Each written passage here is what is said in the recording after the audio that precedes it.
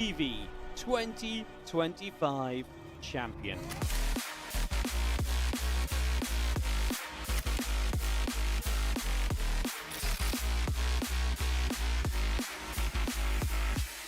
Four zero dominance.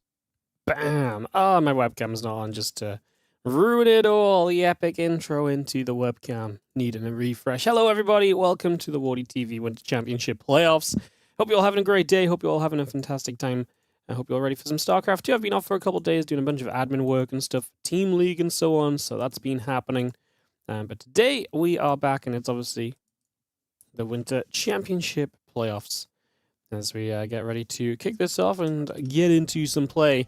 Today we're going to have 7 best of 3s. The Geralt series will be played versus ByuN, but the winner or loser match of that will be delayed until tomorrow. So Geralt will play only the 1 best of 3 today, whereas otherwise we're going through the entire top half of the bracket pretty much, and just kind of going from there. So, yeah, that's what's going on. That's the plan. That's what's happened. Hopefully you guys sound good with it, happy with it. We're going to kick off into our first match of the day, which is going to be Classic versus Nicoract. Obviously, we've had Classic. We haven't even seen him in the group stages because he qualified through the WardiTV Winter Cup.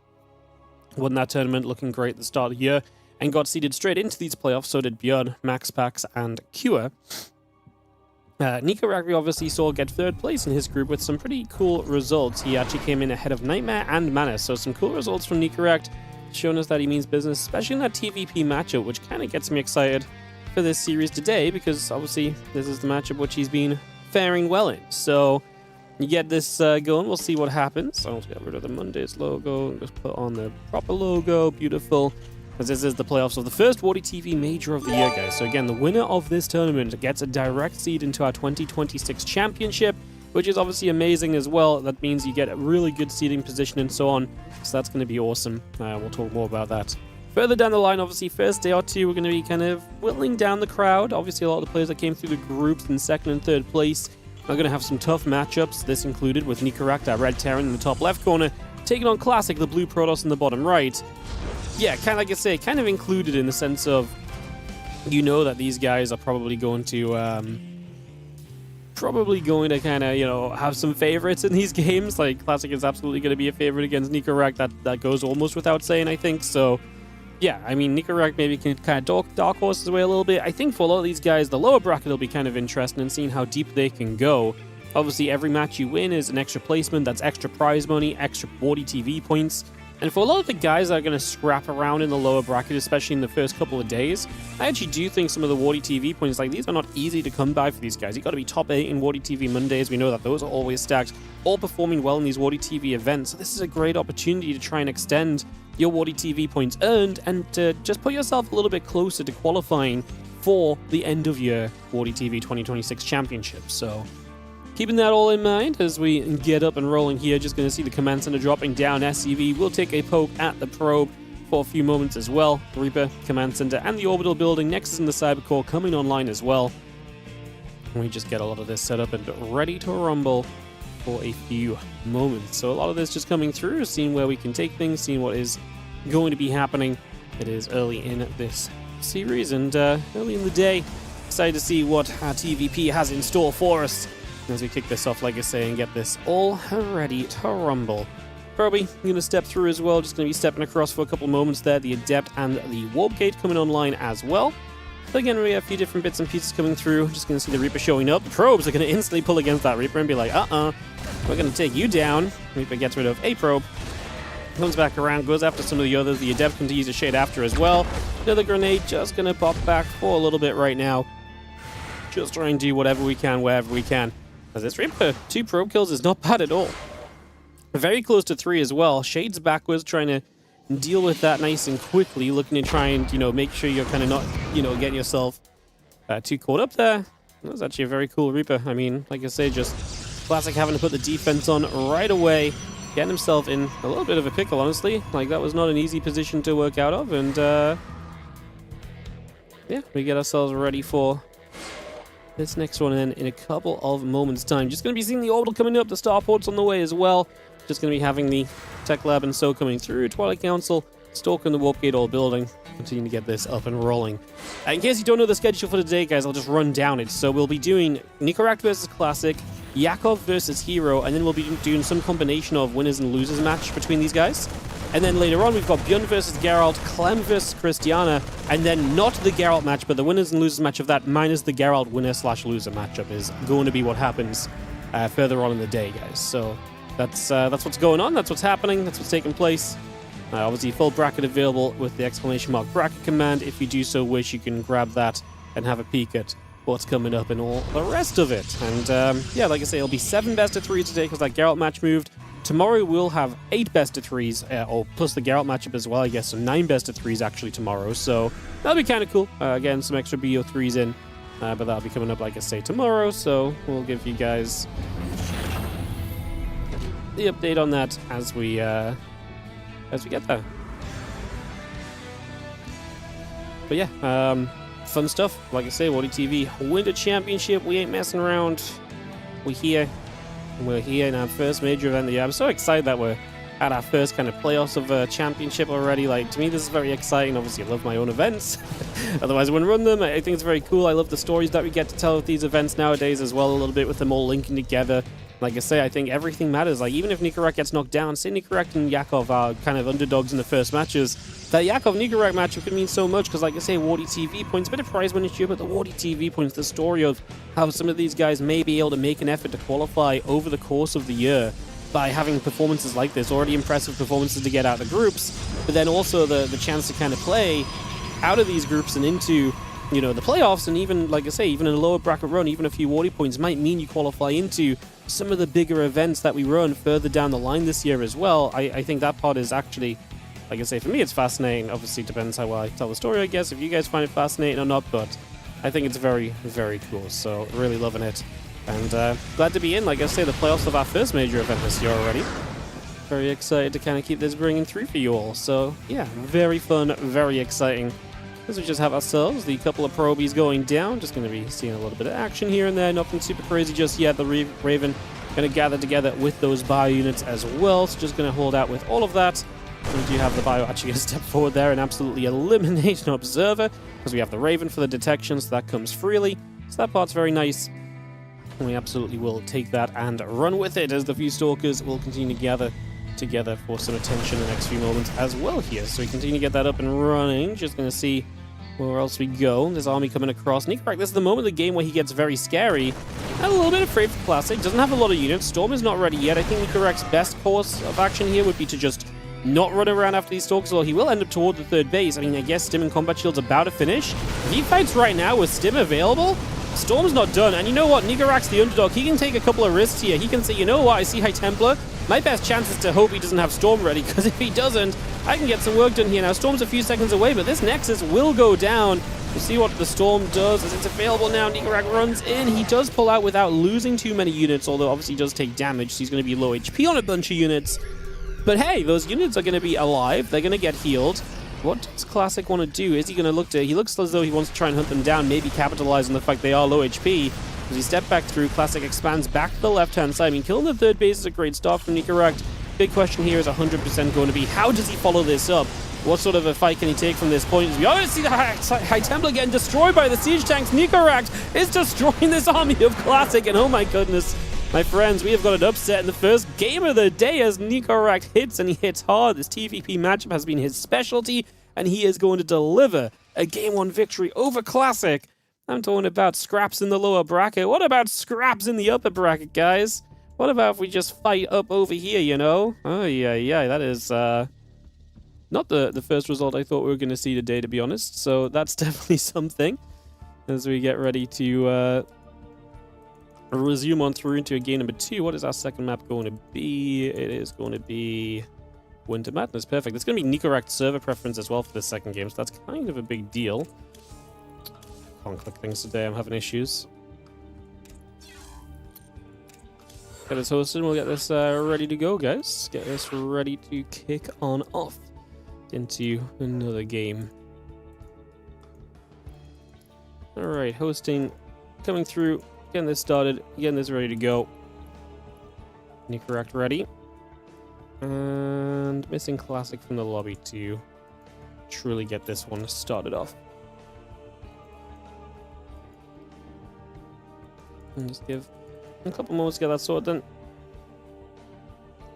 Where is Classic? Classic, where are you? Just lost from vision. Alright, get Classic in here. He's ready. Nicoract is ready. We can click start. Hopefully everyone else is in here, because we ain't waiting no more.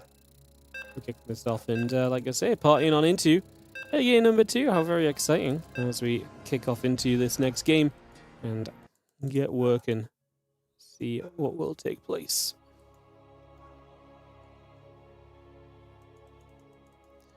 Cool, cool, cool. We're set, we're ready. Let's do this.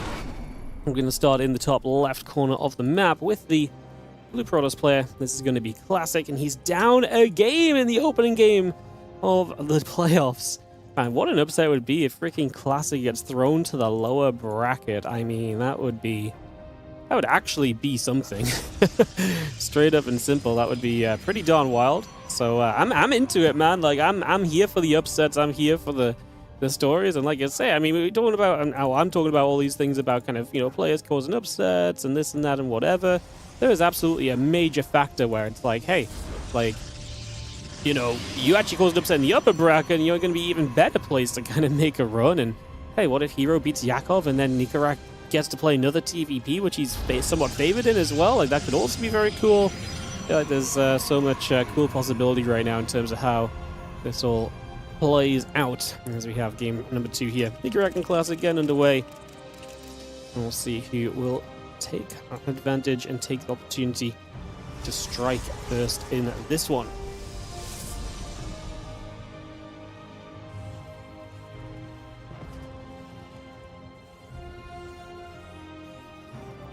Alright, Proby comes up on the high ground, going to nibble at the SCV for a couple of moments. Going to be our first little protocol, getting a bit more damage done. Trying to just nibble on through, get some work in, see what we can find in the early stages. See if there's anything in particular we can get done early. And kind of go from there and see just what will happen in game 2 of this BO3. Again, thanks for joining us today, guys, early. And, you know, good that you did, because like I say, we've got an upset brewing right at the start. These are only best of 3s, guys. Double elim bracket played over a couple of days, you know, played over 4 days. We don't want to stretch it out too far, anything silly like that. So we are just working with the BO3s. It becomes best of 5 much deeper in the tournament, like towards the very end it becomes BO5. But yeah, until then it's just BO3 double elim, just lots of games being played and all of that kind of goodness. So very exciting. I'm very excited. I am very excited already. I'm super hyped to. Yeah, I mean, like I said, I guess Nicoract really does have the potential for any matchup to upset. Maybe TVP is it, because that has been the matchup he's been maybe most favored in lately.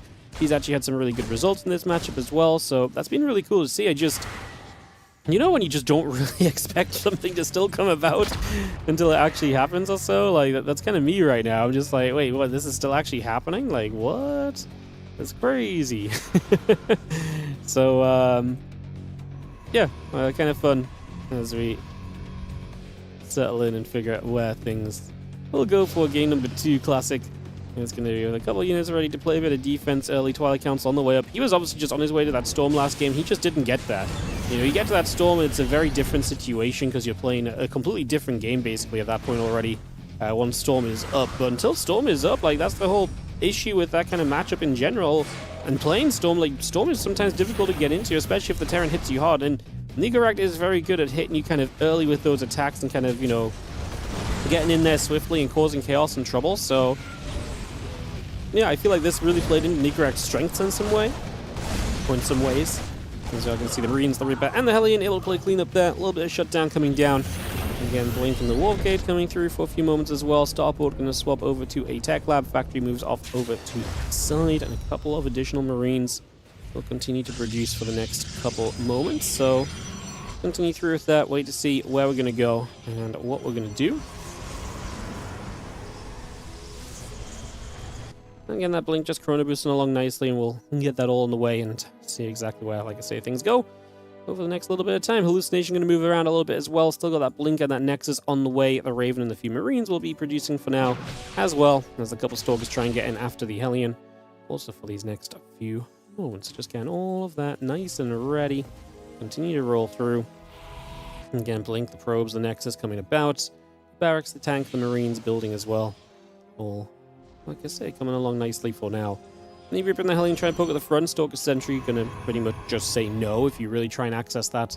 Then they're not going to let you, right? You know, they'll put some good damage out. There's also going to be the opportunity to drop a force field down, so and it's just one Hellion. You're not really going to get very far with that. You do sometimes see Nicoract does love the multiple Reaper and Hellion opening, but that's not what he's got into here. He's once again onto a fairly fast stim and siege tank reduction just right away, and I kind of vibe with it because, like I say, it sets you up to kind of be aggressive fairly early as well. Don't hate this, finding a chance to go with the Reaper and the Hellion, and if you know, if the opportunity is there, absolutely take it, I think, in that scenario, because the Reaper Hellion is something which obviously does not scale well into the game. Like, the longer that this goes, the less useful a Reaper and a Hellion is going to end up being. So, absolutely make use of it while you can. If you can get a couple of probes here, like, that's going to be more impactful than you having a Reaper or Hellion 2 or 3 minutes from now. Like, yeah, okay, it's some nice map control, but we're about to get to a stage of the game where the Protoss has map control anyway, so is a Reaper and a Hellion really going to stay on the map and provide major information? No, not really. So, yeah, get in, get some damage, and a couple of probes is something you absolutely take in that scenario, and that's what Nicoract did. And now he kind of walks away with it a little bit as charge on the +1, continue through Temple Archives, and a couple of gates coming up, probes still producing through. A lot of that coming online as Stimpack, Combat Shield, and the rest will continue to produce Spellmate for a couple more moments. We've seen the Raven there providing a little bit of visibility on what exactly is going on. So we're seeing this Bio would like to move out across the map. That's not going to be super easily done, though. There's definitely one of the factors here to keep in mind, that that's going to be a little bit challenging. You're not going to be allowed to kind of move, like I say, super freely across the map or anything like that. So got to be a little cautious of these things early on. Fighting well. I mean, obviously both sides fighting well. Love that tank being half HP. That's a really good pick-off for later. If that tank is low, then you can really take advantage of that further down the line. So that's definitely something I think we're leaning into a little bit right here. See this old Archon gathering up together as well. So yeah, just taking a few moments. Again, set to go. And seeing what we can maybe create out of this. We're going to fight. We are going to see the Zealots and the Archon going to be caught in the anti-armor missiles. So actually really gives you an opportunity here as Nicoract to really fight. There's the Stalkers from the other side. They're kind of melting. Oh, I don't love that we're chasing the Stalkers. I think we should have kept the Bio next to the tanks. Just because the anti-armor missile was on, to me, that felt like more of an engageable kind of battle than maybe it usually would be. Yeah, I actually kind of wish we just took that fight as Nicoract towards the Zealots. I really feel like if he picked up the Zealots there, the Stalkers would be able to re-engage back in, but I actually think he traded quite well. And yes, he maintained a lot of units, right? He just lost the tanks. Maintaining units does have power as well, because it's going to mean that this Bio army stacks up in number. And the higher count that this Bio army plays at, the better off you're going to be a little bit as well, right? So there's definitely things to think of here. You see a couple of Zealots going to get shot at. We are going to see the Stalkers taking their chance to blink back once more and again try and get out of the way, trying to free themselves from any trouble. And again, Command Center lives off, just going to move over to the third base location. The rest of the Bio and the Raven still gathering together for a couple of moments. I do think this game's obviously going to be going on for a little while at this point, so maybe Nicoract, the ability to kind of hit that sharp timing disappears a bit, but he's actually been a pretty solid kind of later game TVP player as well. It's just he's so good at ending the game early. The issue is you're playing against one of the absolute very, very best in Classic. I mean, we saw Classic in WardiTV Mondays this week, and you just saw him shredding through the Terrans. Just finds that moment where the Terran stops for a minute or two. Bam, extra bases, bam, economy established, bam, Classic. Feeling so good in those sort of scenarios. So definitely definitely the kind of scenario here, I think, where Classic is absolutely anything but upset. Like, he's absolutely loving this, obviously. Like, he's going to be feeling fine about where he sits in this game. And you see the Prism taking a couple of chances to lift a couple of things off. Bunker and the Depot will come down as well. And we'll continue to move around here for a moment or two to continue by. Yeah, a couple of probes are nice. Again, nice to see some damage being done by Nicoract out on the other side of the map as well. I definitely feel like that is only going to help you generally, so good to kind of get that on the go. So see, double Storm Drop. Yeah, this is deadly. So annoying to deal with and just able to do so much, especially because half the time the SCVs end up having to kind of like pull through the storm into the other storm to escape. So that's 12 workers going down. And again, it's just one of the ways in which Classic oftentimes is creating advantages for himself and, you know, establishing leads in these games and hence part of the reason why he's so freaking good at this PvT matchup, because it's so hard to actually maintain a leading position against Classic as well. It is usually the situation you play, and you see already Classic's on Storm.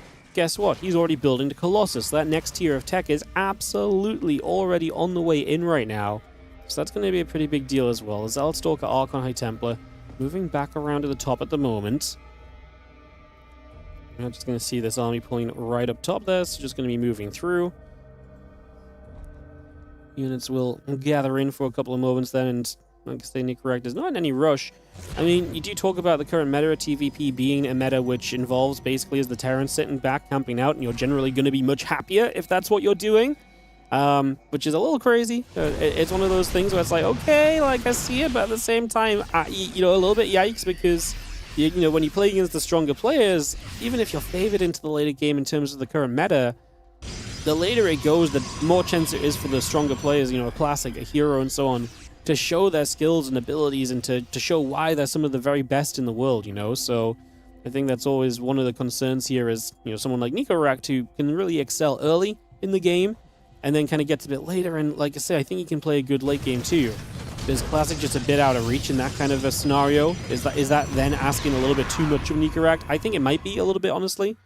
I don't mean for that to be, you know, rude or harsh, but just, you know, there are levels to this game, and, you know, I think it's fair to say results-based that Nicoract and Classic have played at two very different levels throughout their careers, so gotta keep these things in mind. As this game plays out and we get later, like I say, definitely, to me, feels as though it's going to be very scary for Nicoract, but he's obviously not feeling too bad about it either, because, like, he could have just said, right, you know what, I'm going to take every risk possible to try and fight and just to take the game early.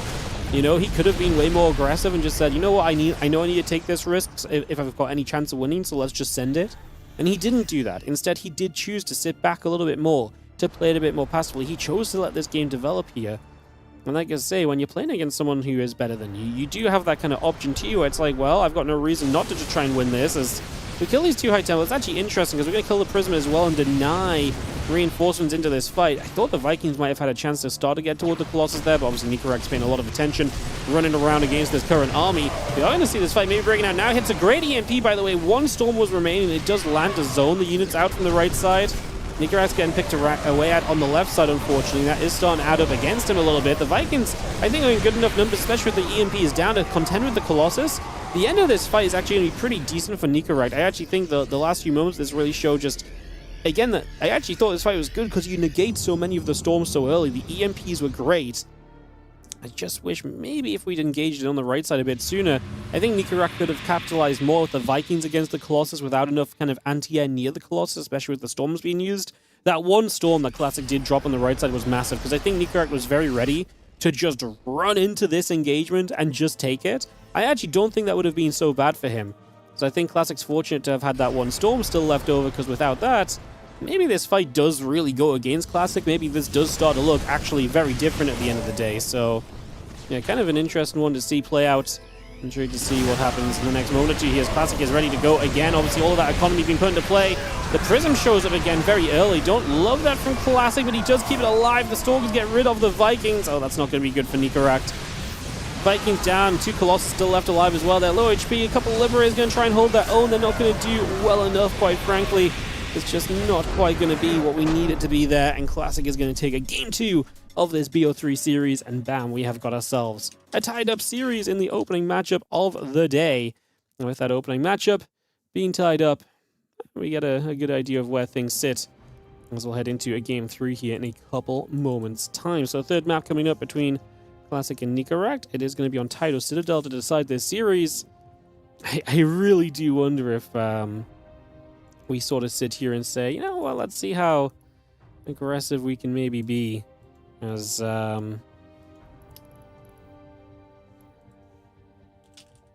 why can't I find the map? Jeez.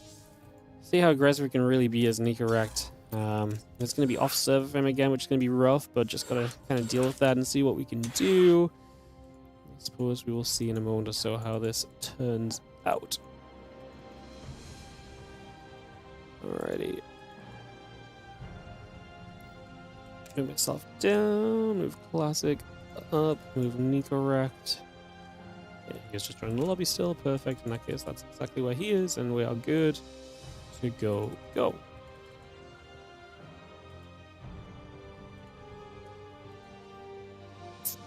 Classic ready, Nico ready. I've got loads of casters in here today, okay, so it might just take me a moment to double check we've got everyone. Perfect, alright. Nicoract and Classic. Game 3 coming through. As we kick this one into action and, like I say, get ready to rumble into Title Citadel for a deciding map. I mean, like I say, I'm already excited that Nicoract took us to a Game 3 by winning the first game, so already a cool series in my eyes.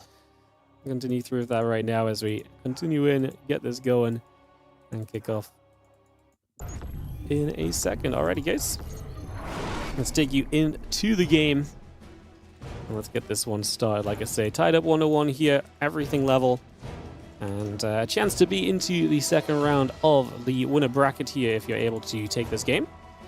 See if that's something we can do. As we have Nicoract bottom right and Classic upper left. Where's that indie cam at? Oh, all the way at the bottom. Too many casters. Unbelievable. Unbelievable. Alrighty. As we coming through, get set up for a couple of moments. And a pylon coming in as well. Nothing super crazy just yet as we take a second or so to get things established here. And again, the SCV still coming about as well. And pro building. Indie not even showing us the game. Yeah, you know, Indie taking 10 seconds at the start of the game before you observe. Unbelievable. Unbelievable. Alright, well, we will just take, like I say, a few moments to calm it out and see what we can do. Get ready to roll into this one.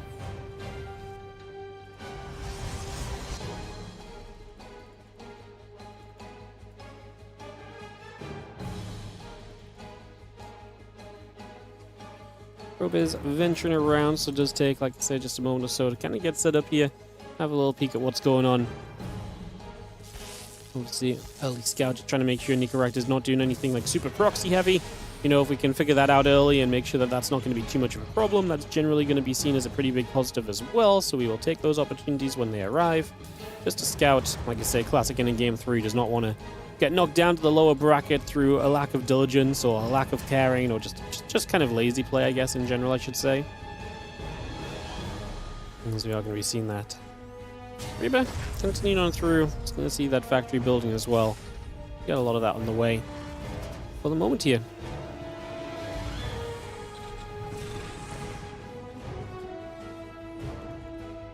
Alright, next is still building by.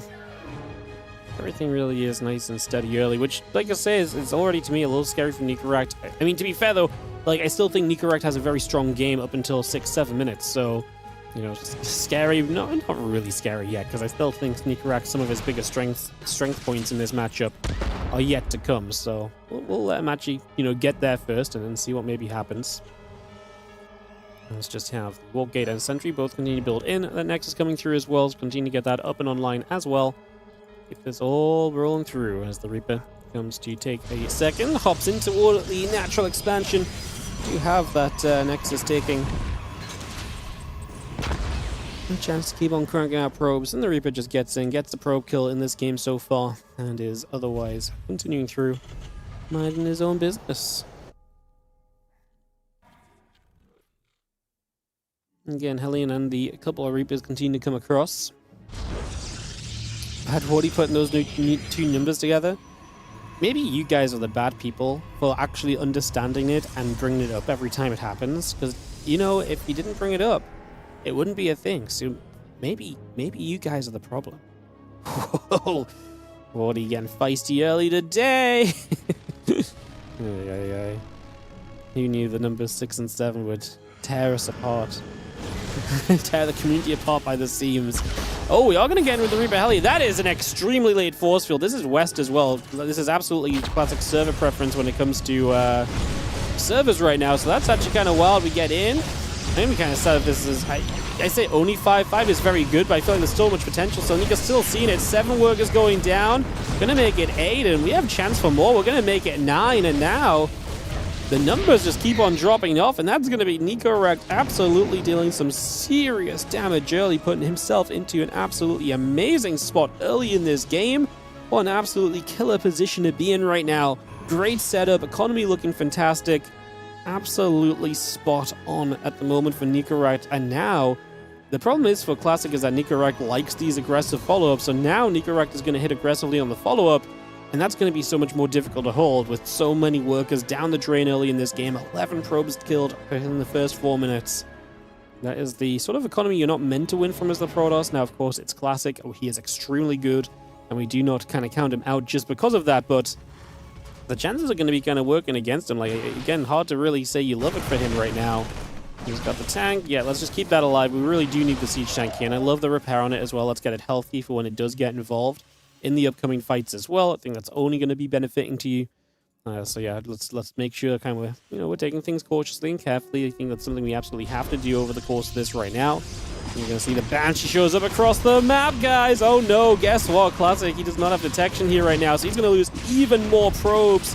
This is devastating. When you've already lost workers, the last thing you want is to lose even more workers, because that's going to put you even further down in the pit of despair that you have to climb back out of. I love this as well. It gets 4 probes. We'll just pull back to the Banshee. This really is something where you can obviously bring those Banshees back across together, with the rest of the army a lot of the time. And if you do that, I think that's generally a very good thing for you as well. So I like that, what we're seeing here. I like the approach we're getting out of... Yeah, I like the approach we're getting right now out of Nicoract. I don't love that these tanks keep getting chipped away at, man. These tanks are so low, and we didn't bring any SCVs with this shove. I actually am really sad about the lack of SCVs here, because I think 1 or 2 SCVs, even just repairing the tanks up, would be massive. And we're kind of starting to give Classic a lot of time. Now, don't get me wrong, we've got Stim on the way, and maybe we're waiting for that, but I'm going to let him get charged up. I just feel like we could have already been so much more aggressive here as Nicoract, and I don't think it would have been a bad thing. Like I say, those tanks are hurt, so maybe in that regard, I don't hate him going back home. But these tanks didn't need to be as hurt as they were. I do think he kind of let the Stalkers get a lot out of this. Observer is there. Nicoract can get more kills. He's going to realize now it's too late, though. He's going to get 6 kills in total over the course of the next little bit of Banshee harass that's just been happening, so pretty reasonable amount.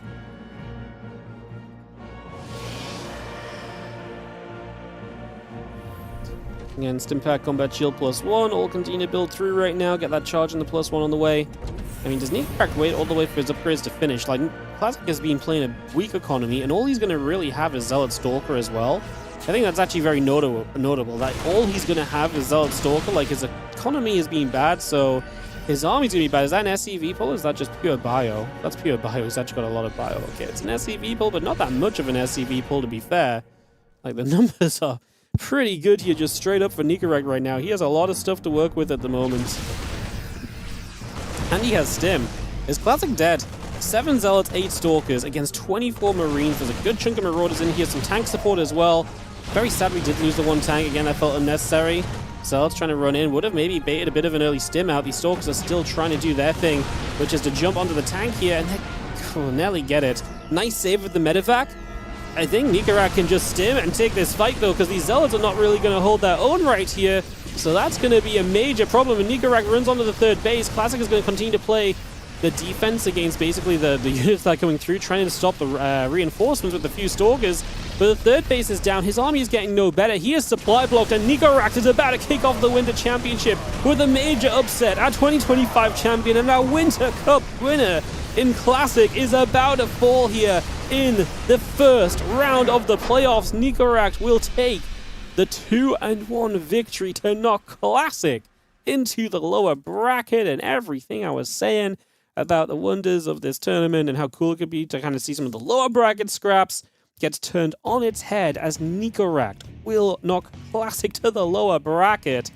Man, what a miserable day suddenly for Yakov, because Yakov's looking at this like, oh, if I lose this series coming up against herO, which is obviously not easy at all, then I'm going to have to play against, just checking my notes, Classic, 2025 EWC World Championship runner-up. And let me just double-check that again. Yeah.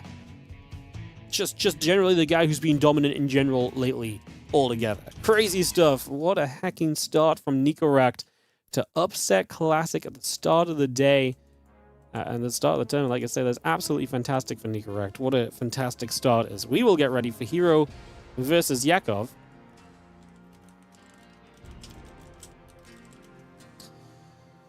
So we'll get herO Yakov started here now.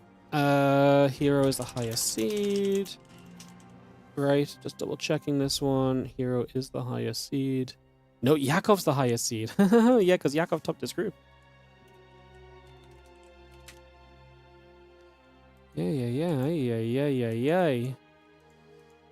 All right. Cool. All right, Yakov and herO coming up. Yeah, I forgot Yakov won his group 3-1 over Cristiana, Spirit, Showtime, and Creator. He had a day the last time we were watching him in this tournament. So we're gonna get to Yakov versus herO, guys. I mean, like I say, the odds are kind of increased a little bit because the winner of this gets to play Nicoract for a chance to move into the winner bracket semi-finals. The loser must play against freaking Classic. That's very tough. So Nicoract getting a match win. That's so good for him. That's awesome. I love it. I love the upset at the start of the day.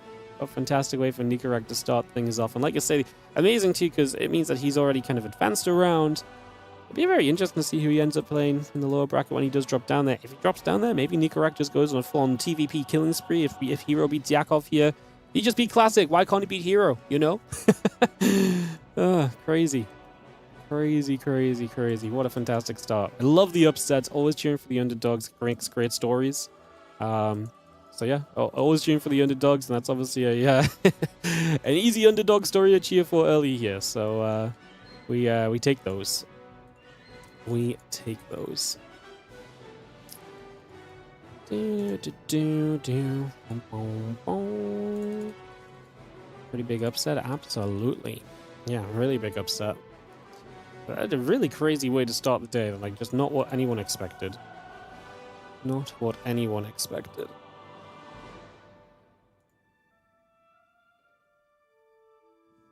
Alright guys, we'll kick off into this next one in just a couple of moments.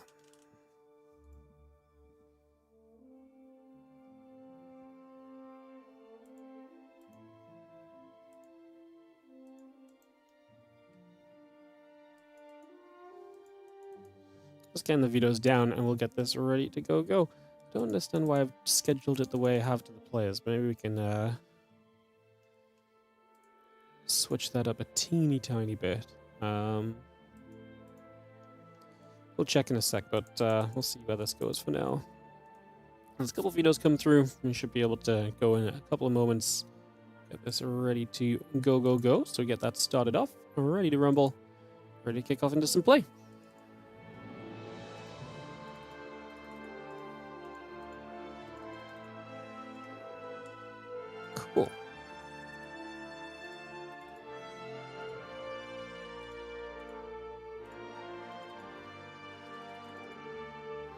Cool. Cool. Alrighty, guys. Like I say, game's continuing through in just a few. This next match ready to roll out.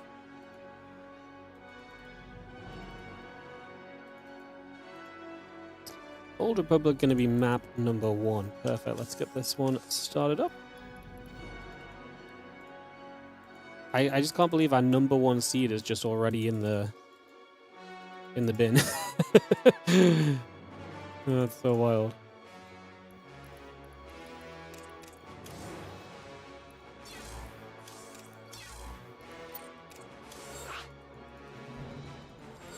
I hate it. I hosted a game with a different mod for the first time in forever on NA, and now every time, where it used to just be like auto-selecting the mod that I always use, now every time it's like, do you want to use the new mod that you used that one time? I'm like, no, I do not want to use the 2v2 resource trading mod. But it keeps suggesting the other one. Everyone's using the new herO portrait. There's a new portrait, by the way, guys, within StarCraft 2 for herO winning the SE2 All-Stars event. So, yeah, herO's rocking it. Yakov's rocking it. Some of the guys in the chat are rocking it. Some of the casters are rocking it as well. So we got some herO love going on today. Ready GLHF as we get called into this and we get ready to start. And let's kick off into herO versus Yakov. So we kick this one off. We get this one going. New portrait, a live game. Clem didn't get one though. Yeah, I really think they should go back and add a couple portraits for the last couple of years of results. Like herO getting one for the freaking All-Stars is cool, but like feel like we should go back and give the other world champions the last couple of years their annual portrait, you know, for winning the freaking world championship. I'm on that page. Like I say, I like to see. I just think, you know, that if we're going to do it again, let's backtrack a little bit and undo the wrongs of what we missed, you know, I suppose. Alrighty, we're going to kick this off and get this ready to roll out here, guys. So we are going to have ourselves in the top right-hand side. The blue Zerg player is going to be Yakov, and he's taking on the red Protoss. In the bottom left-hand corner, we've got herO.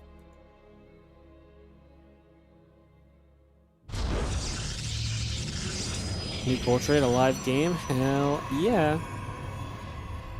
Hell yeah. Alrighty, we're just going to move things around a little bit here. Pull this probe around and see what herO does in the PvZ. Yakov can be a very dangerous PvZ player as well, so kind of expecting that to maybe come around a little bit too. We'll see what perhaps comes of it. Let's get this all up and rolling.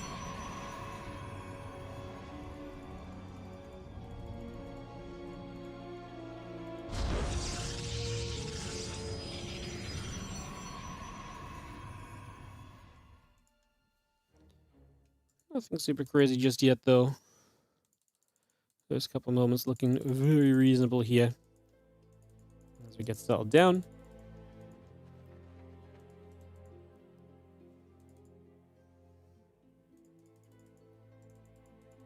And seeing where we're going to take things. That probably moving about a little bit. It's going to get chased around for a few moments here. And you have the drones pulling, because that's where the excitement really is in this game. The 12 goal, the drone pull, and it's happening. Like I say, Yakov can be a sneaky little player. This scout is very late from herO, so he does not know about this early enough. So he's in a lot of trouble here straight away. This probe goes down, and now we are going to be seeing Yakov taking this across the map. I mean, this has real potential, guys. The only good thing is you did scout at some point, right? So you do have some info that is coming. So the wall-off is completed. What do you do here? The drones are going to start on the gateway. This is not really like a long-term attack from Yakov. Like, this is not something you want to kind of spend multiple minutes kind of breaking through. Oh, we're just going to go. Oh, we are going to get a little catch on the Zealot on the low ground. Let's see how this fight goes for Yakov. The probes pull in. The next Zealot is chrono boosting. Going to be out in a moment or two. Is this good enough from Yakov? I don't think it is. I think this is just too much of a straight-up fight, and it allows the probes and the Zealots together to do well enough. And that's going to be a defense from herO to take an opening game. It would seem, because that is solid. Two drones to 11 probes right now in the game. Probably is good enough to call this one. We're going to kill that Zealot, but now there's an Adept out, and I think that is probably GG. So I like Yakov mixing it up a little bit, but this was not quite the result needed from the mix-up, I suppose. There's a couple lings. We'll chase around. The Adept continues over. Just going to see that Adept will shade for a little bit as well, just moving back along for a couple of moments. And the Ling's going to continue into the main base to try and see what else it is that they can get up to here. Yakov just going to say GG. I mean, like I say, this just did not go well enough, unfortunately, and Yakov is going to lose out on his 1-0 advantage. I don't love this for Yakov because that was his server preference as well, and now you're down a game off server for game 2. Does not exactly bode well most of the time, so not a great starting point for Yakov here. I'm just going to jump into this next one in a couple moments. Just have to take an extra second to click the button properly because, like I say, it doesn't let me auto-pick the freaking thing I want to use. I will sigh frustratedly.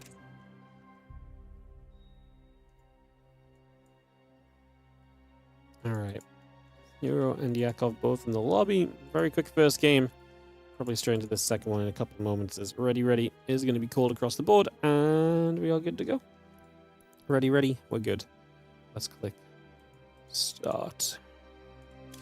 Perfecto, we're counting down, guys. We're heading into another game here, as you can hear. And we're going to be off into this in just a couple of moments, so not far to go to get this one properly underway. Let's count this down. He's clearly thinking, why did herO scout against me? Yeah, it's funny, because like a no scout versus late scout is kind of a big difference, because no preparation against that. The pylon on the low ground's in trouble.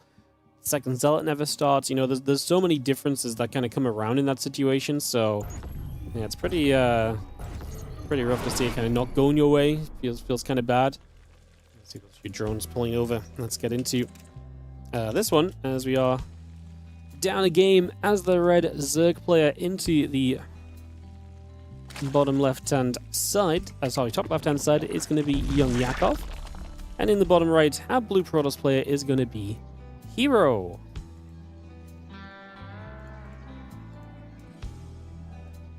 So, Yakov herO, on we go for game number 2 here with a quick, feisty 1-0 lead. Getting set up into that very quickly, so like I say, nice quick starting point for him. See how this goes, see how this plays, see what happens as we work our way through a couple of moments of this. Little GG getting sprayed onto the ground as well for a little bit of excitement early. Very fun as we start things off.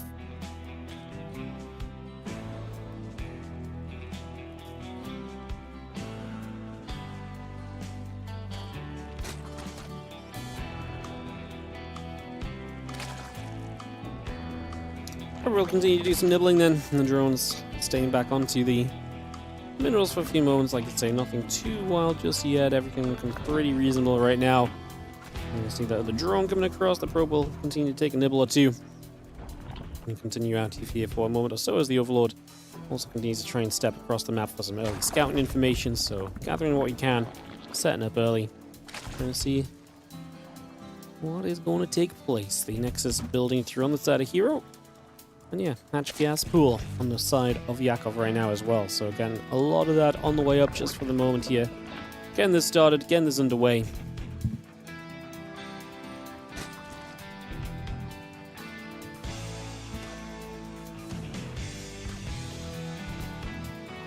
So going next is building about the assembly and the pylon coming through. Just gonna see the probe still producing. And yeah, a couple of queens, the Overlings and so will come through as well, so a lot of that just coming straight into place right now at this point of time. The couple of drones going to transfer across, and I believe we'll probably nibble up on each other for a little while. Any update on when last month's replay pack will drop? When did we last do a replay pack? I know we're probably due, but realistically probably after this tournament, to be honest, because that usually is a the last one was, we dropped one 9th of February. It's been about a month. Yeah, so we're due, probably just when this tournament finishes, mate, because after this, it's an easy time to kind of put it out, and we have a lot of Team League stuff coming up, so it's kind of a new era, I guess, so yeah, probably after this weekend.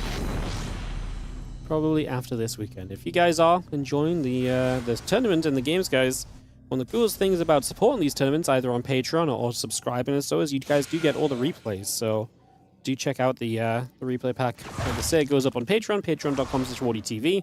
Or if you're a sub or YouTube member, you get access to the subscriber channel on Discord. That channel will have the replay packs in as well. You get all of the previous replay packs too if you're subbed. So, yeah, like I say, that will probably come up in the next couple of days.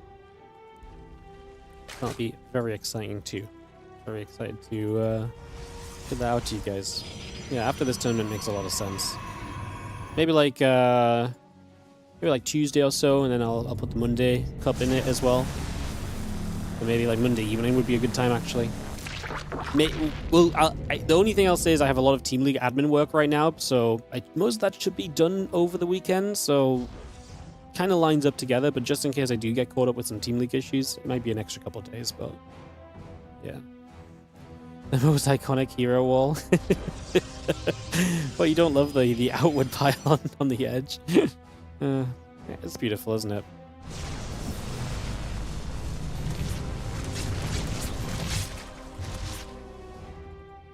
Alright, Void Ray just going to get knocked around a little bit. The Queen's going to be there to fight as well.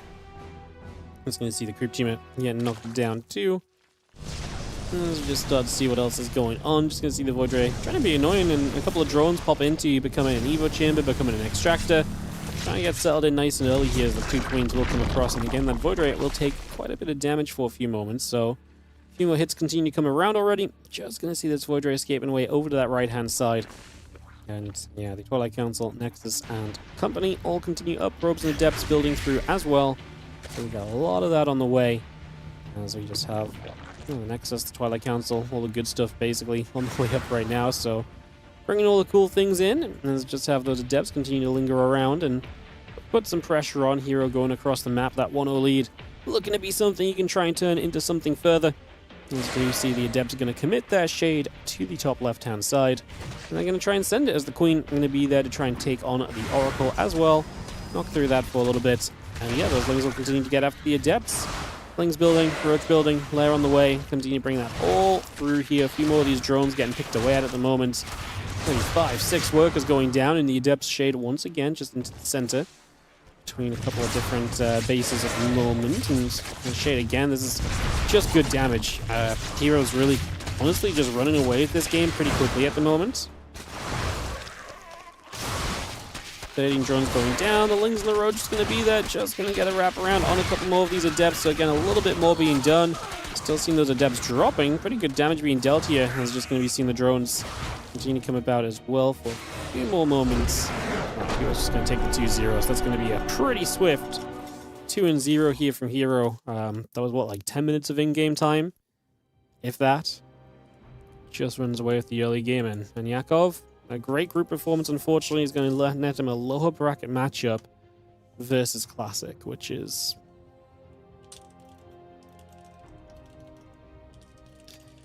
brutal, to be honest. Absolutely brutal.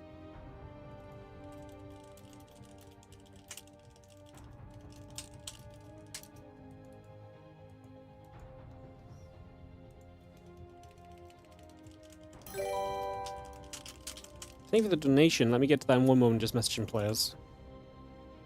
Veiled Fury.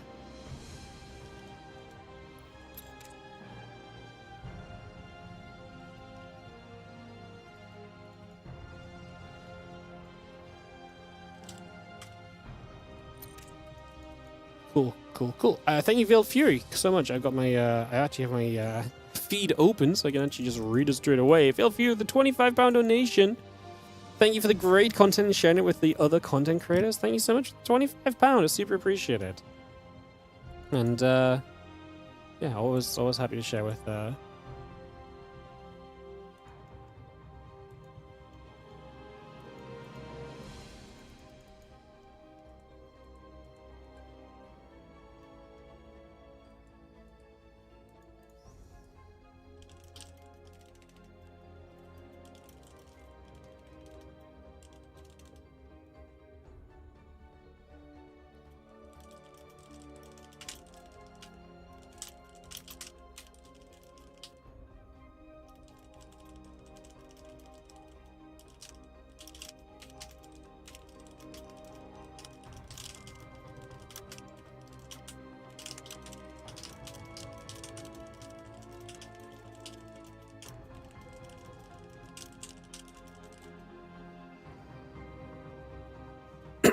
Alright, thank you so much, Veiled Fury, for the £25 donation. Appreciate it. Like I say, happy to keep everyone pumped full of StarCraft content. I know a lot of the guys are using the Wardy replays and stuff. They are supporting, to be fair, they are supporting WardiTV events as well. Winter, Loco, everyone, these guys really...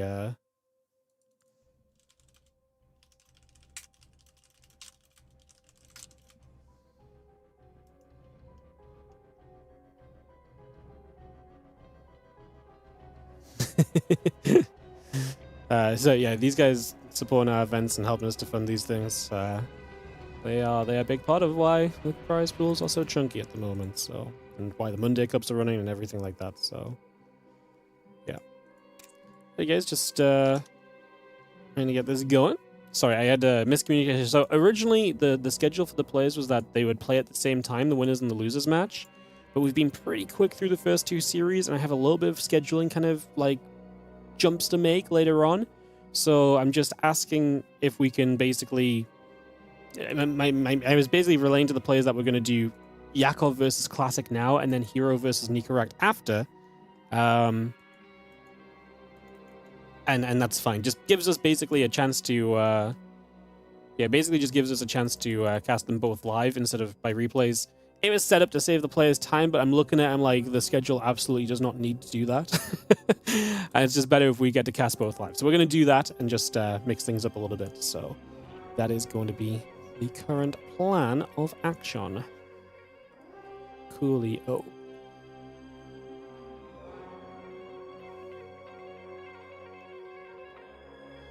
Cool.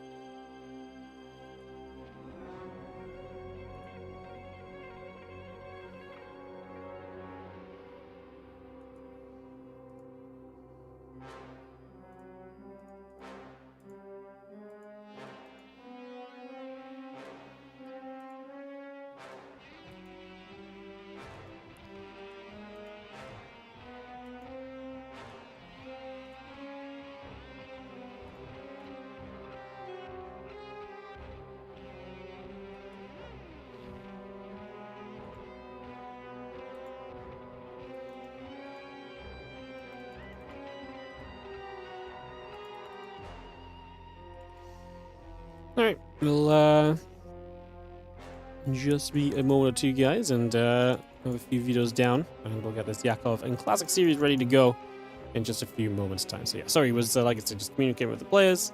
Yeah, thank you again, Revealed Fury, for the £25 donation. Sorry, that was a very splintered reception to the donation. I just I mentioned it to players, and herO got confused, and I was just trying to clear it up and everything. So. While we have a moment or two while the videos finish up, guys, I just want to take a quick chance to say if you guys want to support the stream for free, we do have a couple of sponsorships currently still active. You'll see the pop-ups in the bottom right of your screen when we're on this channel, on this screen. But if you !HSR or you !Galactic, we have both a Honkai Star Rail sponsorship and a Galactic, or Foundations Galactic Frontier sponsorship ongoing right now. Both of these are games where if you just straight up install a game, it will straight up count as supporting the channel. We will get paid for every install. And there's also some level bonuses and stuff as well that'll be showing up down over here. Hitting those level bonuses, exact same thing. Every time you guys hit some of those level bonuses, we get paid directly in cash for it. So if you want to support the stream for free, go check those games out. Basically, just installing these games is worth about the same as a subscription. So if you can't afford a sub, but you wish you could, it's not going to give you ad-free viewing, but install one of these games, and it's like supporting, basically. How far do you need to get in Galactic? You can go, so I think level 4 energy core is like one payment point. Level 8 is another. I think after that it does quite long, and I would say if you're not enjoying it, don't feel like you need to go as far as that. The further you go, the better, but if you're not enjoying it, if you don't want to go further, then yeah. But the numbers exactly are down there. I'm pretty sure it's level 4 and level 8 for Galactic, which are both somewhat reasonable to attain. If you spam the speed ups and stuff, it's not super long. And in Honkai Star Rail, it's level 4 and level 8 Trailblazer. So if you're interested in any of that, you can check it out. The Foundation thing didn't work for you? Bro, that's insane. What do you mean it didn't work? It just didn't download, or it was just balked in general? It's wild. It has the Foundation ones definitely, they've both definitely been working, but sometimes these things are a bit funky, right? So appreciate you trying either way. Try to read. Yeah. It's my bad because we have the overlap of sponsors, so it's a little bit wordy for me to just explain everything like I usually would. I wouldn't actually usually ask you guys to read. It's just a case of yeah, I wouldn't usually ask you guys to read so much. It's just a case of I have twice the sponsorships to shout out, basically, right? And it doesn't really make sense to do them separately, so I may as well mention them together, but then it's, like I say, quite wordy, so going into all the details is maybe a bit much. But that's also why you can just ask in the chat. Downloaded, played, but it doesn't show up in the progress? Really? I mean, I've been seeing a bunch of the, I've been seeing a bunch of people install and play it, though, so...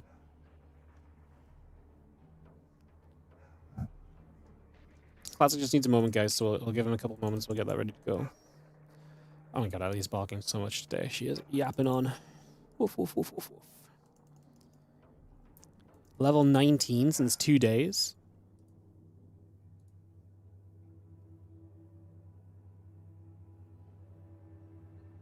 I see. We don't have a level 17 ping. I'll ask them to check it. Sometimes some of the tracking doesn't always. Some of the tracking doesn't always kind of pop up straight away. Like for some reason, some of the higher levels sometimes wait a little bit before they pop up. So I'll ping Stream Elements. It's very likely that we get paid for it anyway, though. There's usually like a week or two after these sponsors, usually it pops up like this extra like burst where it's like, hey, these things didn't track exactly. So yeah, but yeah, I'll look into it. Thanks for letting me know. I'll give them a ping. I appreciate you going so big on it. Like I say, we're just waiting for Classic. But yeah, it's very rare it doesn't count at all. Like really, it's very rare it doesn't count at all. Like these things, like I say, sometimes they're a little bit balked in terms of how they exactly work, but usually at the end of the day, it works out. I think right now as well, they're a little bit buggy here and there too, because I have 2 running at once because schedules got a bit confused. So it's a little bit derpier than usual even, perhaps. But, yeah. Hello to all. Hello, hello. How you doing? We're just waiting for Classic, guys, so we're in a couple minutes for Classic here. Once Classic's back, we're back on track. We are just waiting for the players, which, believe it or not, are very important. We need the players to play the game, so we kind of got to wait for the players a few moments at least. So I ask for a few more moments of patience, and we'll truly get this underway, guys. Again, thanks for holding out here with us while we work our way through. Like I say, Classic BRB. And what we'll do is we'll go Classic versus Yakov. Then we'll actually go herO versus Nicoract. And then we're going to swap into the ByuN, Geralt, Clem, Cristiana games after that as well. It's going to be 7 best-of-3s today. The main difference being is that we do not play the Geralt winner/loser match. He had to pre-play versus ByuN. So we'll get that sorted a bit further down the line. Things have been a bit all over the place the last few days. They've been a bit all over. They've been a bit all over. That's okay. Sometimes things do be a bit all over. Happens.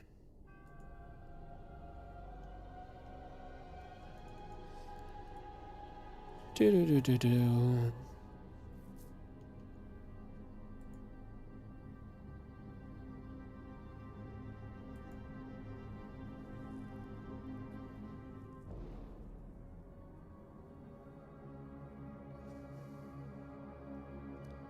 Cool. All right. Classic has just joined the lobby, so we are going to be good to go in a couple of months, guys. Like I say, just had some few months of figuring this out. We're ready. Players are ready. Let's kick off into our third BO3 of the day. I'm forgetting how quick that other best of 3 was. My bad. Let's jump into this and let's get this going. The thing about HSI is you can just autoplay it all.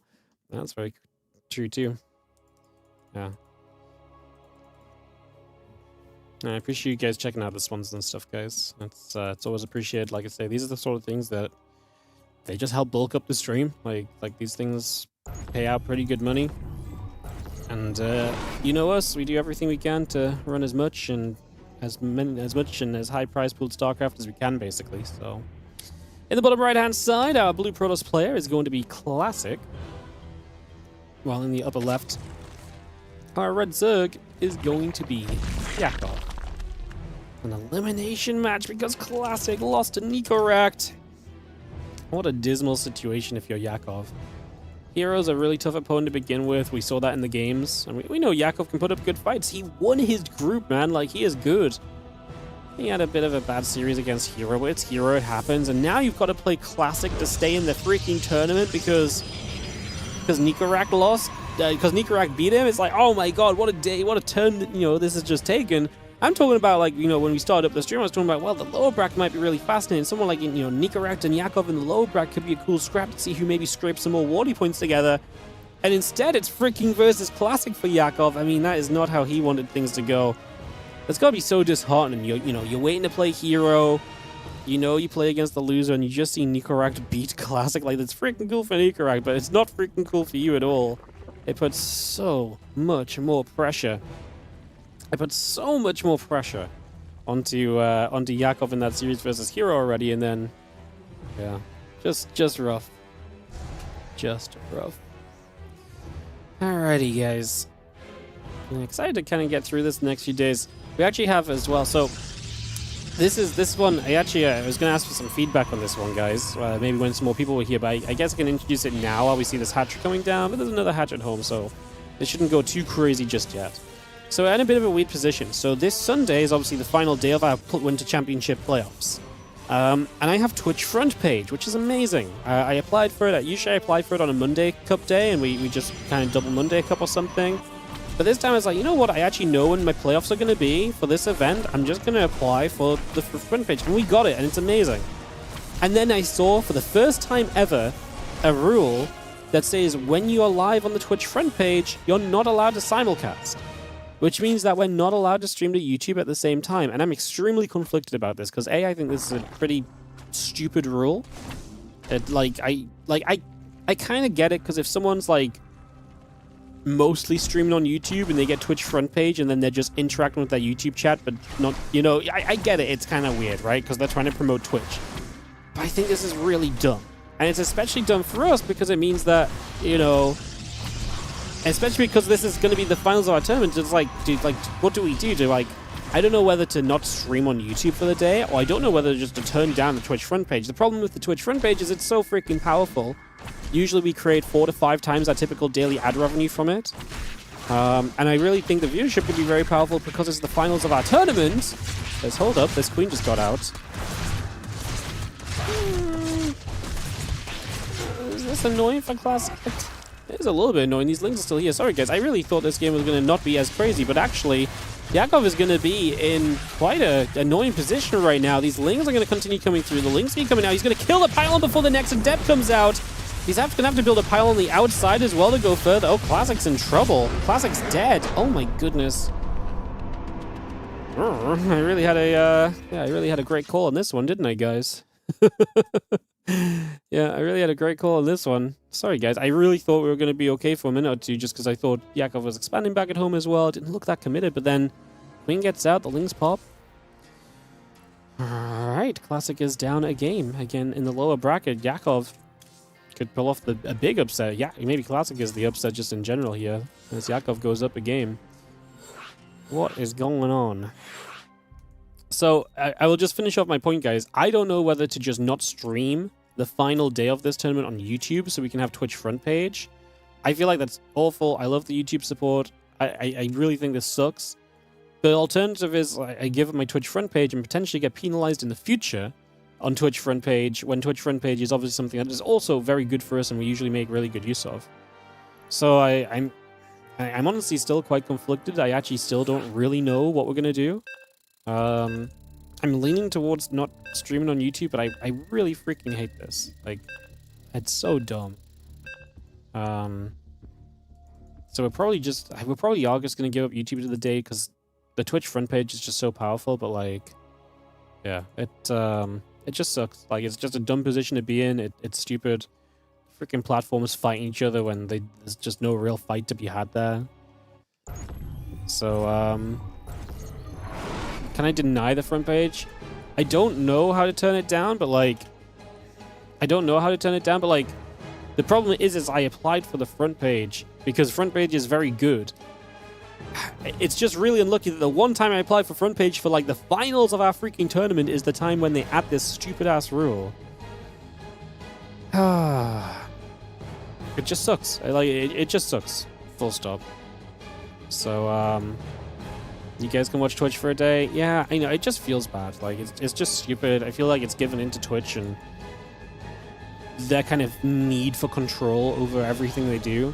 It's so dumb as well. It's like, yo, Twitch front page is meant to be a celebration of your community. Like it is. Like you say, I get it for channels that are maybe more focused on the YouTube, but like, yeah, we say hi to the YouTube chat and stuff, but like, it's not like I'm on YouTube this and YouTube that and whatever all day long. So yeah, it's very rough, and I don't want to. Yeah, it just sucks. I like I say, I'm probably gonna not be on YouTube on Sundays. The TLDR of this, because I think that's just the logical reason. It just in the future we're probably also gonna have to cut some YouTube streams when we get Twitch front page. It happens once every 2 to 3 months. It just sucks. I don't like it. I like having YouTube as my fully archived kind of position as well. It just sucks. And what I will definitely not do is I'll definitely not be applying for Twitch front page on like a big tournament anymore. We'll just apply for Twitch front page on smaller tournaments. You know, if one Monday Cup is missing from the YouTube, people are less likely to care. Missing the final day of our big event, people kind of do care a bit more, right? So, yeah, it's stupid. It sucks. It's just stupid. Like it's really pissed me off because I've been thinking about this for like 2 weeks since I saw it. But yeah, it's just dumb at the end of the day, and it's yeah. Then I also thought, was this rule in place before and I didn't see it? Because then I was like, maybe we just send it anyway, because I've always, you know, on Twitch front page, but I feel like it's new because I feel like I probably would have seen it before, so.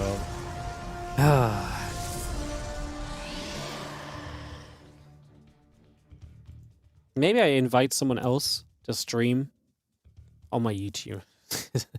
maybe I just pay someone to cast the games on my YouTube for the day. Is that ridiculous? That might be ridiculous. But I don't know. Yeah, like I say, it just sucks because I really love the YouTube lately. I love the progress it's been making. It's just dumb, like, it's always Twitch, right? Like, you never see YouTube being like, whoa, hold up. You're live streaming on Twitch at the same time. We've got to do something about that, you know? It's always freaking Twitch. He's like, oh no, you can't use another platform. Yeah. So yeah. Anyways, I'm probably going to mention this a couple of times in the next couple of days, but I think the reality, I'm still not 100% set, but I think the reality is we're probably not going to be live on YouTube on Sunday. So just a little heads up. And sorry that conversation kind of overlapped what turned out to be such an important game one. I really thought even with the proxy hatch it wasn't going to get that ridiculous. But Classic underreacted, and Classic got punished for it, and hence we ended up getting into much more of a much spicier game than we originally thought we were going to, much more quickly. So yeah, apologies for that, guys, and welcome back into this series now. Just wanted to finish the convo. I will try and actually talk between the games next time around. I just wanted to say it while it was... Yeah, I just wanted to say, well, we weren't in ads as well, but it just failed. All right, Glaive's coming up, the Adept and the Warp Gate coming through, the gates and the Robo Facility all coming about. So Classic didn't Glaive it up here. Could be very powerful. We'll see what Yakov can do about it. Obviously, figuring it out would be step one of this, and he is going to have some things on the other side. He's going to see the full wall off there. I don't think we're going to see an Adept popping out. It'll pop out on the other side. This gateway is genuinely going to go low. Classic only has this Adept because he lost the 2 Adepts on the map. Oh my god, he's going to lose a gateway. He might lose 2 gateways. He does warp in. Is it worth Yakov right-clicking this gateway down? Probably not.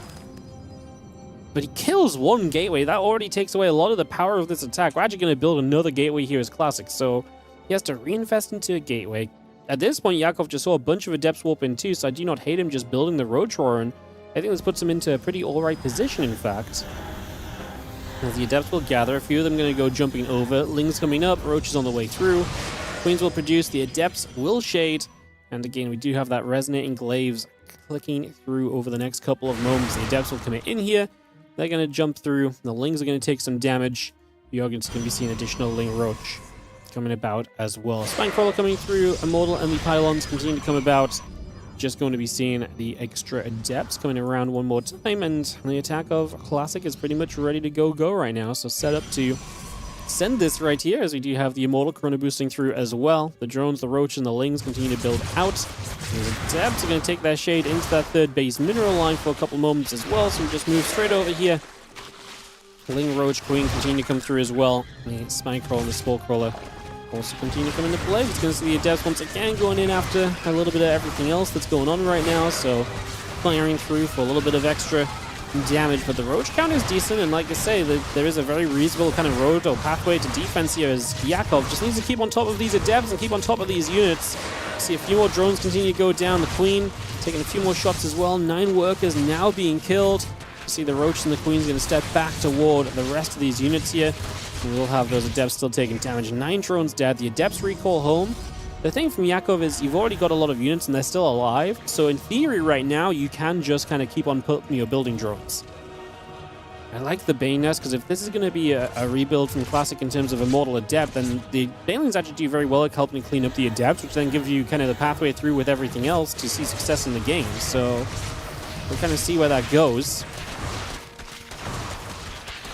Let's see, the Adept's going to try and fight. We kill 1 Adept. Obviously, the Prism evacuates, but the Prism is kind of low. We've got to be careful with that. I'm surprised it made an appearance there.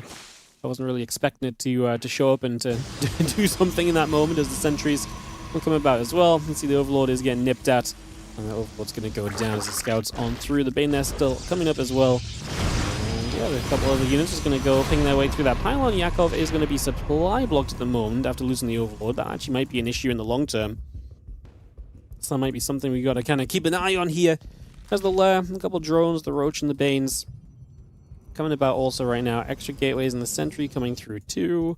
And just have these units of your Classic heading down to the bottom right side of the map. 3 Adepts. Move into the main. I'm going to shade back. Once again, the Prism lifts up. I like what Classic's doing in terms of finding all these ways to kind of apply pressure at the Prism. Like I say, the Banes here have to be pretty well set. Good force fields. We do have Biles, though. Now we don't have many force fields left. Wow, those are really good force fields again, though. The ones he did have, he lands great. And what happens there is a lot of the Banes just go down before they ever get the chance to connect. So great force field management. And Classic is going to find himself kind of moving through this right now and kind of pushing on forward. So continue to shove in for the moment. It's going to be seeing the Immortals will fight, the Adepts will deal some more damage. The Road just keep dropping, a couple more corrosive Bowels dropping down as well. Just going to see the still going to fight around. A couple of these Queens are going to try and shoot back. The Bane's still trying to reach. A couple of the Adepts at the front get splashed onto. Roach Ravager will continue to fight. The other Baneley looking to kind of squeeze through there. Just going to see a few more corrosive Bowels coming down. The army of Classic still looking to pull across. Yakov's supply just isn't good enough. I actually like the setup he had, but the force fields were very, very good. Extremely effective. It looks as though that'll be GG Classic to take a 1-1 scoreline. And we go to a game 3 in this series as Yakov and Classic duel for elimination in this next game.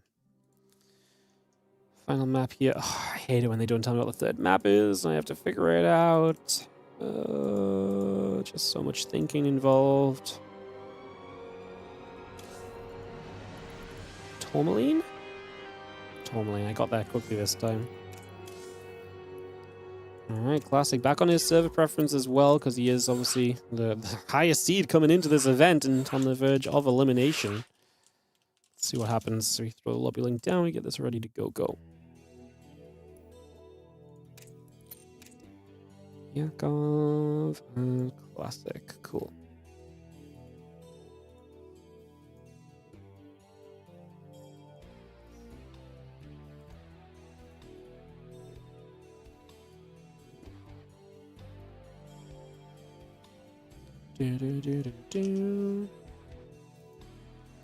Cool.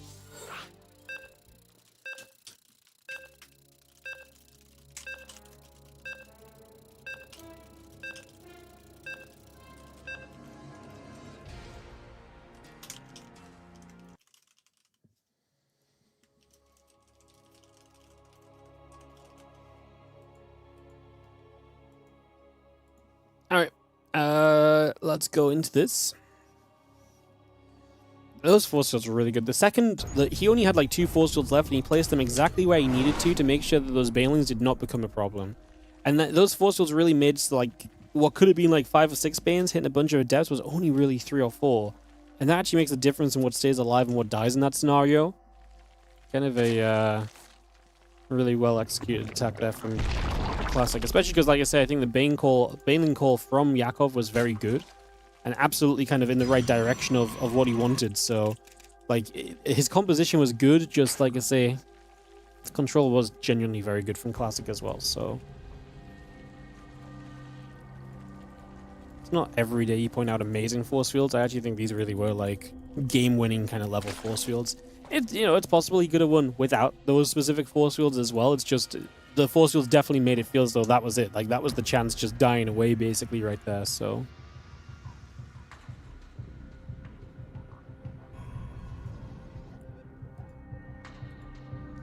Hatchet drone continue through the gate and the assembly coming around. Probe in production as we take a couple moments and get this set up.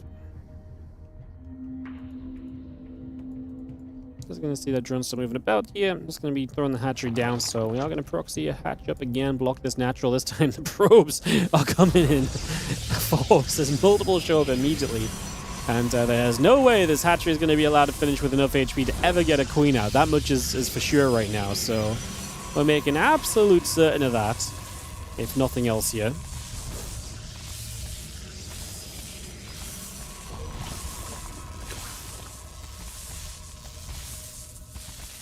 Few probes will keep on nibbling their way through. This hatchery, another probe going to pull across there as well for a moment.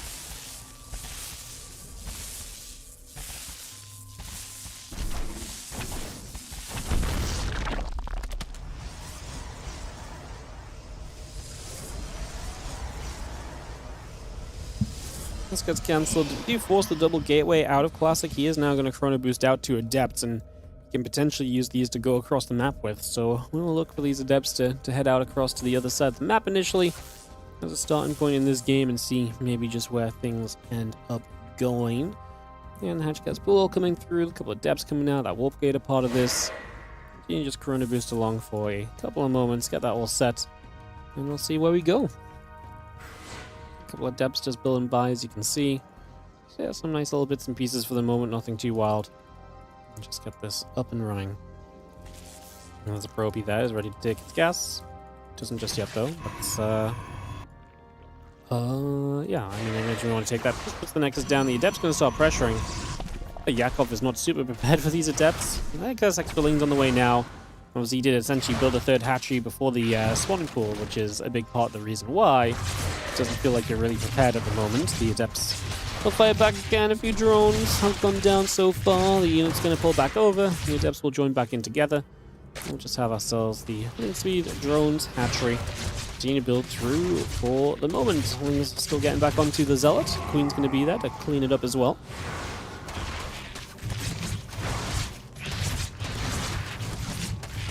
Those drones do just fight. Again, a bit of damage being done. Link speed, the drones all producing through for the moment. The Twilight Council building out the Nexus. Going to be finished very shortly as well.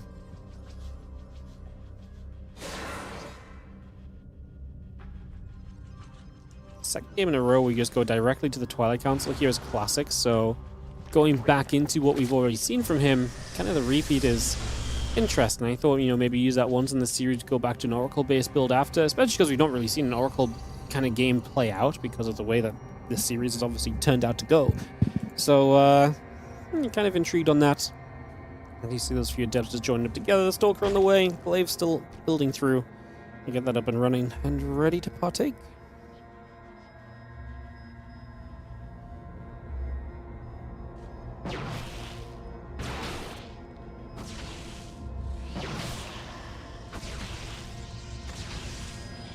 We'll get the Silverwood. Obviously, it's giving itself up for the Scout as much info as possible.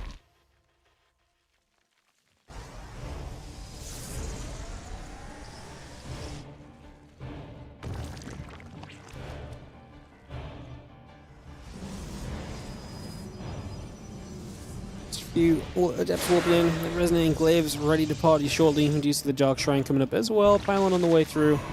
I'm just going to be seeing this aggression from Classic really doubling down on the idea of aggression, right? Like Glaives into the Dark Templar. If the Glaives doesn't do well, you can hope the Dark Shrine perhaps delivers as well.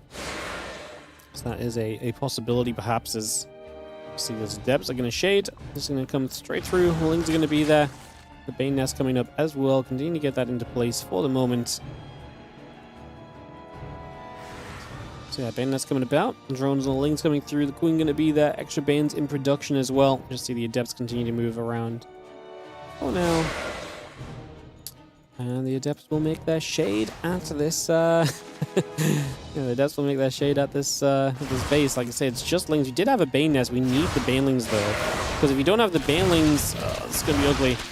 Okay, never mind. It's going to be quite pretty because the Banelings were up. I didn't realize he had Banes on the left side. So actually commits, and Classic kind of gets caught. 3 drones dead so far. He's still lost a good few Lings, but this is now going to be a full cleanup. The DTs are going to be very scary, though. We need to make sure we can actually deal with those, and right now we can't. Okay, Spore Crawler starts. That's a really good stop. It's just 1. We really need 1 per base. Oh, chance to see it there maybe as Yakov, but he doesn't so far. Lings will continue across the map. Third Nexus should get cancelled, but the DTs are a major problem, right? As we actually warp in one there, and I think Yakov might have just had a better sight of it. If not before, he does now. Lings coming down this low ground. Oh, if the Lings were at home, the Spore could have dealt with this. The DTs wanted up into the main base. We're going to build a Spore there, but there isn't a Spore there already. The DT follow-up to this is huge. We are going to catch one of these DTs. Now we can run the Spore from the natural to the main, perhaps. Honestly, we dealt with the Adepts very well, but the DTs are putting in work. So much lost mining time, damage being done. That said, it's also that double down investment from Classic. It's not just the Glaives he built into in this game. He built into the Dark Shrine as well, so that does cost you.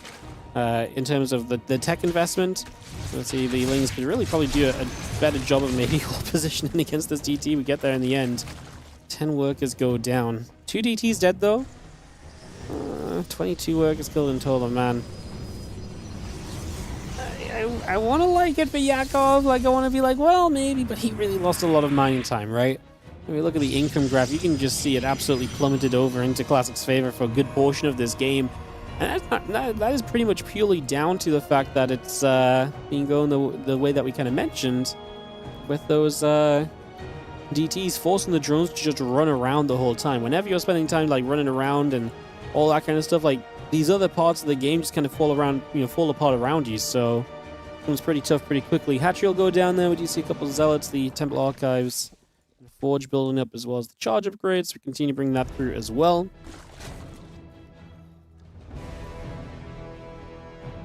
Things will move through. Roaches and that Roach speed coming up as well, so something else for us to keep our eyes on. Obviously, moving to Roach is going to be nice against the Archons. I love this Link counter attack. It's just as everything's moving out from Classic. It's the perfect time for Yakov to strike. And yeah, these Zealots were stepping forward. Oh, he's going to morph Banes.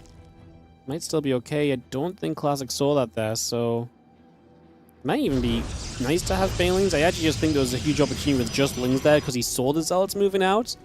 The Zealots turned around. I guess maybe we don't do that much. Maybe the Banes always are the better option in that scenario. Banes got very close. Now the Ling's going to run in because the Zealots disappeared again, so you're actually going to see the chance to go. I love the little battery healing on the pylon as well. Keep it alive for a bit. Only 4 probes from what did feel like quite a commitment of Lings and Banes.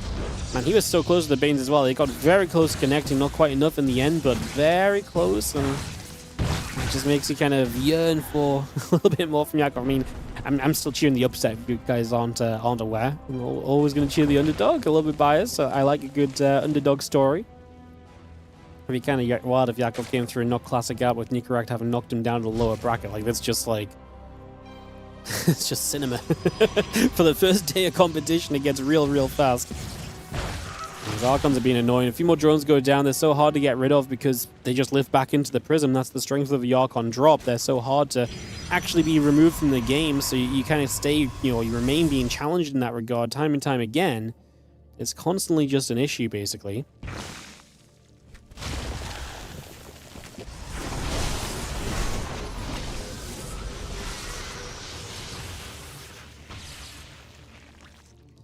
We're going to see the other units gathering together.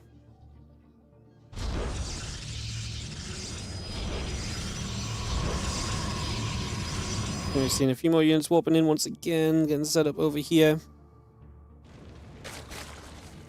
Just going to have a Prism still lingering out over the right side. A couple of Banes going to try and get through for the mineral line. A couple of those probes going to get blasted. We're going to be seeing everything else gathering up. The Archons are going to dive through. Lings will make a play onto said Archons and try and close them down. I could say that Archon drop just remaining around, getting so much value. 3k to 4.8k resources lost in the game. We're going to see the Archon showing up, going to get a few more kills. The Lings go down. We just have no good pushback on that Prism. No good way to truly make it regret coming back into play again and again on that mineral line. Maybe with the Hydras we will do. Hydras are upgraded with their range.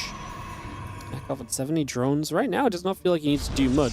Classic is moving to a 4th base, but his probe count has not been huge, so it's kind of the point in the game where I don't hate it if Yakov just sits back a little bit. I don't think Yakov's supply necessarily tells a pretty tale, honestly, but like I say, maybe that's even more reason for him to not be attacking, because attacking right now might not actually be something that necessarily ends particularly well for him. With the units gathered together, Zealots and the Archons join up there as well. We are going to see the few Banes going to threaten the Zealots and maybe give, passageway through for everything else. Actually do use a Storm. Banes will crash for 1 High Templar in the end. Not super crazy at the end of it all. He's on his way to Hive Tech, so just trying to tech up here.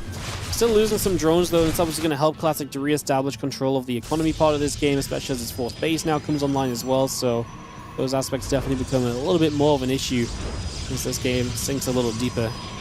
The assembly is coming down, so the gas trying to come up and through here as well. Continue to try and get as much of that going as possible right now. Keep this all on the way in. Let's see that Hydra Bane.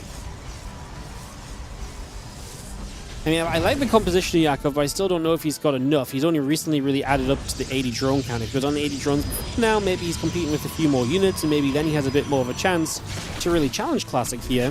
Present pulls back, a few roaches move through. Just going to see that Queen is going to be there to hang around for a moment or so as well. Just trying to keep everything away for a couple of seconds. Immortal and the +2 attack upgrade continue to come online as well, by the way, so continue to bring those up just for the moment. I'm just going to be seeing the Lingbane Hydra. We're going to step through towards these Zealots.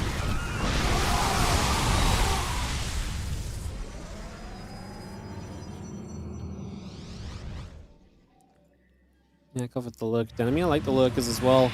But this also invites Classic to go into the later stage of the game too, right? Introduce that Stargate, maybe we get the fleet beacon down nice and early here.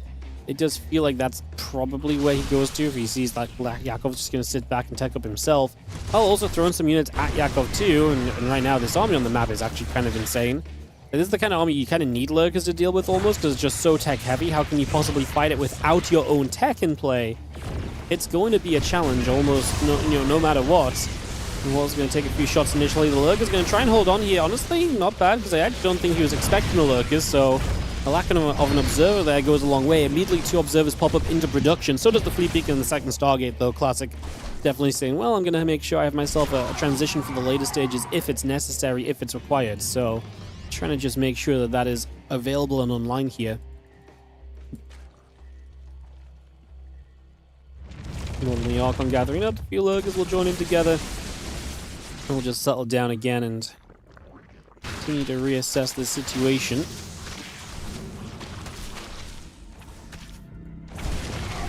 Couple of Zealots is going to get through, trying to get a little bit more done. Hydras, the lurkers, holding up for a couple moments. Just going to see the lurkers will fire into these Immortals. The Immortals going to fight back, so we get a bit of firepower going once again there. Just for a couple of seconds, we fight straight on through. We are going to see the storms coming down as well, so a lot of firing being done at the moment, in fact, as we continue through this. Just going to see those Immortals and these Archons all gathering up together as well. Yeah, Yakov is kind of holding off this Classic army for now, so far so good. Able to kind of keep Classic from fully committing through, and kind of, keeps this game going for the moment.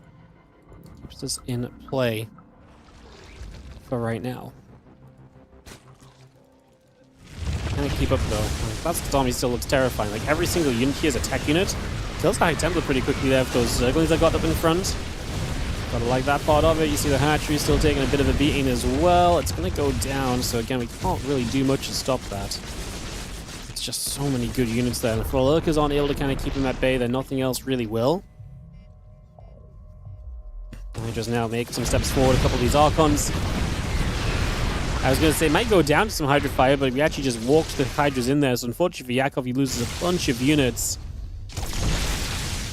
An elimination game, it feels like it's all starting to fall apart a little bit for Yakov. It's been kind of a weird one, and I don't know if I've really loved his position throughout, but now it's definitely feeling pretty rough for him at this point in time. Because Classic's army just gets better, and I'm yet to really see Yakov showing us a way of being like, haha, this is what we're going to do about that. This is how we're going to make this feel better for it. Like, it just hasn't really happened at all.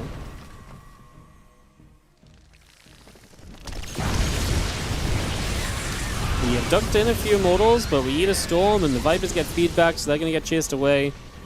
Like, it's always going to feel bad when you don't even get the chance to truly take advantage of your abducts. You send a bunch of abducts in, and the next thing you know, like, the Vipers are, you got to back it up anyway. You don't even kill them. The Prism goes down. That's something for Yakov. I mean, that's a win. Yeah, Classic just flying it through and a little bit messy there. You see the +2 air weapons. The Prism continue to build by as well, so we bring all of that over. Continue to set this up for the moment here. And +3 missiles, +3 melee, building for now.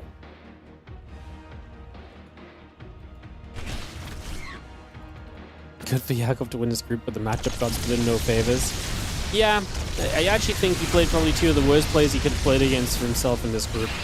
And Classic and herO are both very difficult matchups for Yakov. I think almost any other section of the bracket would have been a little bit more preferable for him, to be honest. Obviously, especially unlucky he plays Classic in the lower bracket. Credit to Nicoract on pulling that upset, but it definitely removes a lot of what could have been that second chance aspect for Yakov. This puts him up against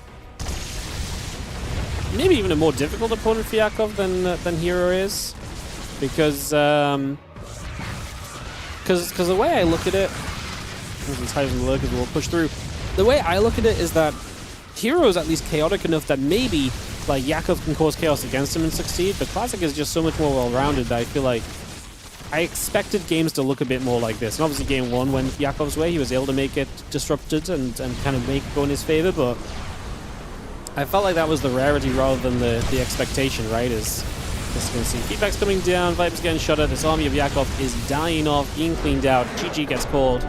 Classic is going to take it to 2-1 victory. So that is going to be that. And we are going to head ourselves into more StarCraft 2. I'm just going to throw us to a quick break, guys. When we come back, more StarCraft in the form of Nicoract versus herO. So we'll get that ready to go for you guys.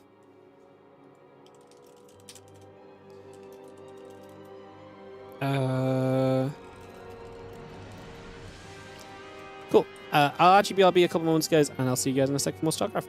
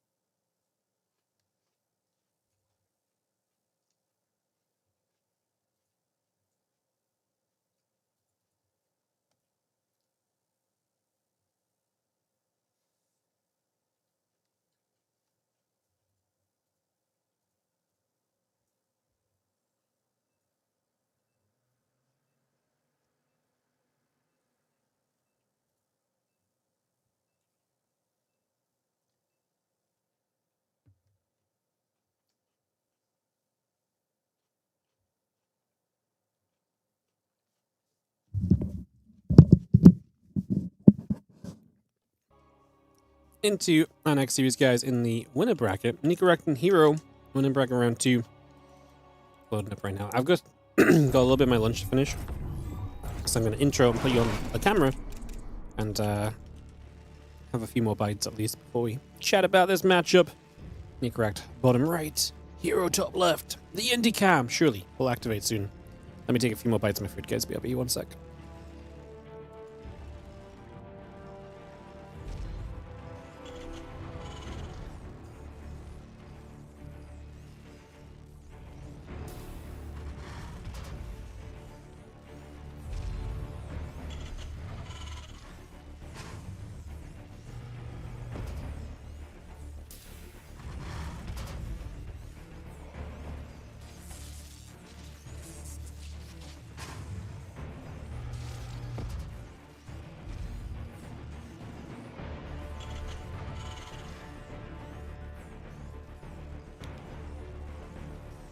Indy's still AFK. Meanwhile, a probe actually gets in to scout a little bit for herO. I'll give you guys the Rex cam while we watch a little bit of probe harass for the early moments.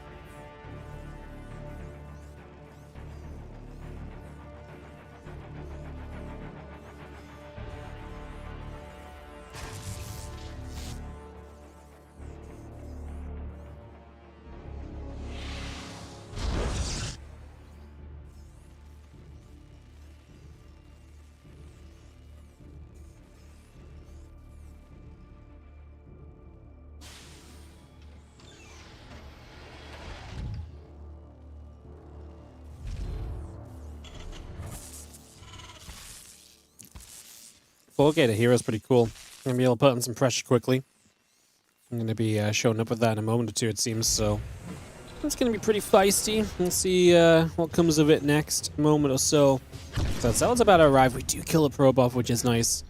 We'll see what exactly is the next part of this in the next moment or two. Stalking the Warp Gate, still building up. And like I say, that pressure from herO is going to be amassing shortly, although I'm not completely convinced that Nicoract's unprepared engineering bay block will still force the Nexus on the third as well.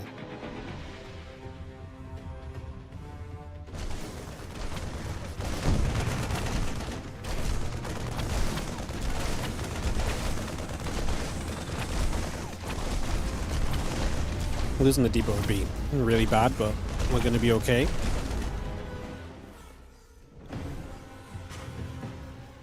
Bunker done. Yeah, it's a good defense from Nicoract, honestly. No expansion from him.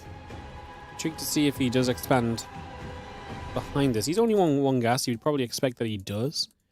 But it's probably going to be an interesting thing to watch for over these next couple of moments as well, it would seem. I'm getting the Stalker coming up. Cycling the Marines are producing on through. So we bring a lot of that coming straight by. And Probe is just going to check around. Head back down to the low ground here. We do have a cycle on those Marines building up as well. Just getting a lot of that on the go.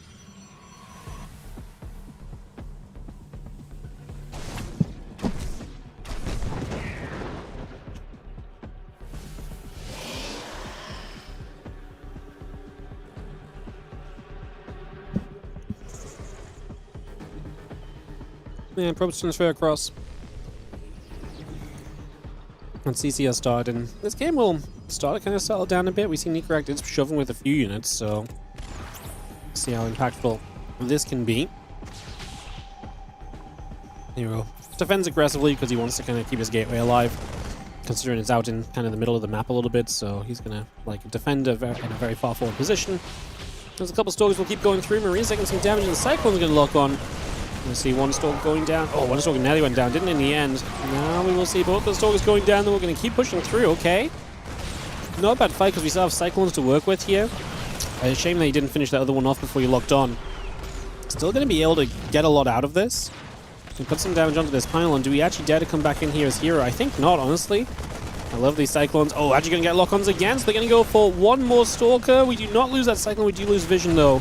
So we don't actually get it off in total. And the Oracle shows up, doesn't activate yet either. Oracle, not going to kill those Cyclones. Cyclones going to get back home. They get depowered, not killed. Still nice to slow herO down early.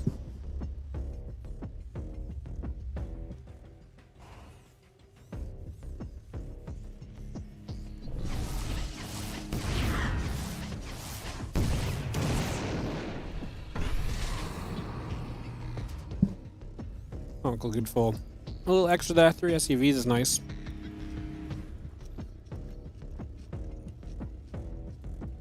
Nicoract's economy, is terrible.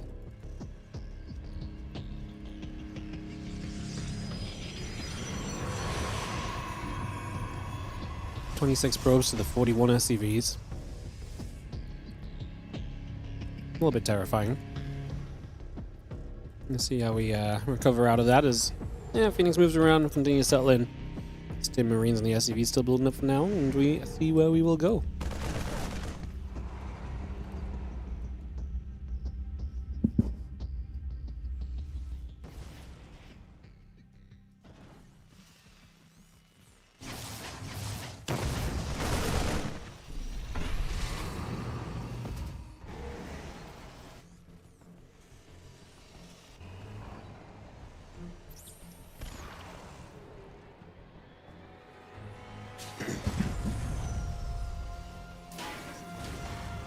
I feel like herO just has such an eco lead.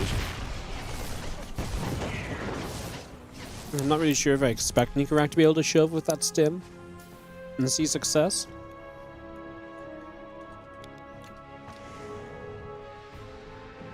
There's not a lot of great units on the ground either, to be fair.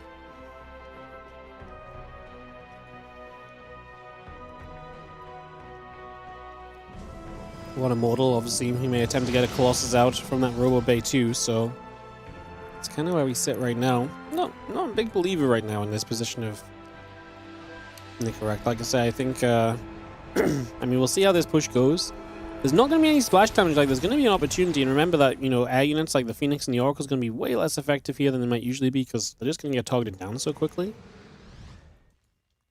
I'm going to say there's a chance, especially because the gateway units kind of suck as well. Oracle's going to commit on the other side.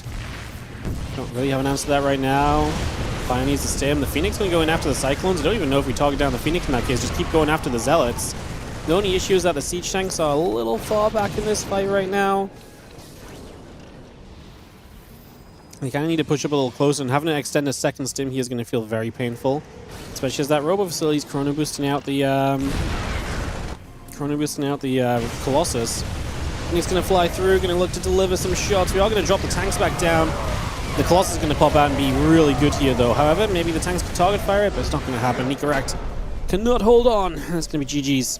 And it is going to be herO to take the opening game against Nicoract in this best of 3. Kind of a fun little opening with the aggression and so playing out and kind of seeing how that was going to pan, but doesn't quite go Nicoract's way. And herO is able to take the 1-0 lead. Taito Citadel for a second map now, as herO looks to cruise through into the upper bracket semi-finals.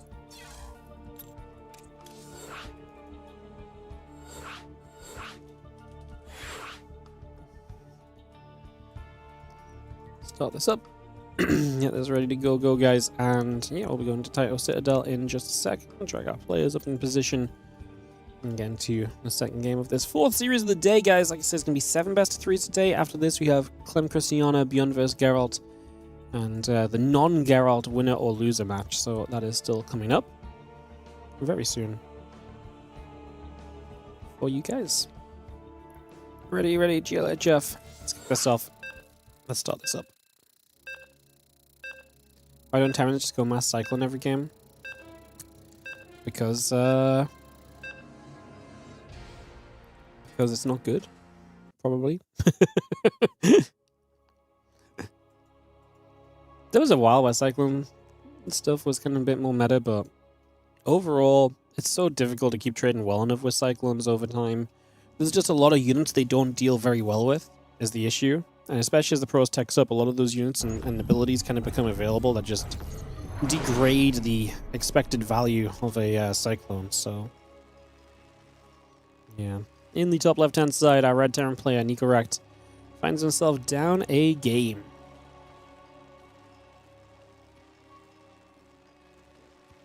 Opponent right at Blue Protoss is going to be herO.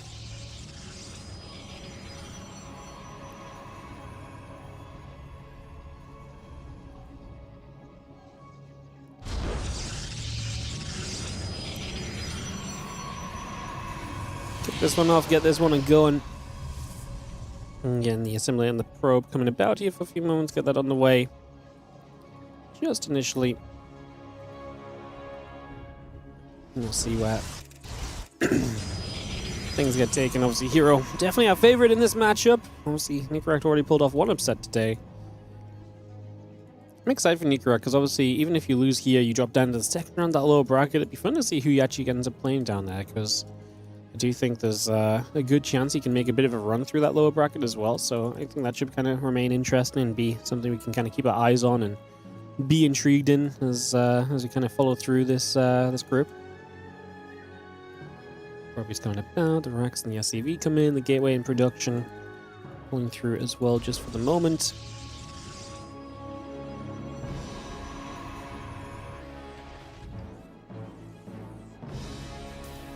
Now first Reaper just popping out, we'll see what Nicoract can do, see if he can maybe find a way to get some of that early damage done like he did against Classic. Maybe create some openings and opportunities for himself there, could be cool.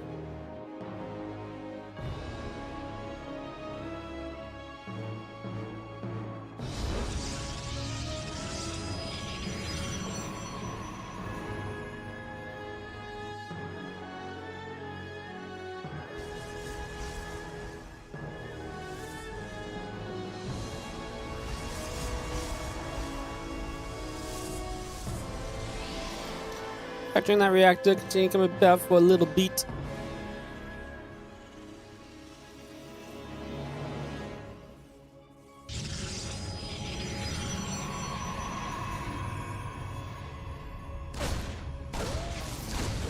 So we're gonna get a little recharge of energy there as we'll drop a force field to help block the Reaper away. Reaper does escape out down to the low ground. We do have 2 more Reapers in that Helene coming up, so the force field expended here is kind of a big deal. It's one less force field to maybe help deal with the larger group of units that will eventually make their way onto the map in this scenario. So interesting to see how that perhaps plays.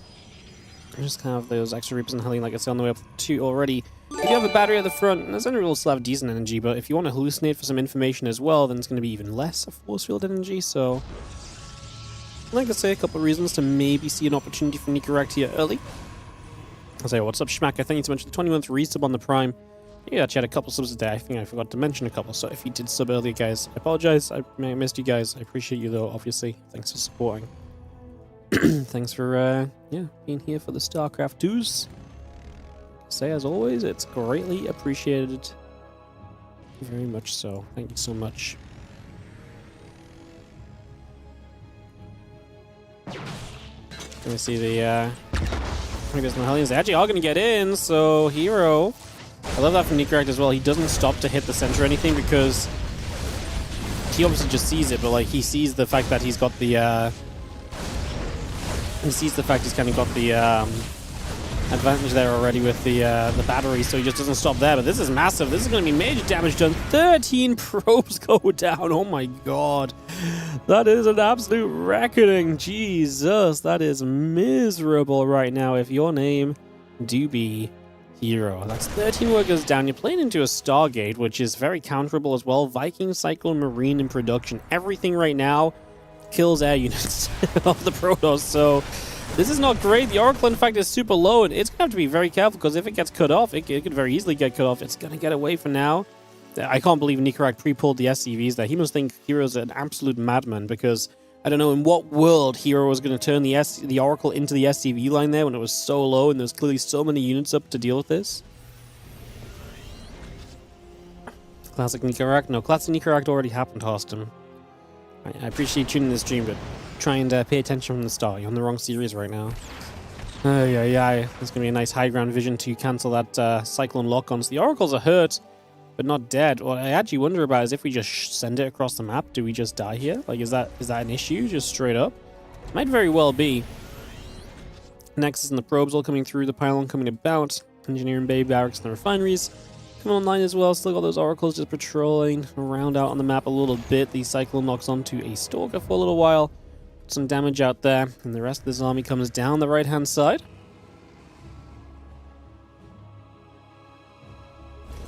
The army supply isn't terrible for herO. It's a question of what is involved in it, right? And it's 5 unupgraded Stalkers and 2 Oracles. And then the 3 Sentries. The force fields are big because they could really enable the Stalkers to actually guarantee that they get some shots off during the fight, so that could be a pretty big factor.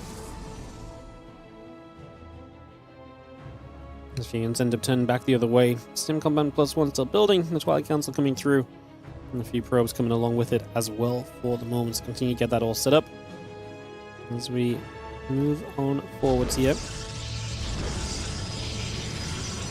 A couple of gates just going down. The Twilight Council still building up into place as well. Continue to get all of that up and running right now.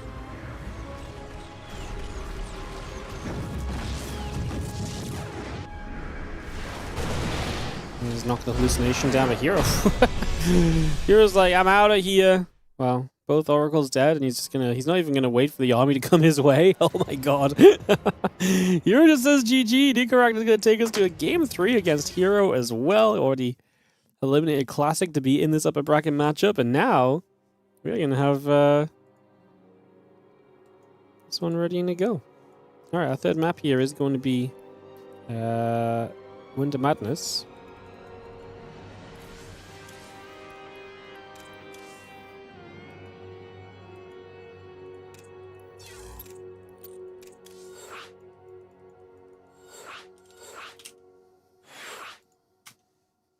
Cool. I'll take a second to get this ready to rumble.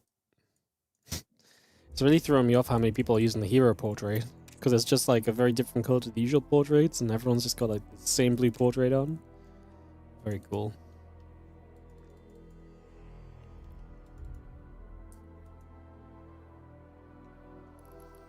Maybe someday we'll get a new Wardy portrait in StarCraft.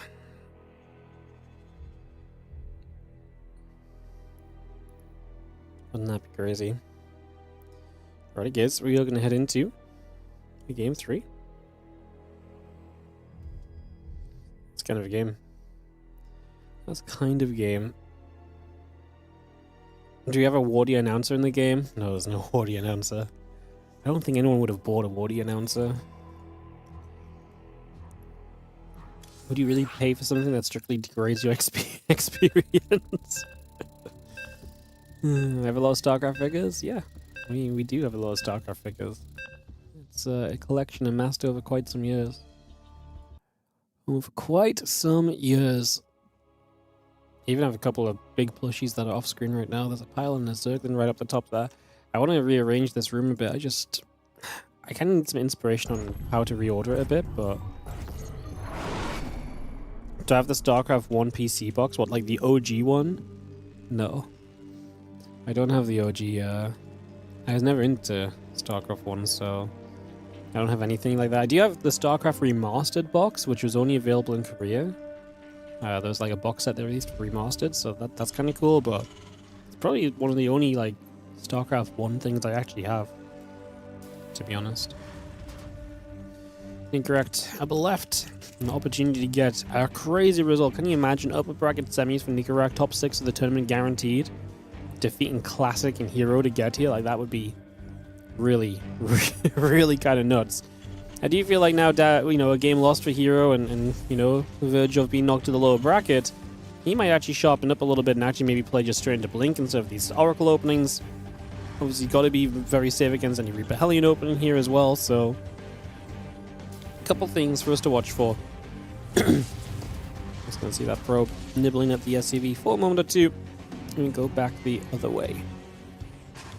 Refinery still coming up, and get that online, and wait to see where we're going.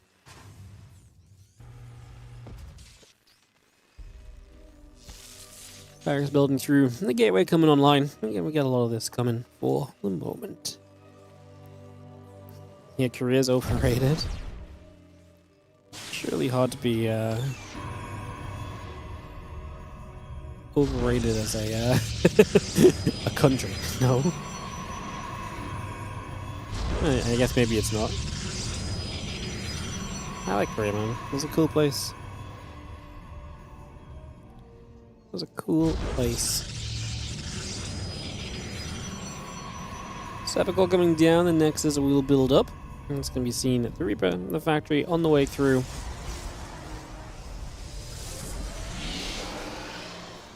Again, set up here, that Stalker going to be chrono boosting along on the gateway, so bring that along nicely. 1 moment or so, continue to get that going at the moment.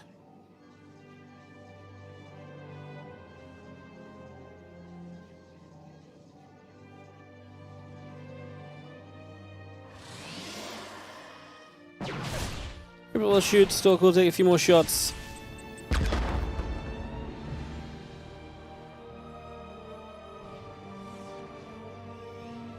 Let's see the CC and the SCV continue to build through. The tech lab coming up on that starport, so we get a lot of that building straight in. You can see that Stalker still wandering across the other side.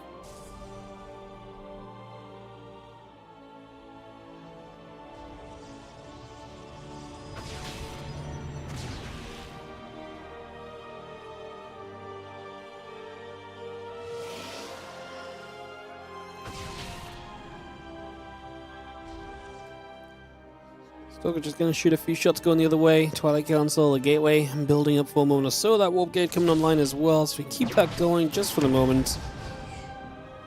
And you can see the Cyclone and a couple of Marines continue to build about for now as well. Peaceful openings, but we'll see what the medevac does for Nicoract here early on. It definitely opens the door to a bit of aggression and some possibility in terms of how things all line up. And the Stalkers gather together. The gates come through, charge on the way, warp gate building. Hallucination is going to send itself out onto the map for a little bit as well, so just continue to step across there for a couple of moments. Tank, Marine, Medevac, all continue to build by for now. And just see the Marines and the Cyclone joining up for a couple of moments there as well. And you can see the Cyclone locks onto the hallucination, not a big deal. Should just be able to try and knock that down a little bit, try and put some pressure on. Try and play clean up wherever possible for the moment. There's a tank popper now. The few Marines will join in together as well. And again, the Marines and the Vikings still joining through. The Orbital Command and the Siege Tank continues to produce up for a couple of moments here.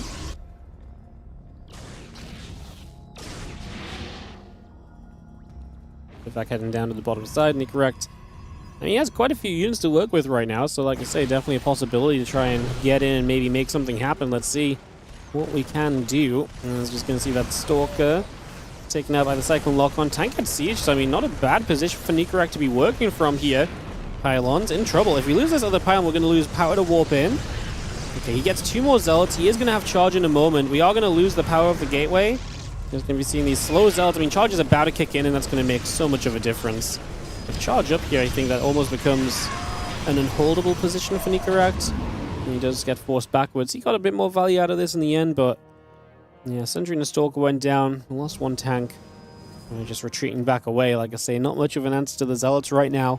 We're just going to need more bio to deal with those. The extra barracks start to come through, so we're moving in the right direction, but we'll take still a few more moments until we're really readily set up there.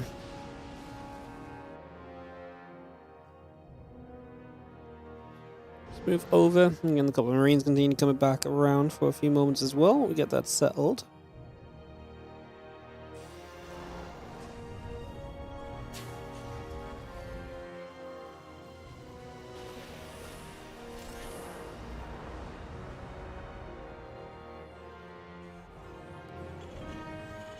Just going to see the Temple Archives and the gateways coming about for a few moments. We bring that in as well. Just going to be seeing the high Cyclone.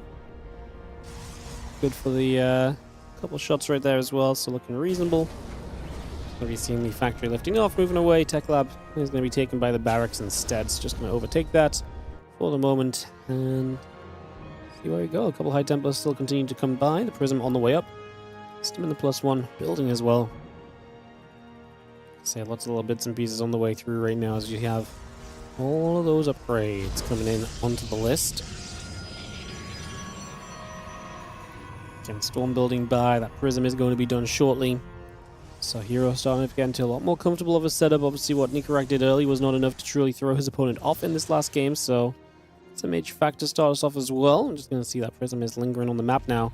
Be able to get out and maybe start putting some pressure on. Wonder if we even see the possibility of trying to storm drop or so.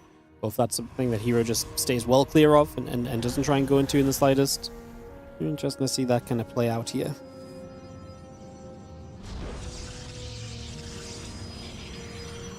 Fortunately, gates continue to build through.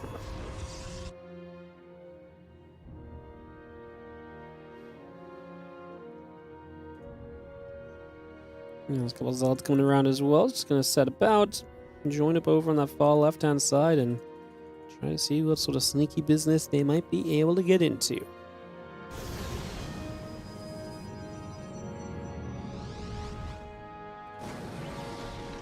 Bio gathering.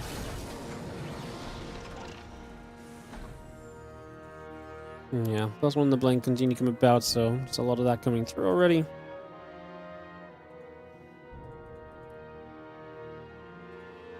And like Puzzle Shells coming online, the upgrade coming online. Not so nice, just little bits and bobs. And the extra Zealots warping in, herO is getting set to send it. That's going to be a question of, can we truly defend right now as Nicoract? Has a good amount of units. 1 tank on the high ground as well might help, but we are going to see herO getting in from 2 sides. Nicoract runs into that corner instantly, the storm drops down there. We actually are going to sit in the storm as herO. The storm actually does a lot of damage to herO's army. It's actually probably going to keep Nicoract in this for a bit longer. The extra Zealots are going to be tough to deal with though. We have enough from Nicoract. If he stopped standing in storms himself, actually, yeah, he might have had enough to kind of chase through that and push it back in the end. I think both players ended up... It's funny, Storm kind of felt like it dictated this game for both players overall. As funny as that may seem. Definitely a funky one. Ghost can be coming up, a couple of Widow Mines coming through, Marine, Marauder, and Medivac all still producing up. I think it will survive through this, but the supply definitely takes a dive further into herO's favor for the moment.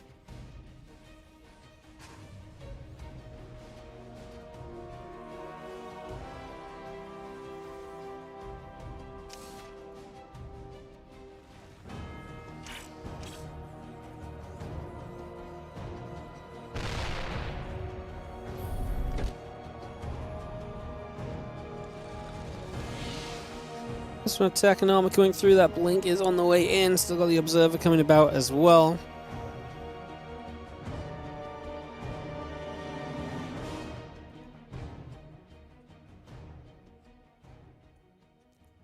And the ghost going through. The armor upgrade coming up. I mean, hey, Nicoract's going to survive through to see some ghosts. That can't be a bad thing, but we are going to be seeing, you can already kind of see the what's coming online right now in the sense of the Thermal Lands and Colossus. The switch is already going to be here. We'll see how quick Nicoract is to kind of get on top of that switch that's coming through as well. So I think that's going to be a very interesting part of this too. See how well we deal with that as Nicoract, if we can deal with it at all. Because it's definitely a world where I think this could be perhaps problematic.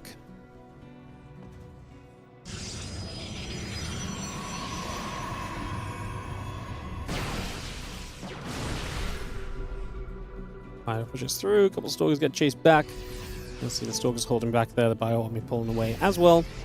For a few moments, the couple shots coming in. Just going to be seeing the Colossus and the Stargate building up as well. Continue to get that on the go right off the bat. You'll see 4 storms over this side. Going to land onto a couple of SCVs. Another storm hitting some Marines that try and get in after the Prism. Prism will make its escape, but Nicoract, again, minimizing damage taken, but not exactly in the best of positions overall here right now.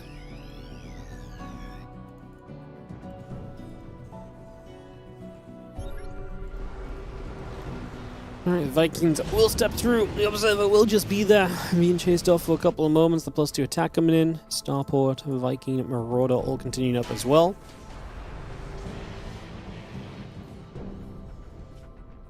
And then +2 attack, +2 armor coming in. The +1 air weapons will build up as well. The rest of this all coming through. We just have ourselves the Fleet Beacon, Stargates building for now. You're going to see the Zeldstalker all compressing forward. We are going to see the Bio stepping away for a second or so. Just going to be seeing a couple of shots going through. Storm coming down on that Bio Army as well.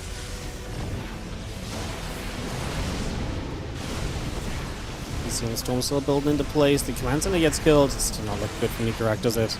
He needs an incredible fight right now, but he's going into this fight with half HP on his units. I feel like that is not exactly going to end well for him. Never mind all the other aspects of this. It just looks like herO has a bit too much.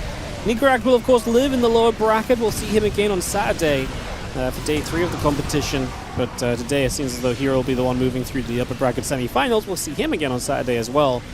But yeah, this is absolutely herO who stays in the winner bracket. Nicoract falls to the lower and wraps up the first half of our games today, guys. So that's going to be that wrapped up. We are going to go to Europe for the next portion of this, because if we're not, because yeah, the ByuN Geralt series is replays, guys. As the ByuN Geralt series is replays, the other matches are live. That's why the Geralt winner or loser match won't happen today either. But if we go to Europe, we can host everything up from over here. So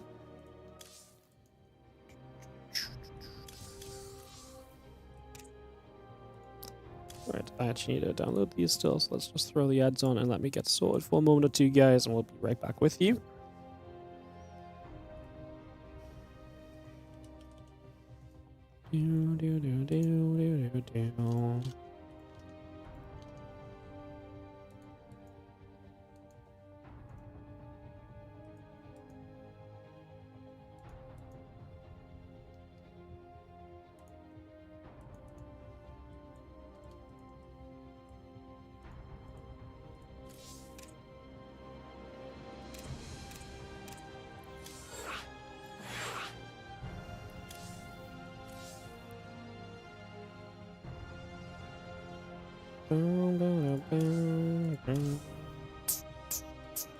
Cool.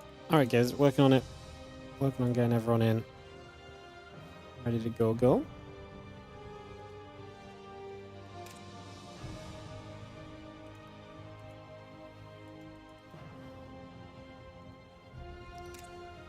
It's gonna be a few moments. Get this ready to roll out.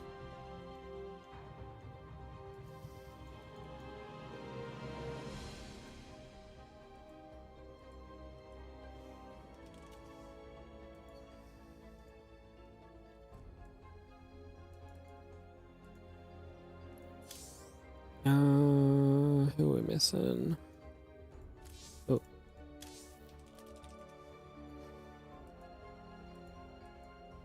You misclick Nicoract. Your friends list is so full of people online in Europe today, I can't find the casters easily. It's a mistake.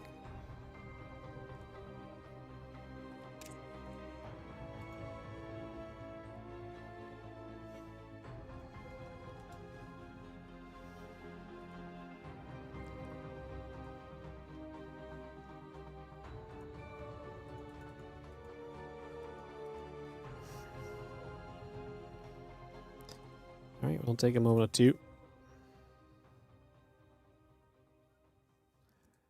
We're just waiting for someone to relog, because despite having this bug where you can't friendless join a replay lobby for like 8 years or something now, some people still don't know this, even though they cast all the time. This is baffling to me. Alright, cool. We're gonna go ByuN versus Geralt, guys, then Clem, Cristiana, and then we'll be doing the ByuN winner or loser match, and no Geralt series today, so that will be the situation. Did Clem play it? Clem will be in the next series. Cool. Let's go into ByuN vs. Geralt, guys, and see what happens. Let's see what happens. So ByuN Geralt coming up. It's going to be Mothership for the opening map, which is actually kind of a fun opening map. Not one you see all the time. Let's get into it and see what this TVP has in store for us as we get up and running.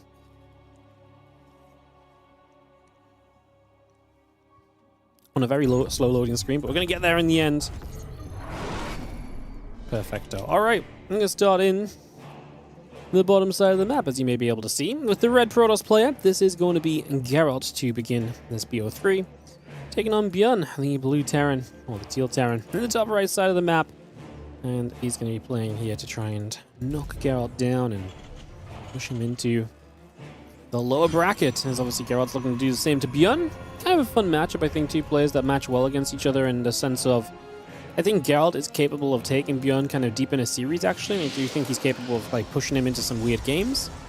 Generally, I am going to favor ByuN here in terms of my favorite to kind of take it down and to win this one today, so still favoring ByuN, but definitely has that element of...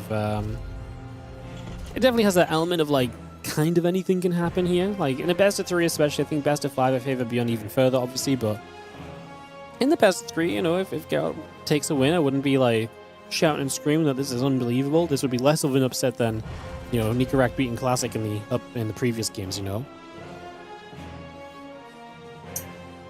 So, opening game, get this started. You have a probe moving through, and we get settled into a few moments of this early to see what's going to be going on.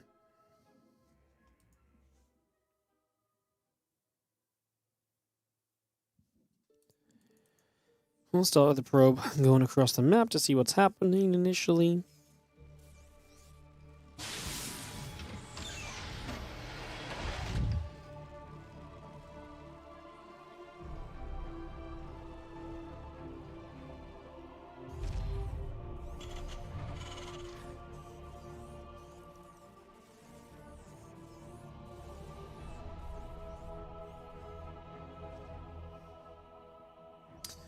Alright, next on the Cybercore coming through. Reaper in the factory coming about. CC is going to build in the corner. Just going to get the setup going for a couple of moments. Next is the Cybercore coming through. Pylon as well. The Refinery will continue to come in. The probe will continue to set up. And we just have this probe coming down the bottom side initially. So probe on the move.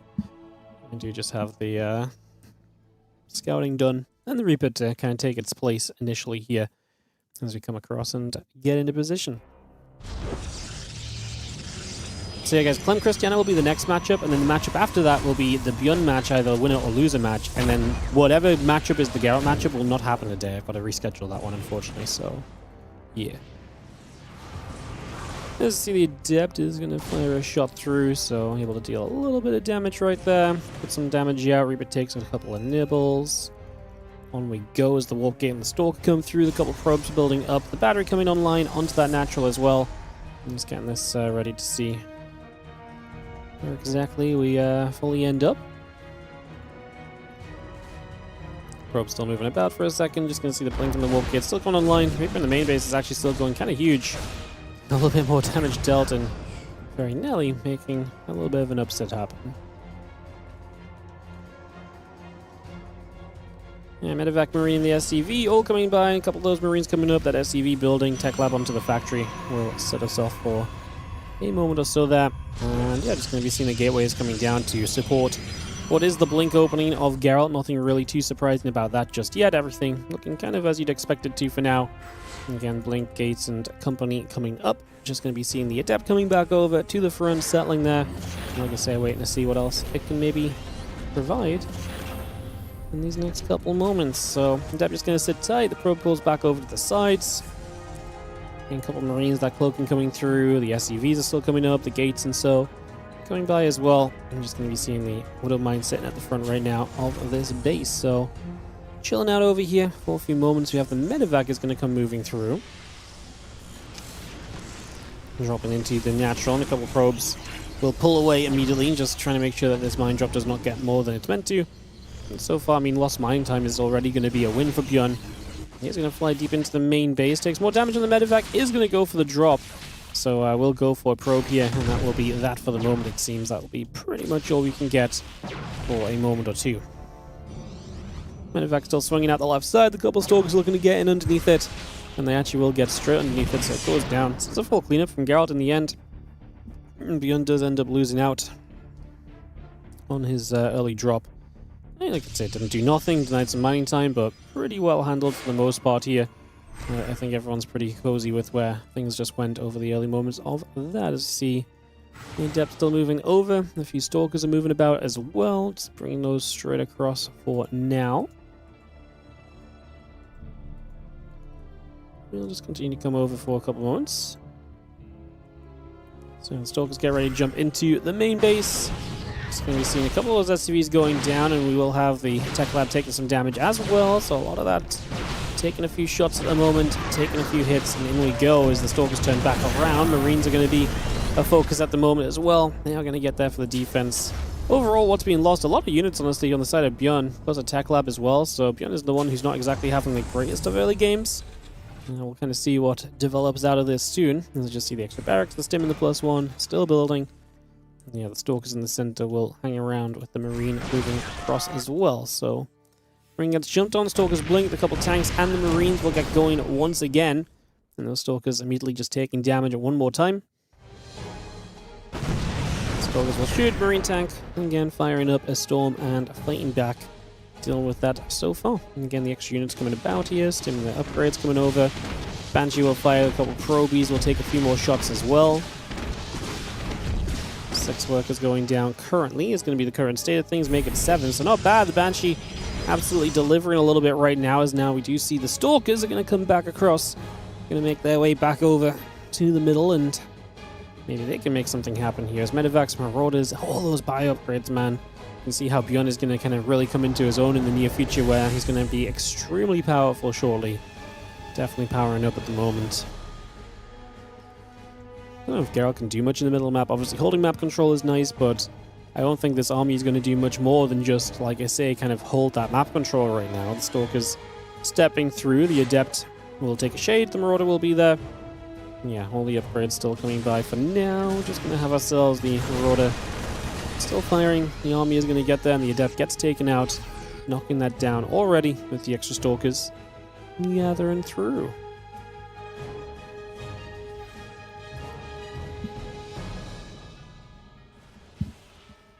So let's move a bit further toward the top. And we're going to have the Stalkers peeling out to the side, Marine Marauder tank in the center. You guys see a few probes going down on the other side of the map as well. The Banshee still delivering a few more shots onto said probes, so damage being done, and you see the Banshee going down. Like I say, ByuN's going to take this as an opportunity to try and push himself into position here, shoving toward the natural and third base. The Stalkers recall back. Gonna get a few units back over there. Stalkers recalling back, plus some Zealots just warped in. Probably actually going to be enough, especially because ByuN's reinforcement wave pretty sizable as well. So I think ByuN's going to get overrun on this fight, and he gets a bit too deep, too committed as well. The tank siege, not an easy getaway for him. There's his reinforcing units, but the Medevacs are still trailing, so no healing on this, and this is an army which is still being protected by the Zealot front line, allowing the Stalkers to get a lot of pickoffs during it. We do not pick off the Medevacs, which is definitely a shame. A little bit sad to see that. And the 3 bases still setting up at the moment. The Bio pulling back toward the top. Medivacs will come back through as well. Concussive shells coming in. Marine Marauder Medivac very much so still producing on through. Storm and the armor upgrade building. The Bio army will be there, also trying to step through for a moment. The Stalkers have to pull back for a moment or so.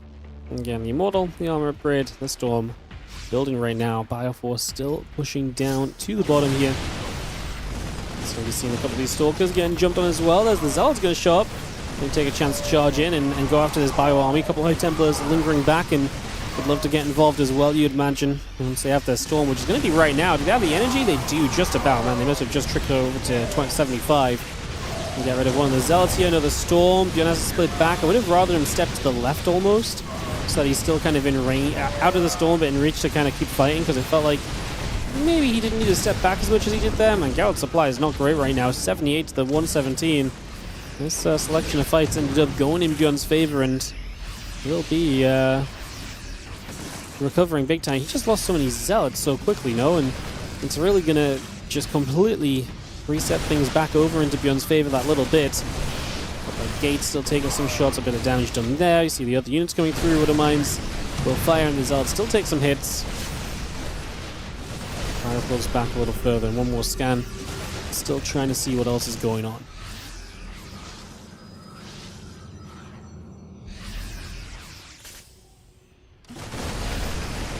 Fire will chase through. A couple of Zealots get jumped on. Pylon will get knocked down. There's going to be the rover facility depowered. And jump a couple of EMPs onto the Zealot Archon on the left-hand side as well. Now going to see those Medivacs loading up. Just going to be peeling away. That army escape is up the right side, so yeah, we get a lot of units out of there. The High Templar coming through, the Immortal and the Zealots all coming up. +2, +1. Ghost, Marine, Marauder, Viking, Widowmine producing as well at the moment here.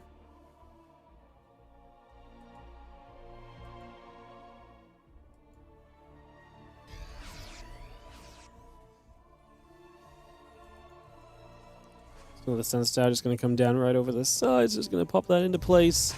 And the Bio army still collecting and waiting for a chance to maybe put something else together right now. That's EC. Builds up as we speak.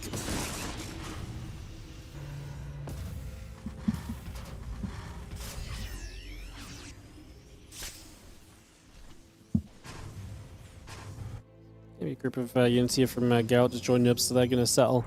Big push from ByuN, as you can see, moving onto the map already.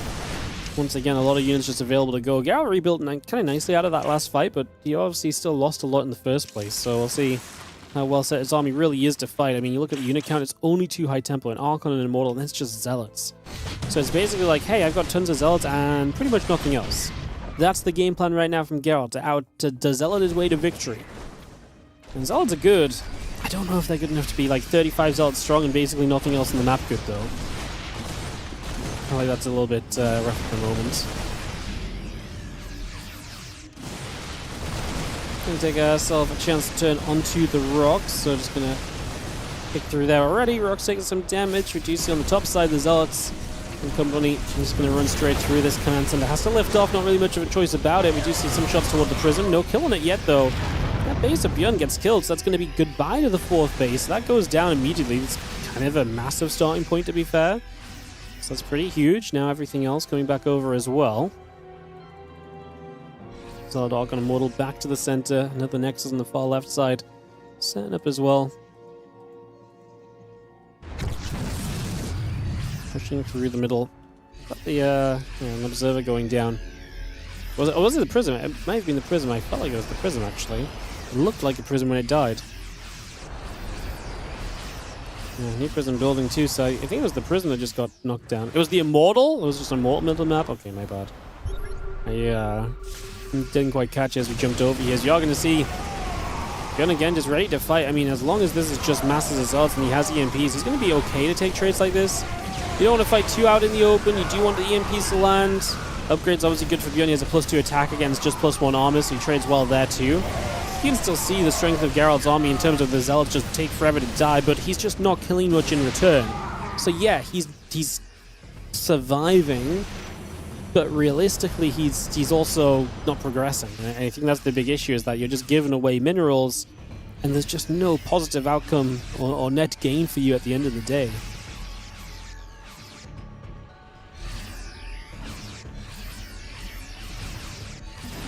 Fire Growth will gather through. A couple of Zolds get knocked down. A scan will be dropped as we head our way down here. The Immortal gets jumped on. A couple of EMPs over on the left-hand side. High Temple on the right goes down as well. The Zolds are still trying to chase on through. It feels as though this is going to be once again ByuN maybe actually overstepping his boundaries. Okay, I will not lie. I kind of thought that ByuN was going to just start kind of rinsing these fights, but also losing the 4th base, missing some of that eco and some of those reinforcements may be a big deal. Geralt finishing the +2 armor, and ByuN overstepping his boundary a couple of times is kind of keeping Geralt in this game at the moment.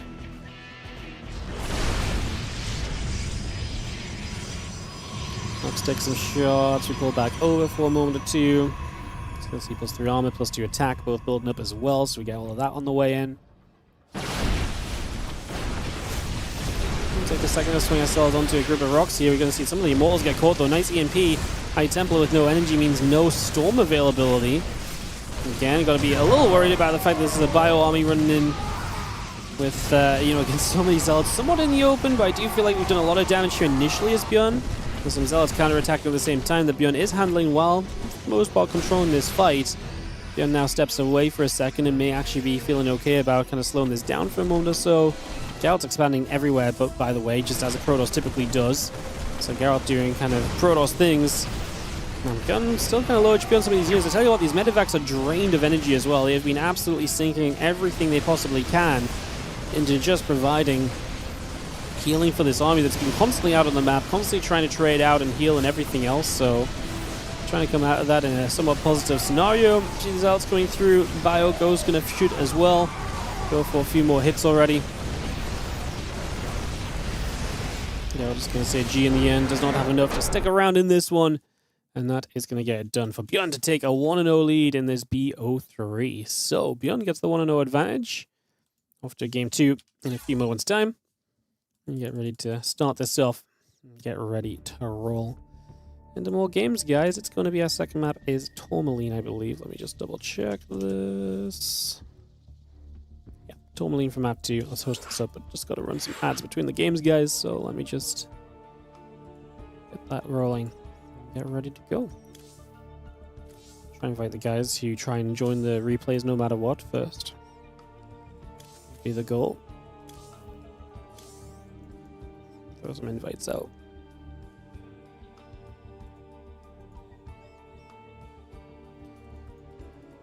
What's the fun game?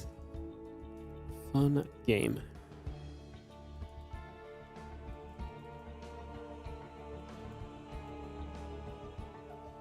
Do do do do do. God has no money, but let's expand everywhere.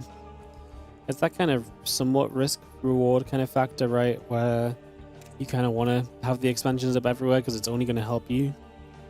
So it's a little funky. One more invite, and I think we're good to go, guys. So thanks for the patience between games. Just taking a while to invite everyone.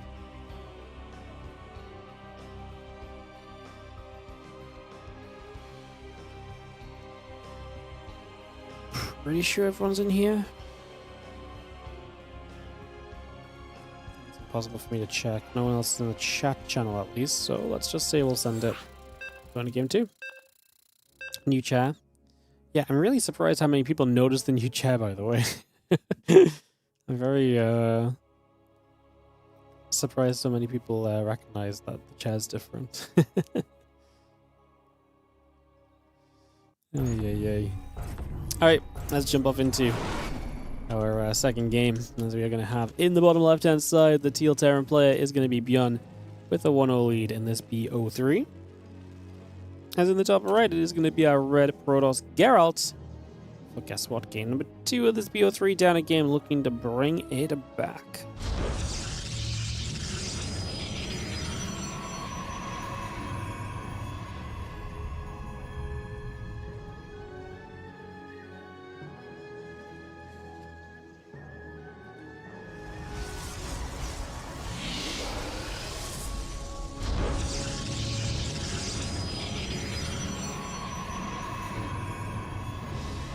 Alrighty. It's got rather distinctive ornamentation compared to the prior chat. Yeah, I guess I think of it when I stand up, it's very obvious, I get. But I guess I'm thinking it from the point of view of I'm just sat in it right now and people are mentioning it, so I'm like, huh.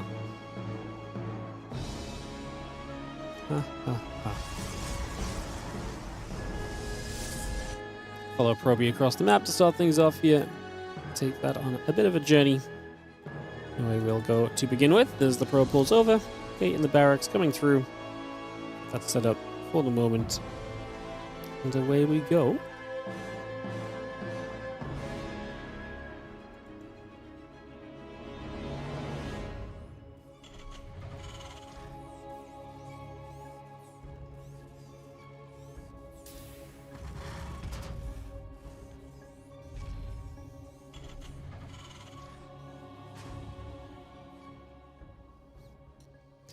Alrighty. Oh well, Reaper coming through for a couple moments to get settled down.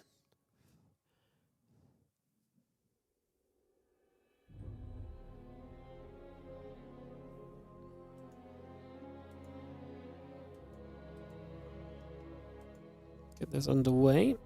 As we've been following this probe, it stops.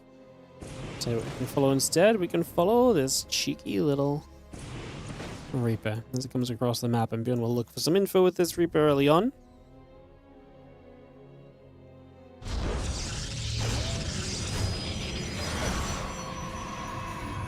You can see the Reaper and the Adept gonna clash for a couple of moments. Again, the Stalker and the Warp Gate builds. Reaper pulls out of there. You're going to see on the other side of the map, the SCV chases the probe for a couple of moments as well. It's just going to put that back into position. The Reaper is still lingering out over here, trying to cause a bit of trouble too, mind you, so trying to keep eyes on the pesky Reaper. As the Adept now shows up on the other side, there's a Hellion and a couple of Marines that will try and help with this. And it's going to be seeing those Marines and the Hellion going to go straight after the Adept for a moment or two. Bad shade? I mean, I guess difficult to get far enough away, but just took a bunch of damage. We are going to see the Stalker now showing up. The Stalker should not be in too much trouble here. Is able to kind of stay out of reach of most of the higher damaging units, so Stalker doesn't end up in too much trouble straight away. Looking kind of fine for now. Just going to continue to move through as the Hellion, the Reaper, and the Marines will fight. Stalker will take a bit more damage. And yeah, we'll continue to chase through. Reaper and the Hellion still looking for the Stalker at the moment.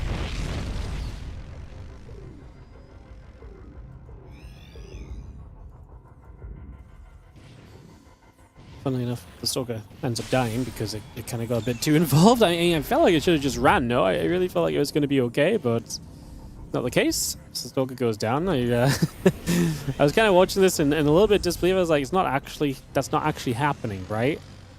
Right? Okay.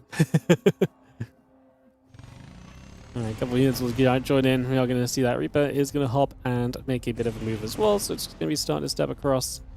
Take a second here and we'll see Banshee, Marines, Cloaking all coming up, the Blink coming through. Second takes a lock onto the Stalkers for a moment or so as well. It's just going to be active there to try and find a little bit extra. And we just continue through on Tourmaline, Banshee and the Cloaking coming up as we speak. That barracks still coming online as well. And a few extra just bits and pieces continue to be added on into the mix here. As the units of ByuN will turn back our way over to the ward at the bottom left side of the map now and reposition themselves these next few moments as well. Pulling back around with those, there is going to be this hallucinated oracle from Geralt heading to the bottom left side, into the natural, into the main base to see what's up. Marines are going to shoot away at the hallucination for a few more moments as well. And the hallucination still taking a few more shots of damage.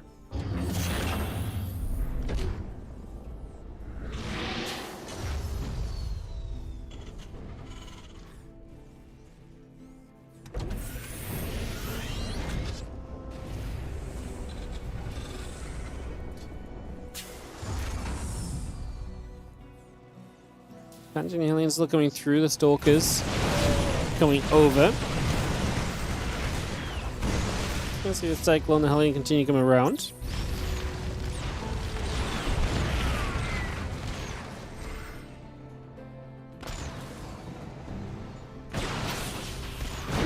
Cyclone will come through, Stalkers will come about.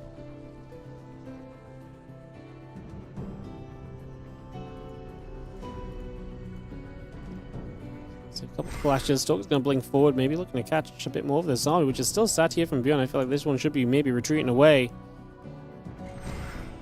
They're actually going to pass each other, and the Stalkers will continue downward.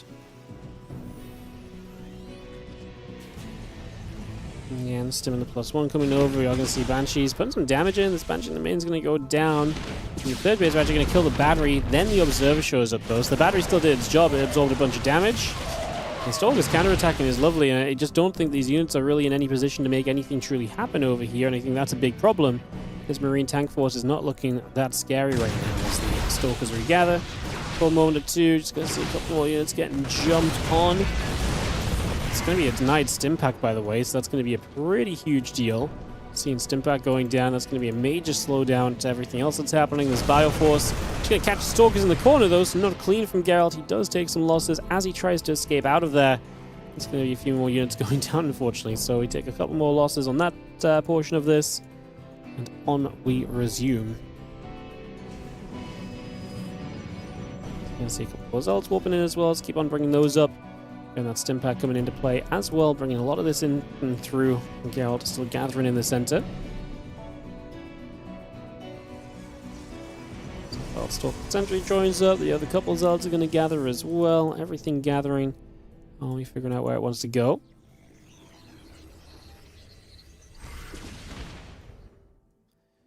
Banshee will shoot. Stalkers will take a bit of damage. Back around. The Observer will get a siege.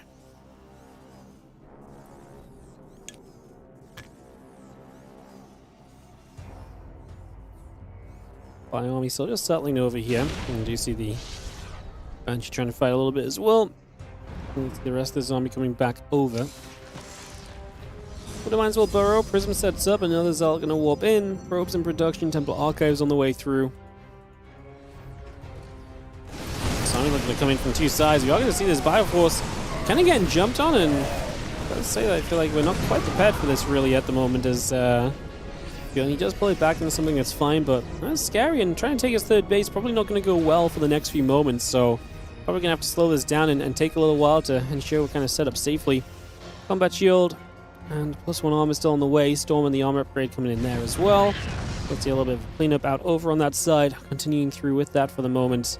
And on we resume. The rest of this army still moving across, out up to the top. Bio army through the bottom, and the orbital command is going to move itself into position there as well. Again, Storm and the armor upgrade all coming up. The pylons coming in. The Prism going to see this army, and the army going to see the Prism, but I don't think we can do anything about it. You just can't get close enough, quickly enough to shut that down. There's no Vikings out either, so. Oh. Yeah, I'll try and get in with the Prism. That was one Zealot at the low ground. There's already units unloading in the main base. That's a very good defense from ByuN. He's just ready way ahead of time.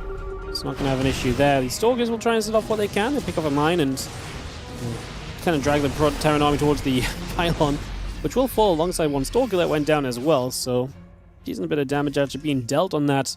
As we now see the other Stalkers pulling back over here and settling for a few moments. So, things resettle and get joined up. Just going to see the Bio stimming through again.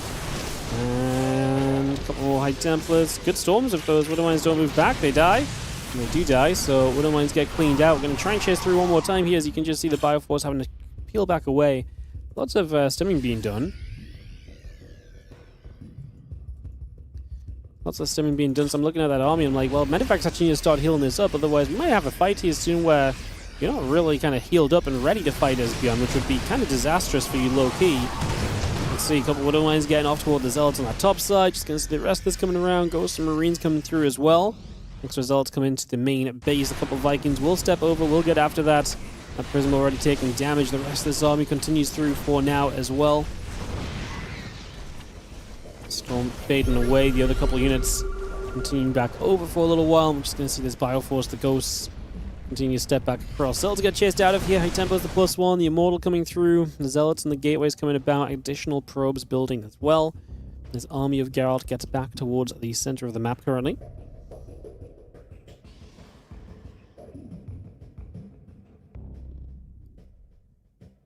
Yeah, Medevacs, Marines, and Ghosts continue in.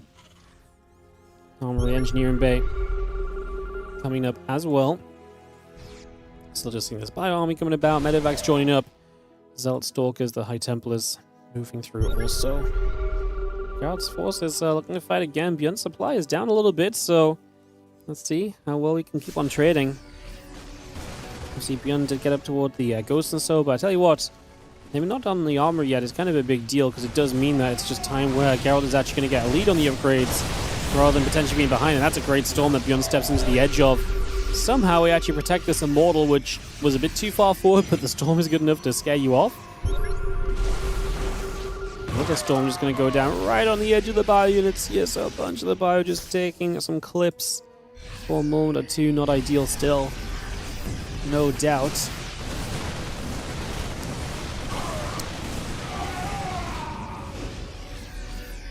Results keep shooting through, a bit more damage being done, Immortal on the +2 armor upgrade coming up as well. And we still very much so in the middle of the map. We'll gather back around, we look to push forward a little further. Results are again down and kind of doing their thing off over there. And then we have a warp in. Big round results in the main base. Whenever the warp ins get to the main, it feels terrifying for a Terran player. Always feels like there's just so much potential in an army like this to kind of come through and deal so much damage.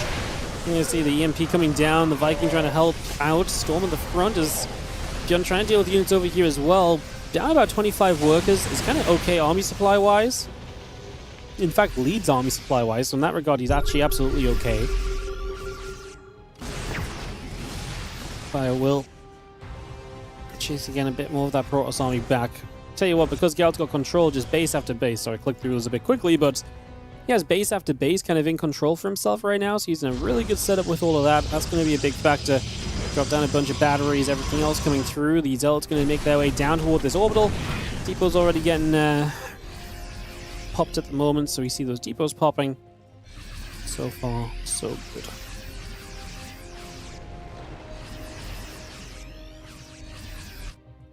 He moves around just a little further right now.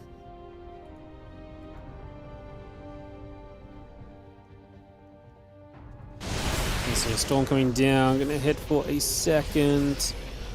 Nice little catch on a couple of units like this. Still not gonna do too much, but still nice to see it chipping away, especially in a game where ByuN's a bit behind. Units that are low HP, they're not going to take a great fight, so they're just kind of building towards that idea of maybe getting a bit overwhelmed here over the next few moments. Zelda's going to run into the natural again. These two Immortals are a little bit donated, but again, I like a lot of what else is going on right now for Geralt. ByuN actually walked through a storm there at the end as well, which is a bit nasty. And that's also going to be quite painful as Geralt ends up just getting the GG out of ByuN, and that is going to be us tied for ones each in this BO3 with White Rabbit coming up as a map 3. I'll run the ads just in case it's a long one, guys. We don't want ads to play during the game, so just in case it's another 10-15 minute game, which is what we just had 2 of, I'll just get those ads out. And we're going to have to take a moment to invite everyone anyway, so it's going to take a second here to get everyone in and get us resumed.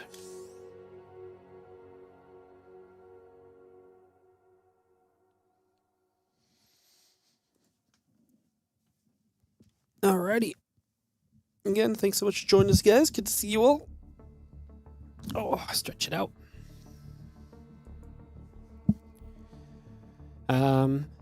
Yeah, a couple of things to mention. I guess we'll bring that back up in a bit, maybe. Yeah, what's up, Pigeon Puffs? Thank you so much for the 7-month resub on the Prime. Appreciate you. Thank you so much for subscribing. Much appreciated. Thank you, thank you, thank you. Boom, boom, boom, boom.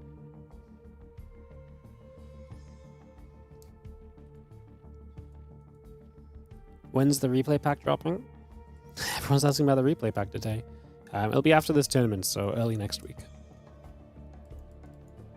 Early next week.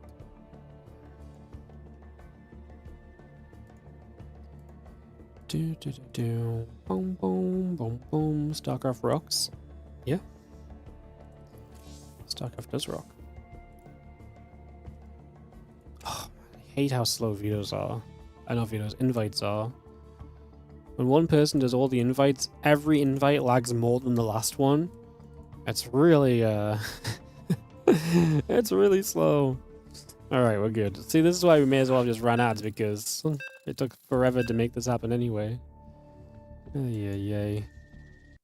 Alright, we're counting down into it, guys. We are setting up to go White Rabbit style into this next one. Kick this off and get this a-rolling.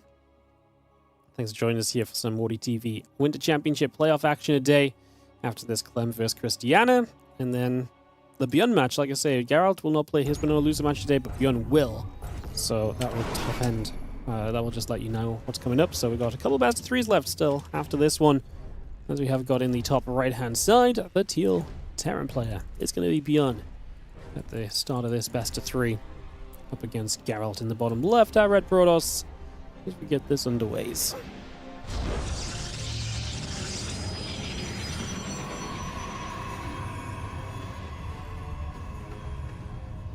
Again, 1-1.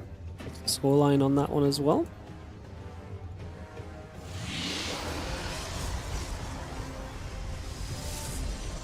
We'll take a second to see what things look like early here. Been two games that, like I say, have kind of naturally trended towards the later stages. ByuN's been kind of setting up in some aggressive positions that I've not really loved, actually. So there's been a couple parts of that which have been a bit rough. I guess we'll see how that all pans out as we get this, like I say, game 3 up and running right now.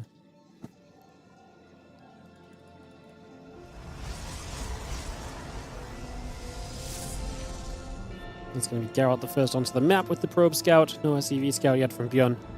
Maybe no SCV scout at all for him. We'll see how that develops, see how that builds. Max going through, SCV coming up. And the gateway and the probe we continue to build into place. The Zealot starts from Geralt. And there's the orbital command coming up on the side of ByuN as well. Just going to get that straight up and underway here initially.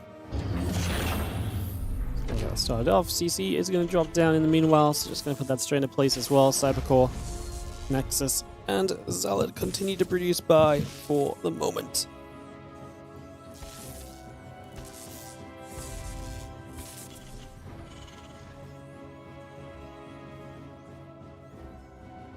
A few more nibbles. That probe takes its leave. Escaping back out over here.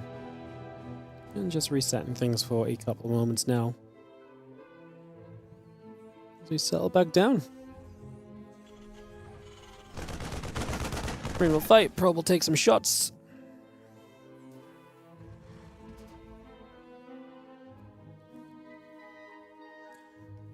Do do do do do.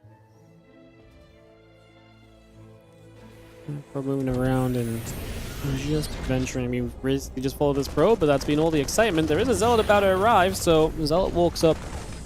And because there's no Reaper, it's a little bit more awkward for ByuN than it might typically be. Zealot walks in, a few shots of damage coming around. See that Zealot jumping back onto the command center there for a second, so putting a little bit more back out in return. The few SCVs are going to pull into this. Marina's there ready to fight back in return as well. So yeah, a few more shots off for the moment. Stalker Wargate, Twilight Council still building up. Just going to see the command center going to start morphing into an orbital command. So just going to move that straight through as well.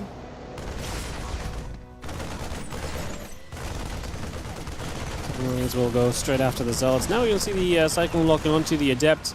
It's going to go down too.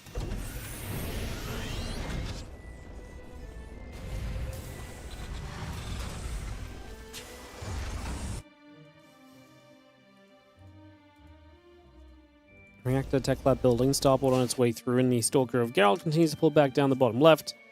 Pulling back out of there for the moment.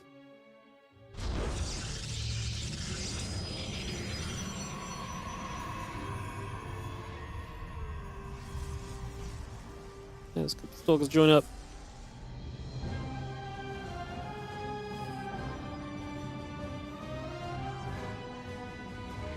There's the Marines and the Cyclone move around for a little bit.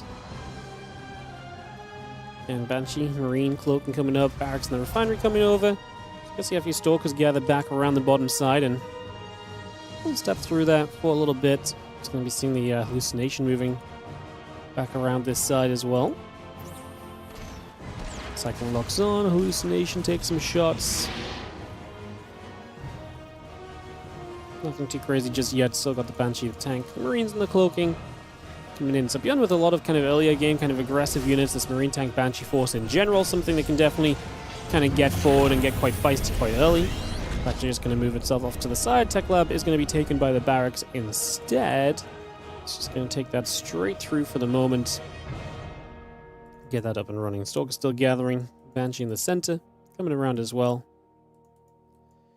For now, Nexus and herO facility continue to build through for the moment, so again, we get that on the way up. The Stalkers do take a second to kind of just step around and see where they're getting to, see what's going on. Banshee on that bottom side, just getting out of there as well.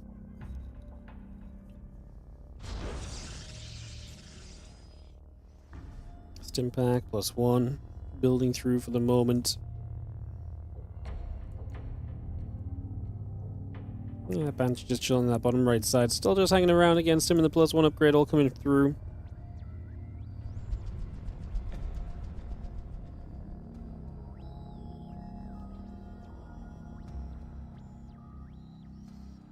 Yeah, Banshee moves, the hallucination comes zooming.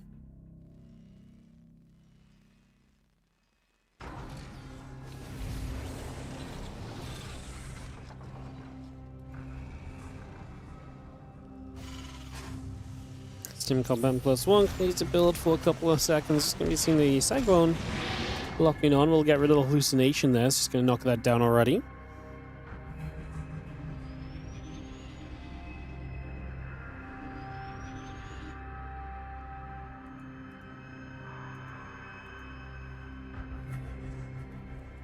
ByuN begins to move out. Again, on the move already. The Observer going to be there to set up. We do have the +1 combat in the Stim old building. It's going to be seeing the Banshee on the bottom side, going to get chased back by those few Stalkers. The Observer still coming through as well. Temple Archives, the gates, the probes continue to come about. ByuN actually going to catch these Stalkers in the bottom side, so they're kind of caught out of position. We're going to recall them back to the third base as ByuN started running there. Stalkers going to have to start instantly blinking if they want to try and get free of this. Oh, we actually see the Zealots charging through, going to be a big, major help as well, so that's definitely going to push you in the right direction here, and ByuN's firepower is massive. Jesus, he is not being moved by anything right now. ByuN just absolutely firing back through on that, so they'll get a lot of units picked off in return. Now having the Medivacs, the Marines, Marauders still coming back up. A couple of Widow Mines on the way through. It's going to see the rest of this army gathering back together as the Prism settles itself here. Comes back over that right side. It's actually going to get jumped on by these Marines. That's not going to be good for Geralt. One of his options to get back across the map just stripped from him before it even gets anywhere.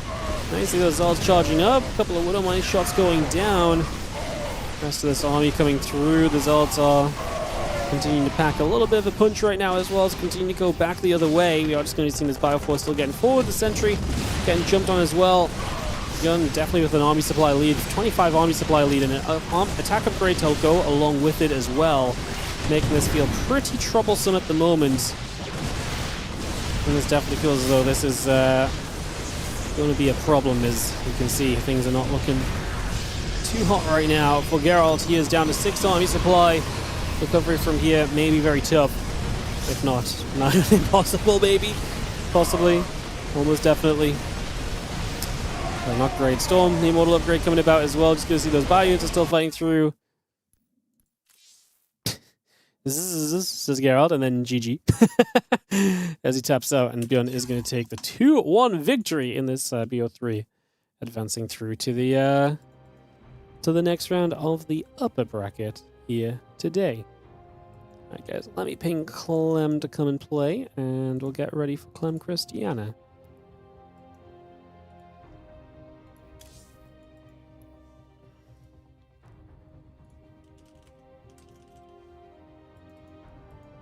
Cool.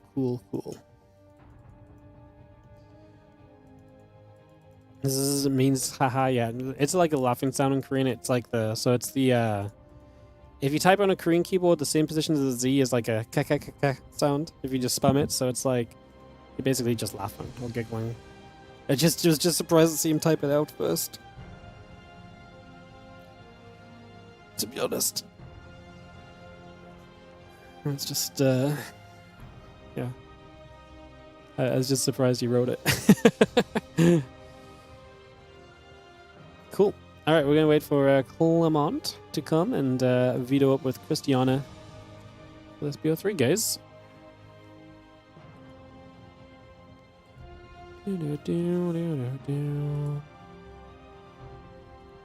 Oh, that's Clem. Perfecto.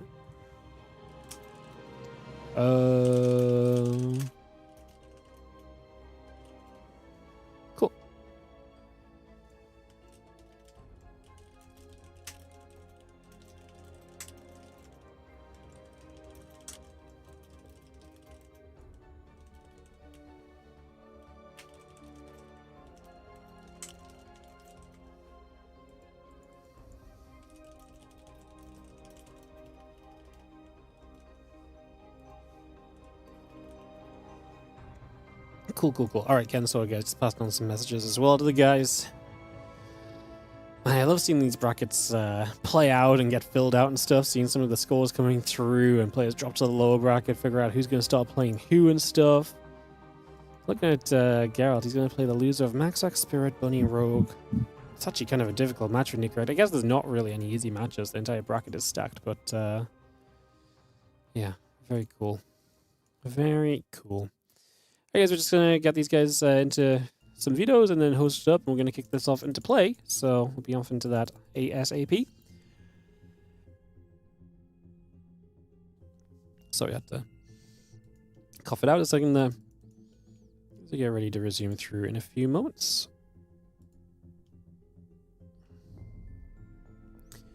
Beautiful. Alrighty, guys. Moving onwards as we get set to rumble. No Geralt lower bracket match today. No Geralt lower bracket match today. Cynical. Sorry. I know I'd usually tell you these things. I've been caught up doing Team League admin. It slipped my mind until it went live.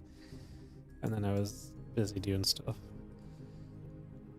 But yeah, no Geralt lower bracket. It'll probably just get casted tomorrow.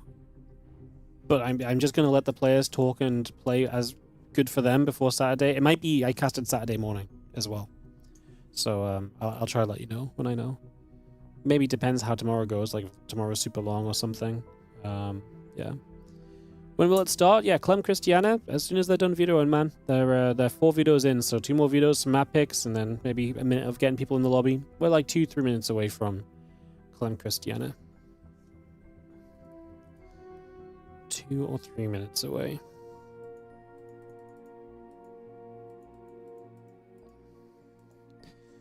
Cool. Alright, first map going to be Ruby Rock. It's hosted.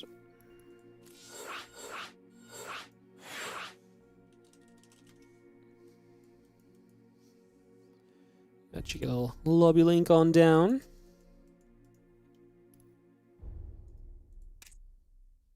Damn, everyone joined this lobby so fast. It makes me very sad that they never fixed the lobby linking and the friend list joining for replay games, because it's just so convenient. If it just worked and wasn't broken, it would be really nice. It would be so cool. It would be so very cool.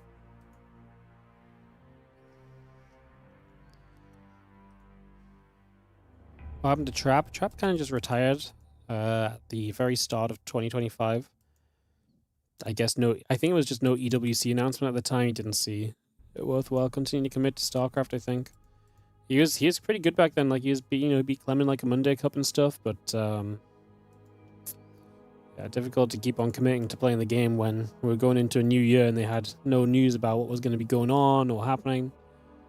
But yeah, a little bit sad. Military. Well, he made a return. Like he did come back from the military, so he actually returned from the military, and came back and was actually very good for a while. Just he came back and got good in a period where there was no tournaments basically, and then left before tournaments got announced again. So yeah, it's a bit a little bit brutal.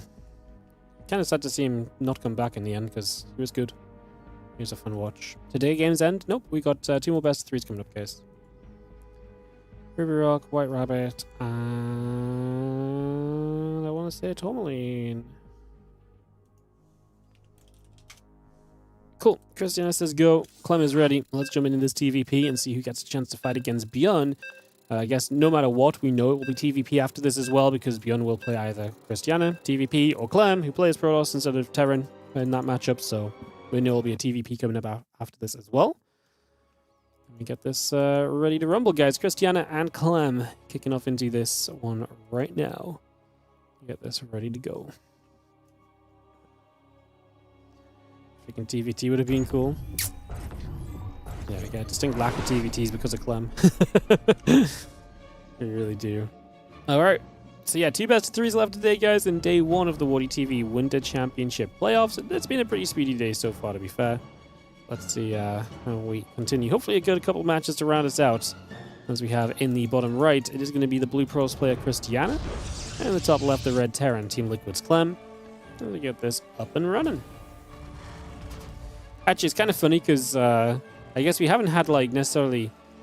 We've actually had some back and forth series in terms of like results have been going to game 3 and stuff, but we have had some very short games in amongst that as well. So it's been an interesting one in that regard to kind of, you know, if you're like following along with those things, I do.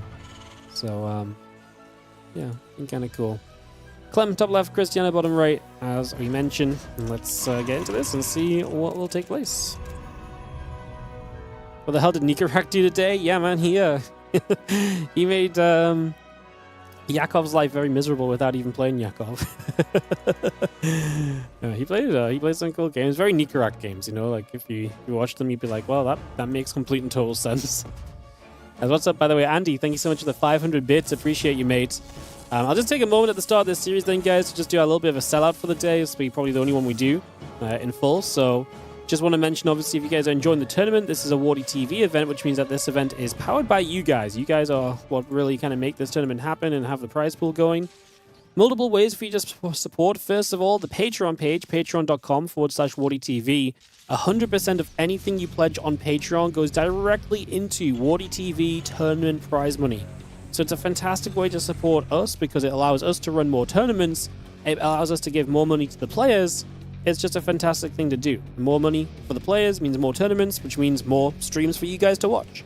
So do check out the Patreon page, patreon.com/WardiTV, as well as also all the usual things. Obviously, you can become a YouTube member, you can become a Twitch subscriber, you can check yourself the, you can check out the Prime sub opportunity on Twitch as well to subscribe for free if you want to check that out as well. So you can do all of those things, guys. All of it allows us to keep on running more StarCraft 2 and making events like this one, the first WardiTV major of the year, the Winter Championship. One player will qualify into our 2026 end of year championship from winning this event as well. Everyone else is getting points. Obviously, $5,000 up for grabs in this one.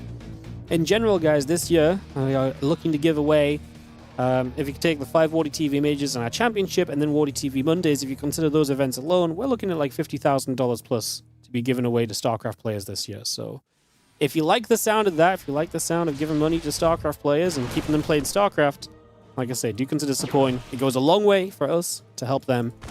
And that is generally what is important in the world, being able to keep on casting more StarCraft because players keep playing and we've got money to give them. So check it out. Support if you can. I appreciate you guys.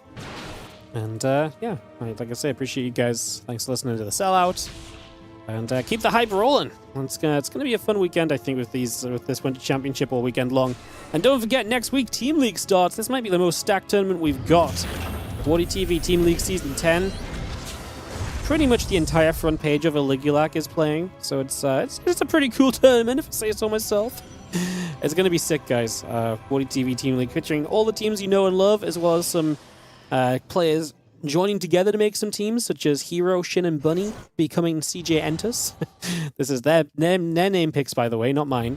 My other personal favorite is Rogue Creator and SOS becoming No Ace Jinner, because they are the old Jinner Green Wings team without Maru. So yeah, some fun teams, some great players. It's going to be an absolute blast. Qualifiers for that this weekend while the Winter Championship is on. We might cover some of it on Sunday evening, but just generally speaking, we got loads of good StarCraft 2 coming up for you guys this month. I'm working on scheduling and stuff right now, so you guys should have a little bit more info on the full schedule and everything shortly. A lot of that coming through soon, so yeah, look forward to it. It's a blast. It's going to be great. Excited to keep on bringing you guys loads of StarCraft 2. Like I say, we've got a big month ahead of us on the stream. And I've just been getting some news about some stuff happening in May and June and stuff, so it's starting to look like a really, really busy year for SC2, guys. It's starting to look like a really busy year. Stalker's moving out, and you see the Bioforce coming across. There's a siege tank and a couple of Marines unloading out of there as well. It's just going to bring those straight over and get this ready to go as the Bio will push through. Pylon is going to shoot. It's going to be seeing the Pylon going down initially. That's going to be a grab, and we're going to see the Stalker's actually blinking around the back here, so you're going to see Clem losing his tank pretty quickly. He gets a lock on with the Cyclone. That's one more dead Stalker. Every Stalker you kill is nice. Actually didn't get it. Got the blink away. There's Cristiana. Now these units still kind of poking around on his front door and still looking to try and maybe make a little extra happen here. Marines are pushing through. The Observer goes down. The Bioforce chasing those Stalkers, taking hits, dropping, falling, and having to retreat back and try and reset here over these next couple of moments. Well, defense by Cristiana, keeping himself alive. Still has, some issues, and my big issue I see from is this is still just purely Blink Stalkers. I would love to see some sort of future-proofing of this game kind of coming in for him. There's the charge, there's the extra gates, so that'll be the plan. There's going to be a period where maybe Clem has a lot of units versus just gate units, and maybe the zealot count isn't super high, so that's maybe something we consider. That could still be a repercussion of this earlier stage of the game. Counterattack right now. Stalkers are going to find themselves across the map. I mean, Clem should commit forward now, as Cristiana is going to send it in on the other side of the map, and Clem is just going to force the recall. So, I mean, okay, he has to recall into the natural, not the third, so we lose a few probes. Nexus taking damage. We're going to just blink in. We're just going to blink in. How many Stalkers do we lose? Always a good question, isn't it? It's going to be quite a few. It's not going to be a cheap trade for Cristiana, but I think he is in the business of pretty much cleaning this army out. Clem can save a couple units in the medevac, and he will try to get away. Blink after is going to be good for the kill. Medevac goes down. So that's actually very good at the tail end of that. That really works out very nicely. As I just see the Raven is actually sat there chilling around for the moment too. So Raven sat there chilling, combat chilling, the stim is still coming up, Marine Marauder. Medevac continues to produce by for the moment, so we got all of that underway. Just going to see a bit of Bio still going after these Stalkers. Stalkers taking a few shots. Just going to see the Bio still fighting and trading. Shots coming through. Stalkers taking damage. We do have Combat Shield and Concussive Shells coming up. A few Zealots going to get to business onto that auto turret as well. The Bio still trying to fight through for the Stalkers. Chasing away as best we can. So Cristiana is going to not die still. I mean, I feel like this gets tough for him because Clem does have all the upgrades now. Nice little bit of play there. Nice blink backs, keeping the Stalkers nice and safe as the Bio continues to chase through. Looks for a little extra just for the moment. We do see one more Stalker dropping down already. Forge, Robo Bay, the Nexus all continuing about. So we have all the follow-ups. I was kind of worried about him not going into any of them before. Now he's got, the setup continuing to kind of build and grow and looking a little bit more comfortable for Cristiana than it did previously. A couple of shots will come through once again, and the Stalkers again just have to respond pretty quickly by pulling back out of there. It's just getting out of reach. The Bio army will continue to come through. Another Widow Mine burrowing up. Bio after those Stalkers. Again, trading well, trading nicely. Doing very well for themselves at the moment. Stalkers back into the center. Still got the attack upgrade, the thermal lens, the Colossus. Continue to build through at the moment. We get one more warp in of a Zealot down on the bottom side. Coming through once again. Another auto turret coming straight into place. And that's straight back in position once more. And just another couple of auto turrets continue to come through and continuing to get settled.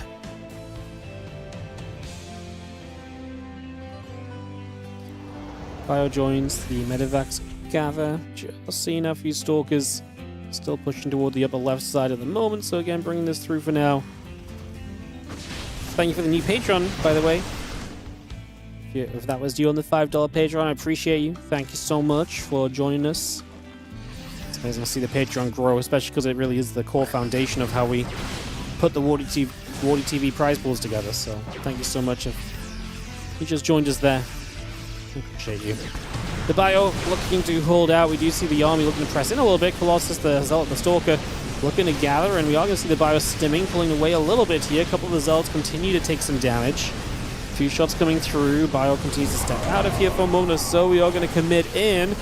Clem having to retreat back, giving Cristiana a chance to shoot at the base, but I mean, it's just a Colossus on the command center. Even if the Colossus was hitting the SCVs, that might have been worthwhile. A few SCVs go down, you don't really lose anything, you pull back away. Maybe a couple of Zealots fall, but not much else. Could be a cheap way to deal some ego damage. We now do have a second Colossus, by the way, so second Colossus stepping up. It's going to get to that mineral line. SCVs continue to fall. Just seeing the +2 attack upgrade. The Colossus coming by. Forge and the Nexus coming online. Just seeing the scan continue to settle in there.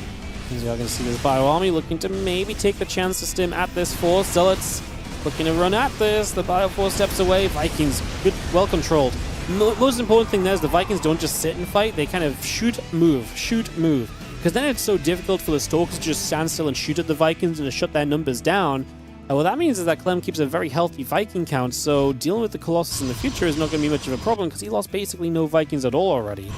So the Vikings doing a great job. Auto turret is back in. Clem once more harassing with this Raven and doing a fantastic job of exactly that. Just keeping Cristiana pinned back and busy basically at this point in time. Just making sure that this is not going to be an easy endeavor for Cristiana in any way, shape, or form. Ship weapons, +2 armor, +1 attack. All still building. The Marine pulls off over to the sides. You see the Prism still moving up the right side to the upper right-hand corner. There's a lot of Zealot Stalker Colossus gathering in as well.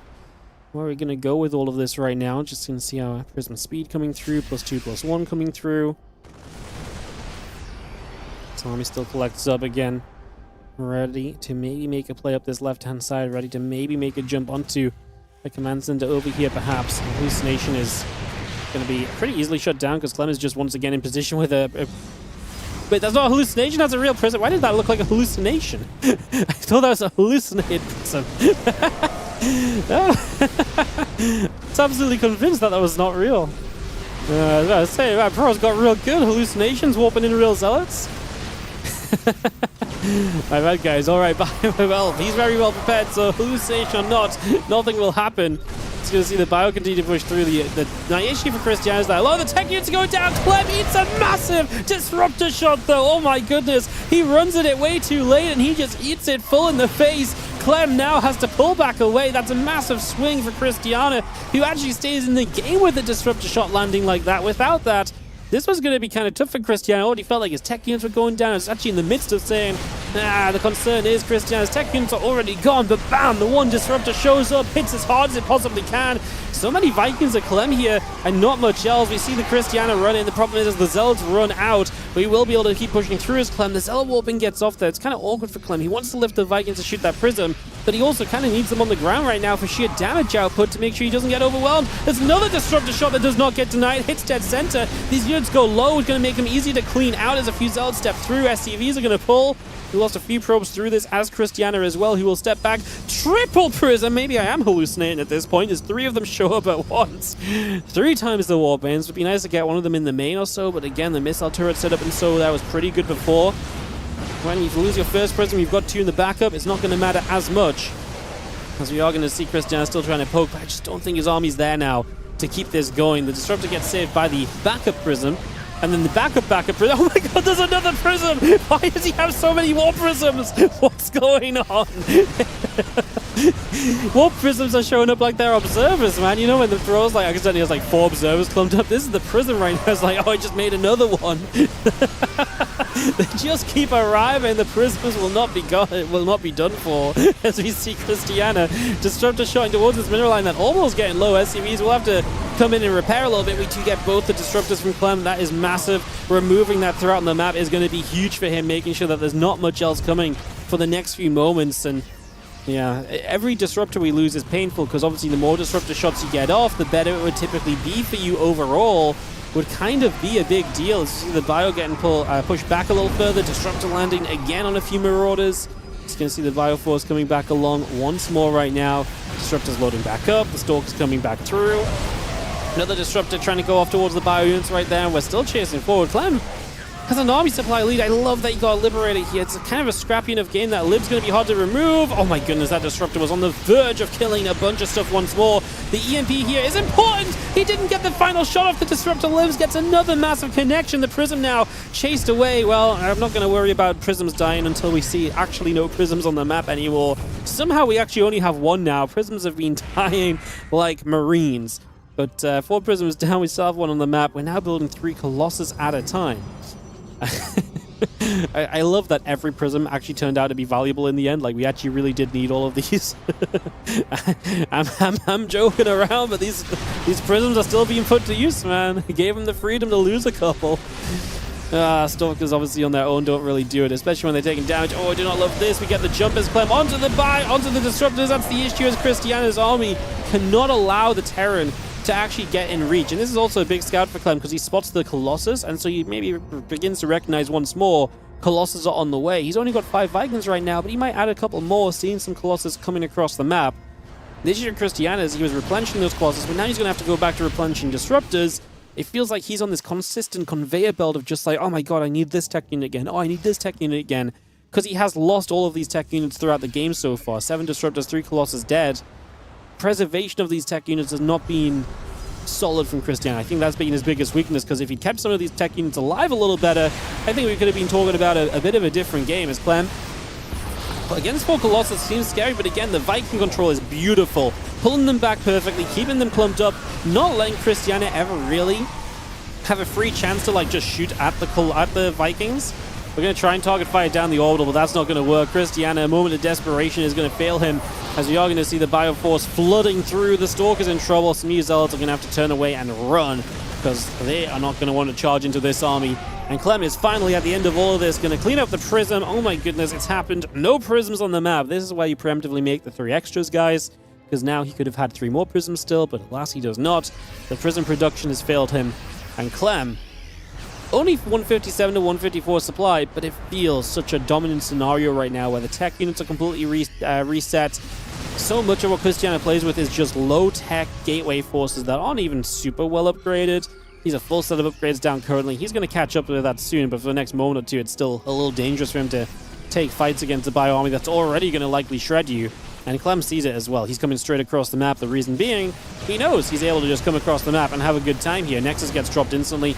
You see the Zealots charging through. There's 1 Colossus for splash damage and 1 Disruptor. And that's the issue. There's just nothing that's scary enough to stop Clem from just attacking here and just trading. And you see that Colossus is even still just constantly on the chase as well. Has to keep on running after all that bio. Disruptor shot will fire through. GG, says Cristiana. Just hits the wrong keyboard, but gets it correct in the end. But GG's, and Clem to take game 1 of this best of 3. Jesus, that was a game. I'm so glad I miscalled the first prism being a hallucination, because it really did feel like I was then hallucinating the extra prisms that showed up after. That was really quite a moment as Cristiana. How many warp prisms is too many? There's no number that really suits that answer, you know. White Rabbit going to be map number 2, guys. We'll get straight towards a second game here of this one and get this ready to go. I will just run some ads though, because they help support the stream, believe it or not, and supporting the stream is a good thing. Run those ads and get this ready to go. Alrighty. What does NNP mean? It's just he hit the Russian keyboard and he typed, the GG comes out as the 2 N shapes. So I guess he just typed GG, realized he was on the wrong keyboard, tried to fix it, and then, yeah, that's probably what you saw. NNP, not nice for Protoss. Yeah.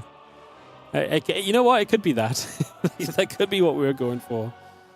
As we get ready to resume right now and get into our next game here. So we're going to kick this off and get this on the go. White Rabbit coming through as we just need a race check from Cristiana, but he gets it. I'll just give it a moment, guys. The ads just have a little bit more time to play through, just to try and avoid any overlap, or as much overlap into the start of the game. And we'll get back on track with this, guys. Again, thanks for joining us today. Appreciate you all tuning in to some WardiTV Winter Championship action. We are here for the next 3 days as well. Don't forget, Friday, Saturday, Sunday with the rest of these playoffs. Tomorrow we delve into the bottom half of the bracket, where it's going to be Max Pax versus Spirit, Bunny versus Rogue, Kua versus Shin, and Solar versus Zaun as our starting matchups in that half of the bracket. I actually really like that section of the bracket. I think it's very cool. So very much so looking forward to that. I think it's going to be awesome. Hopefully you guys think so as well. So yeah, looking forward to that tomorrow. And then obviously Saturday, Sunday will be the continuation of the upper and lower brackets until conclusion. It's going to be a fun weekend, guys. Going to be a fun weekend.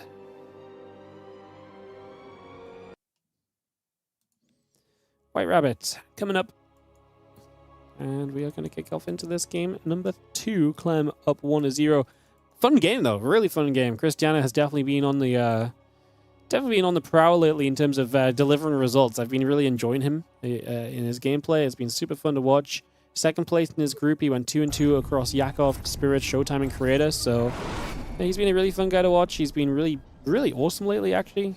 Cristiana has been one of my... Like, if someone asks me, hey, who should I be watching right now who maybe I don't already watch? I feel like Cristiana is a really good answer, you know? Solid player, fun results, looking well. Yeah, I like it.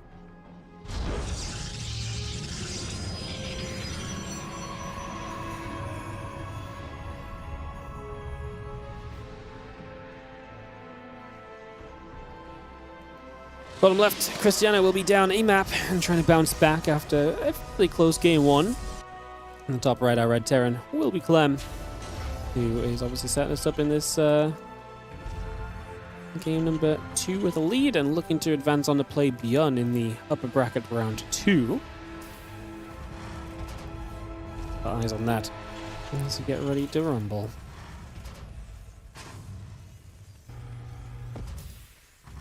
Does Cristiana realize he GG'd with a huge lead?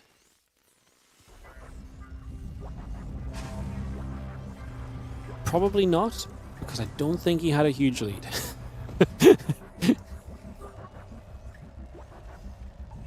His army was never going to compete with what Clem was coming across the map with, so it's one of those moments where you kind of got to look at all the numbers, and sometimes you even have to look at those numbers and apply those numbers. I know this part's usually difficult, but you have to apply those numbers into something that means something as well. So it's a thing, guys. I know, it's crazy.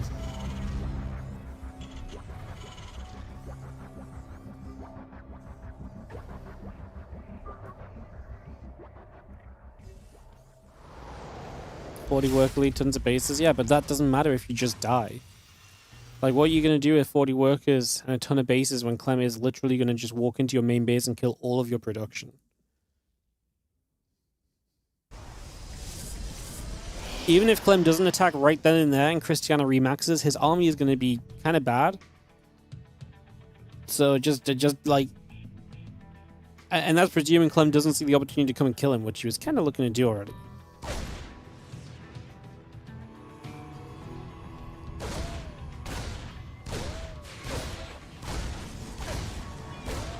See the Reaper coming about, a couple of Adepts will move through, trying to see a bit of what's going on for a few moments, so we get that set up. You can see the Reaper coming around, the Proby will take a couple shots, the Adept gonna fire onto the Reaper, put some damage out. And we're gonna deny it, but only after 2 probes go down, so Clem gets a couple workers to begin with, and on we go. Just going to see that Adept will take a shade outwards as well, so just going to move that straight through for the moment. Watermine Command Center building through, the couple probes, Stalker and the Blink are building about as well. Again, we get some bits and pieces on the way through right now, bringing those up and seeing where things get to for these next couple moments.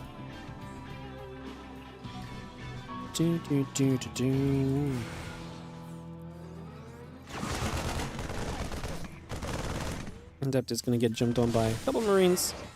A little bit of cleanup going to begin happening right there.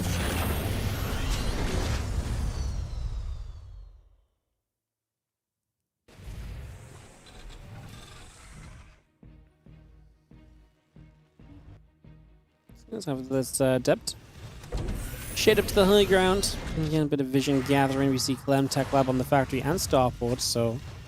You know, Banshee and tank production is absolutely a possibility right now. That's one thing we can already kind of start looking toward a little bit. This Marine's actually going to chase the Adept down for a couple of moments and push those back nice and cozily. A couple of seconds, so push those away. Clean that up for a second or two. So far, very decent. And on we resume as the Raven comes about. Again, Blink coming up, getting settled in here. A couple of those Widow Mines looking to try and line up for a bit of damage as well. Not going to find much just yet, though.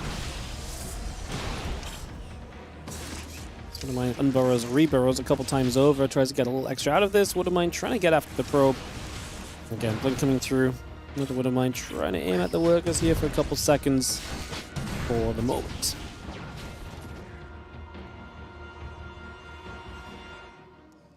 Barracks, STVs, tank and the Marines. Got that bunker still building up as well. Medevac again lingers down on that bottom side, and we just take a chance for Clem to maybe come back through and to do something extra once again here. Stalkers try and get forward toward the Medevac. Not quite going to find too much though. So far so good.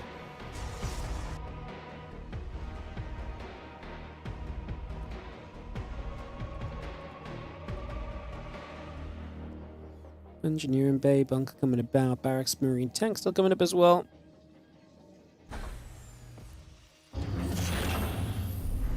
That factory lifts off, going to move over to the reactor, starport. Decide what it wants to do here as well. Probably just build its own reactor, right? Because that second tech lab's going to be for the barracks, and we just get combat shield started. Pretty standard kind of movement at the moment here, so just moving along with that for the moment. Get that set up and into play. And just moving straight through with this one as the few stalkers will blink around and just try and find their openings. See if there's any possibility of doing something in the next few moments.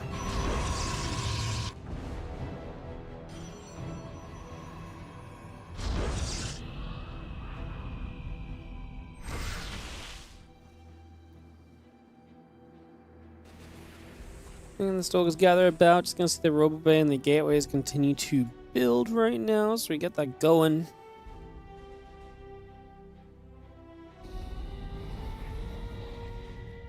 Against impact, combat shield, and the +1 continuing to produce on through.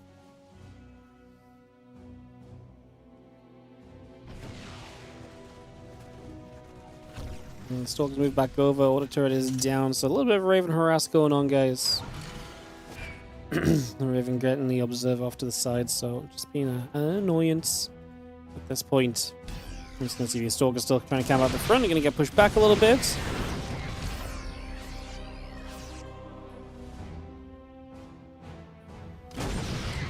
And stalkers get pushed back. ByuN going to come over. The tank's going to be a part of that as well.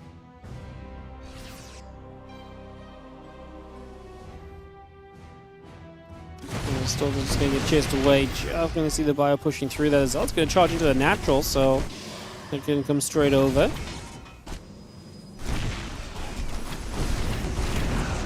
think this is nice. Going to get rid of a few SCVs. Clem obviously pushing on the other side, though, is going to have a lot of power to it. Oh, God.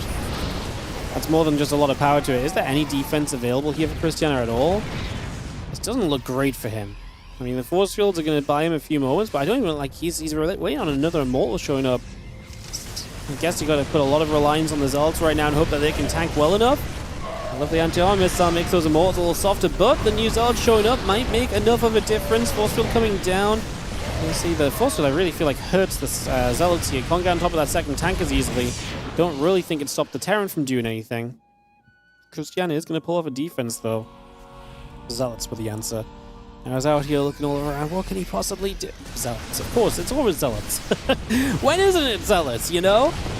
It's going to be medevac down off to the sides. You can see the bit of Bio still punching back through. The Zealot Stalker Immortal still gathering in the middle of the map here. Figuring out where it can go. And I'm just going to be seeing the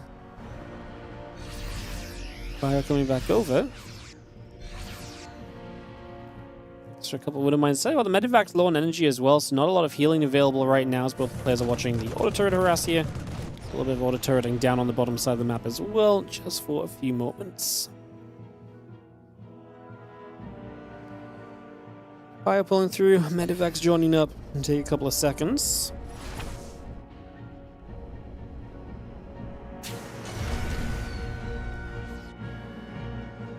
Couple forges, robot facility coming through. This Bio army going to stem to the bottom left and just going to go in after this Nexus, by the way. So Nexus goes down. The Stalker Gazelle going to try and come back along as well. Just going to see the Bio still fighting. No fourth base from Cristiana. Is going to be pretty rough at the moment. So that part is definitely going to be difficult to continue to get by from. With a couple of Zealots continue through. They are going to attack in and keep pressuring as you do have the medevac, bringing a Marauder on the Marine back the other side. A couple of Zealots still getting jumped on for a few moments as well.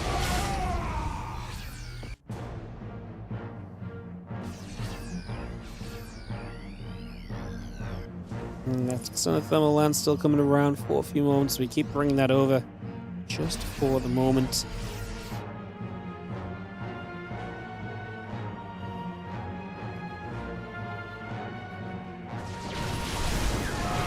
Raven actually goes down. A little bit of a mistake from Clem, just having that, I guess it's wandering in a pretty reasonable direction, actually. It's not like it's in the middle of nowhere. It's obviously on a mission to get across the map, so can't really criticize that one too much as Cristiana looks to attack on in, so looking to make a play into the rest of this army right now. We are going to hold tight and see what we can do. Just going to see the pulse shots coming in. The Viking's going to get in after that Colossus.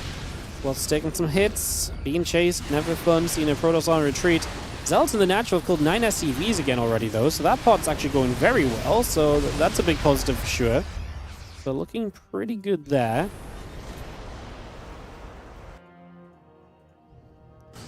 Let's see, the Bioforce will regather up. 1-1 upgrade's done. 2-2 starting from Clem. He's going to maintain a lead in this game, it would seem.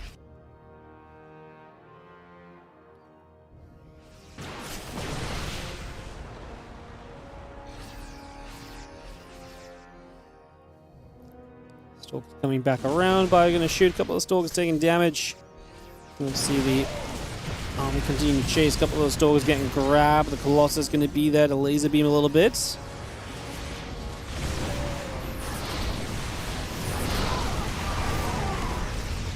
Just going to see that Bio still pushing through. The couple of force fields coming into play. We are going to see this army pushing forwards, man. Clem's army is just massive right now.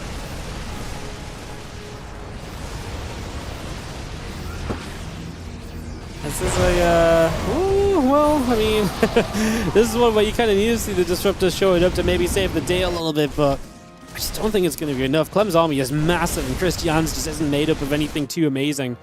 Hey, I guess, like I say, if we see the extra Disruptors coming through to some success, maybe there'll be something there. A few probes transferring around, a couple Disruptors coming about, Nexus on the way, 2-2 upgrades building as well. Marine, Marauder, Medevac all coming through. The ship weapons building also.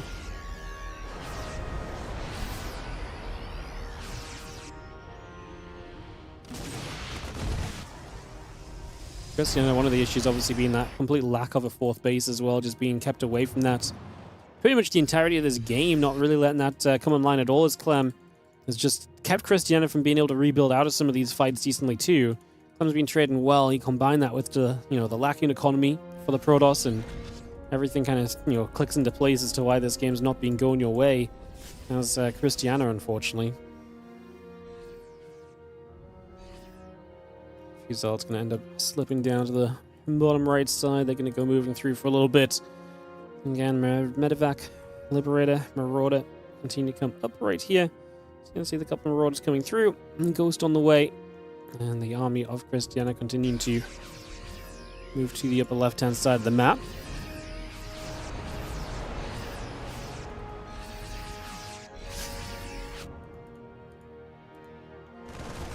So the Stalker's taking a chance here, going to jump onto the bunker. Bunker goes down, just noticing everything else going through.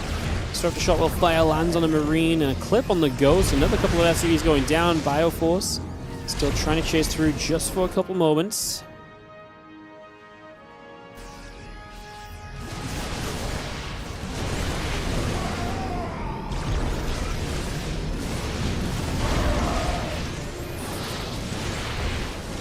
One Disruptor goes down, the few Zealots coming about as well. We scan out once more. Still just going to see the rest of those Zealots still making a little bit of a shove through for a moment or so.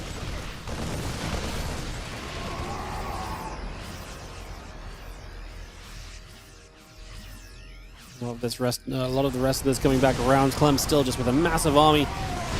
He doesn't completely dodge the Disruptor shot, but he does kind of jump through forward onto this force, which I think is almost always just going to be somewhat reasonable for you. And at that point, it just feels as though this is looking very good for Clem, and then he's another massive Disruptor shot. I mean, Cristiana is actually Disruptor in his way to, I don't want to say victory, but he's keeping himself very much so in these games with some of these Disruptor connections, if nothing else, for sure. Some of these Disruptors have been awesome, as we just see the fire coming through, and that Nexus is in some trouble, so are these probes.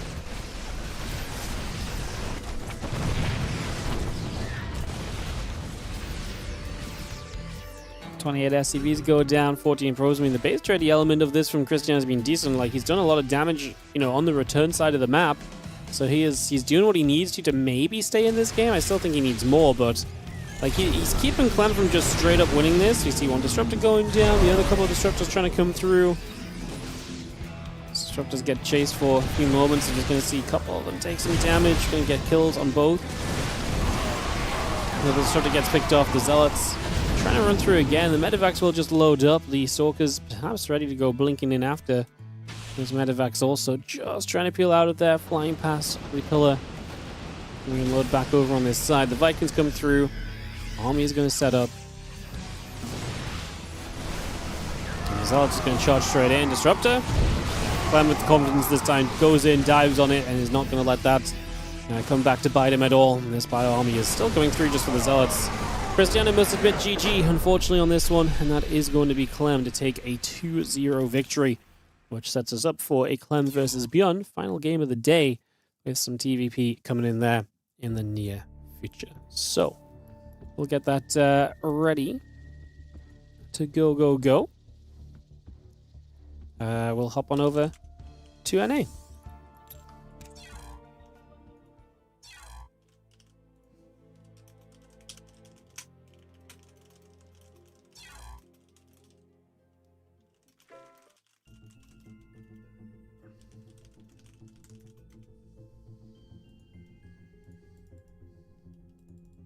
Cool, we'll hop on over to NA and get that ready to start out here.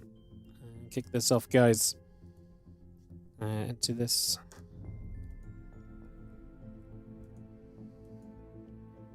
ByuN vs Clem series for the last match of the day. So let's get this set to start up. ByuN coming online.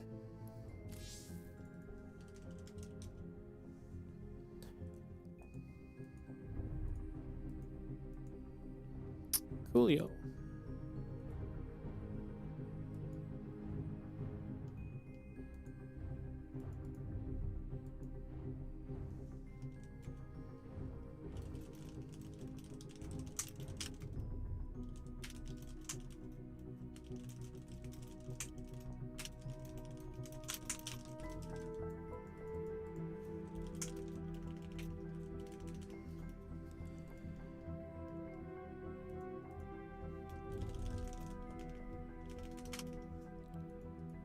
Cool. All right.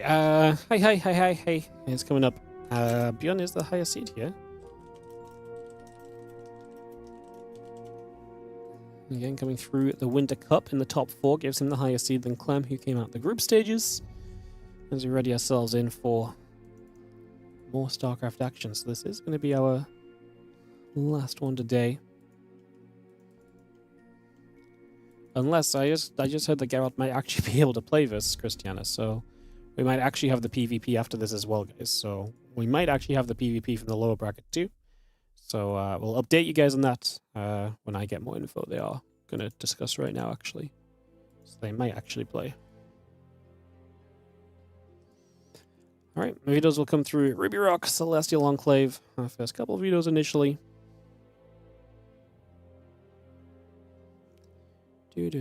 Do.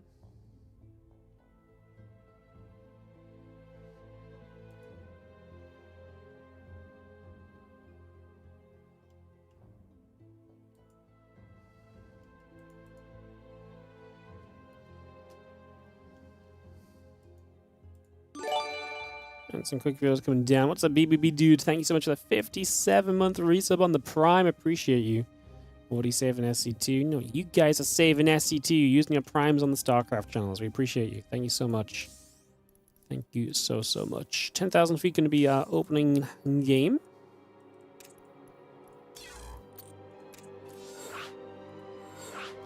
And Tourmaline, then Winter Madness.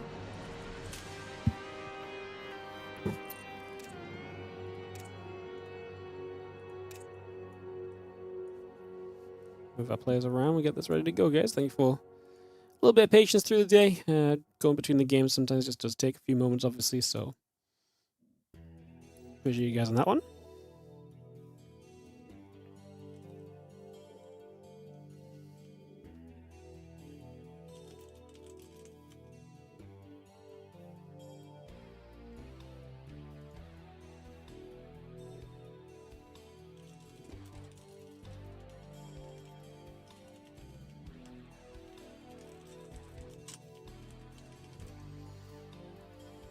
Alright, guys, just gonna take a moment or two.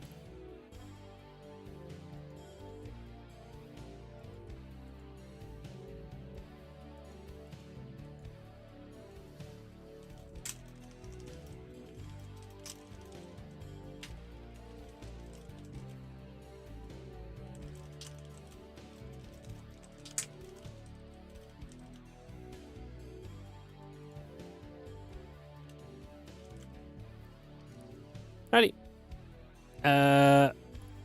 Ready. Up. ByuN ready. Let me get ready to go into this. So, we get this started off and kick this one into play, guys. Get this ready to go.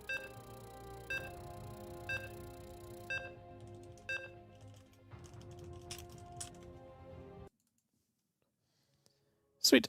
I have got confirmation, by the way, guys. Cristiana Geralt will just happen after Clem ByuN. So, scrap everything I've been saying about having won the series today.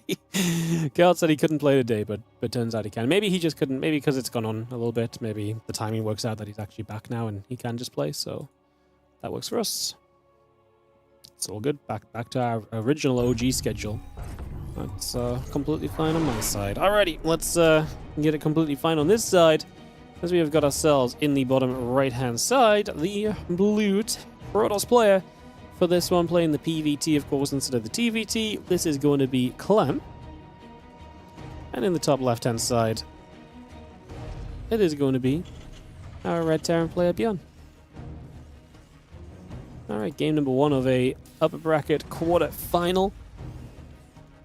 As we move through the top of this bracket, winner of this we know will play herO in the upper bracket semis. I believe that is best of 5. That will be on Saturday, if I'm not mistaken. So I know it's my own schedule, guys, but I'm pretty sure it's on Saturday. Sometimes I forget exactly how I laid things out, but it should be on Saturday if I had to make a guess.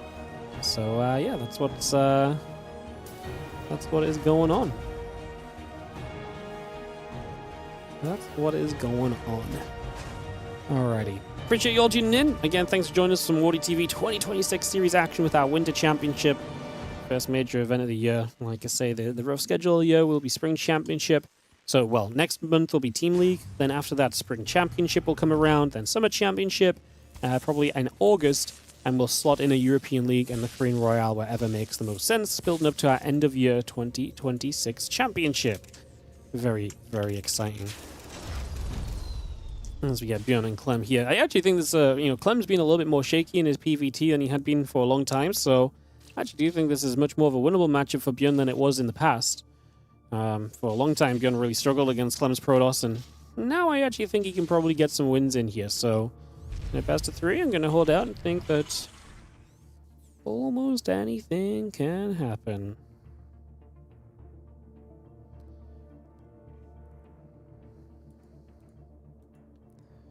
Alright, we'll step through and get underway. Just going to see the CC, the SCV coming about. Nexus and the Cybercore will come about as well.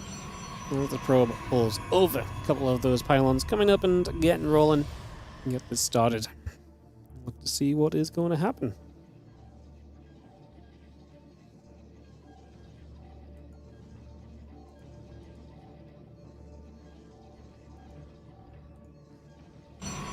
Stargate building, Nexus on the way. I'm just going to be seeing the concussive shells and the Marauders continue to come about as well.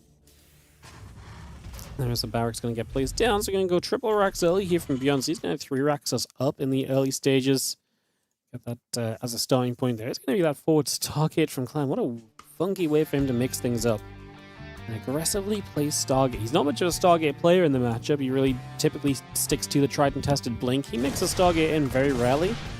Even more interesting to kind of mix it in and also to be kind of putting it out as a proxy. I'm intrigued. I'm very intrigued. First depth shaded away. Marauders do not manage to catch that for any damage or anything along those lines, so we are going to be pretty much just big chilling right there without any problems at the moment. Barracks coming about. Just going to be seeing that stim coming through. Everything else still very much so on the way as well. A few bits and pieces being brought up and added on right now, so kicking off into a couple extra bits and bobs as we get this all settled. Again, there's that Oracle popping, so I'm really intrigued to see what this develops into off that Stargate, man.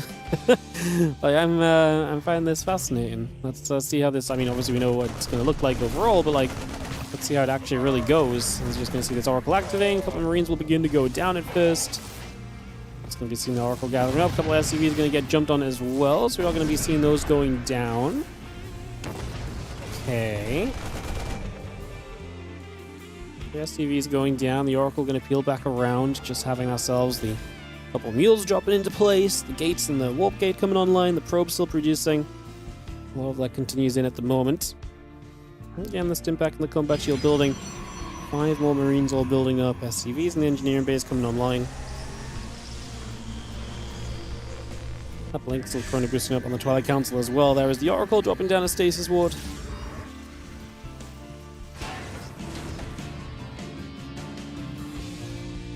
And Clem will once more find himself moving. Just around the map with this Oracle.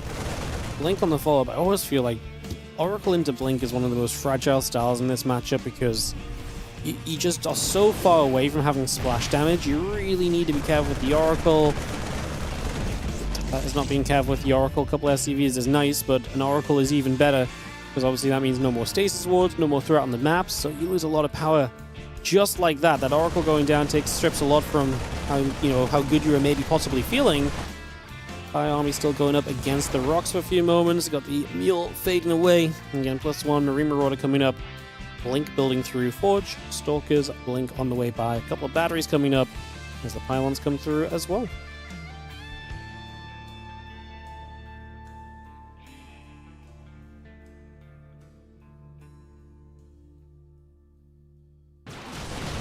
May as well just chase. The Stalkers get pushed back out of here for a few moments. You're going to see that Blink finishing up already. And the Stalker walking in, just going to be seeing the Bioforce still coming through. A couple of Force will drop down, a couple of Marines take some damage straight away. So a few shots coming straight into that again. The Robe Bay coming up, the probes coming by. Bion takes a turn, a couple of the Adepts begin to go down very, very quickly. So ByuN just doesn't have enough to kind of get through the Stalkers, does he? So this Bio Army is going to go down. Clem is going to find the cleanup on this. And defense is made to give Clem a worker lead. An army count that looks very, very respectable right now as well. Well, just completely through and through, this actually looks like a very reasonable position to be in at the moment. So looking to develop through from here with Clem. Yeah, I think kind of recovering from losing that Oracle, and so not exactly a wooden game, far from it, but I like the position.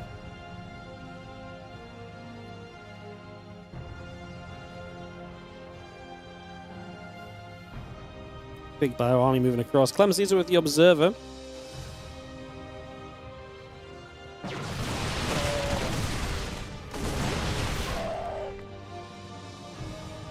Let's see the Stalkers coming about. The Bio Army still coming through. The couple of barracks coming in. Marine Marauder +1 armor coming about. Batteries will be healing. A few of those Stalkers are going to stem into this. The SCV is pulled from ByuN to just commit to trying to kill Clem right now. I don't hate it because Clem does not exactly have the tech that would typically be great against this. The probes trying to pull into the front now and get involved as well. We're going to get there. Can we get rid of enough of these units that the Stalkers actually have a chance to stand strong at the end of it? It's getting very close. The Colossus is about to pop. That's going to be game because he can't deal with the Colossus at all right now as ByuN. As the Colossus comes out, it starts laser beaming. The Bio Army gets turned away even more quickly, and everything really just kind of falls apart from there, unfortunately, leading us to the GG and leading us to Clem with a 1-0 lead in this BO3 TVP. Alright, so Clem gets the 1-0 advantage here and will be running with that into a game 2 in the next couple of moments. Kick that off in a few moments' time.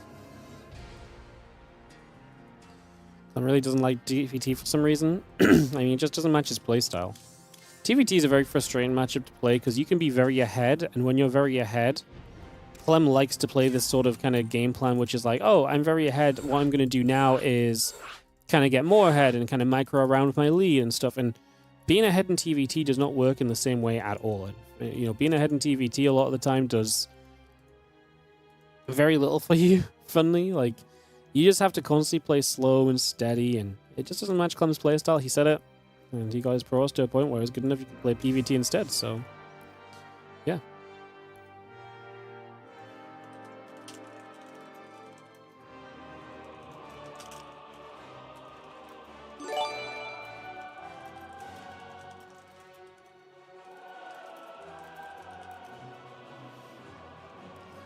Hey, what's up, McCrazy? Thank you for the 11-month resub on the Prime. Appreciate you.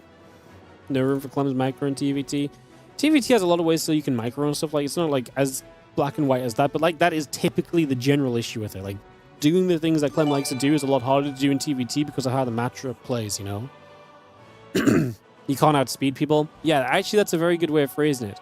You can't really outspeed people in TVT. And like I say, a lot of the time, your advantage in TVT has to be built into a bigger advantage and your ability to win another later game fight. Because if you don't play for that, you end up in even more trouble because you're trying to commit too hard and it gets ugly, right? So Yeah.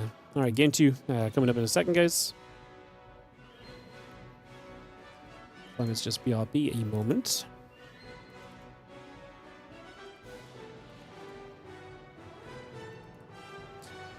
And this will not be our last game of the day anymore, by the way, guys, because again, we will have Cristiana Geralt. We'll actually play after this now.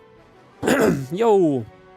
Thank you so much for starting your Honkai Star Rail journey over on the sponsorship. Appreciate you. If that was you, thank you so much. Appreciate it. Thank you also, Yakov 59. Thank you so much for subbing us up with the Prime sub, mate. Appreciate that as well. Thank you very much indeed. Yeah, guys, we do have a couple sponsorships right now, Honkai Star Rail and Foundation Galactic Frontier. If you want to check out either of those, you can exclamation mark HSR for Honkai in the Twitch chat, or you can exclamation mark Galactic. Both those will give you links to download. We get paid for every install. We also get paid for you guys hitting some of the level goals. So if you want to check it out and find a free way to support the stream, then you can check that out. We played both of these on stream over the last few days. We had some good fun on stream. It was a good time. So we had some fun.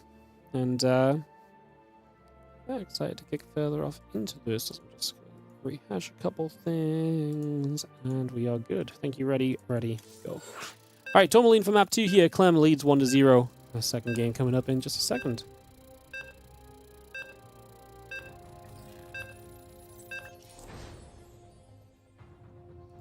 Yo, there you go. Another one. New players installed the game. Thank you so much for supporting, guys. Appreciate it. Thank you very much.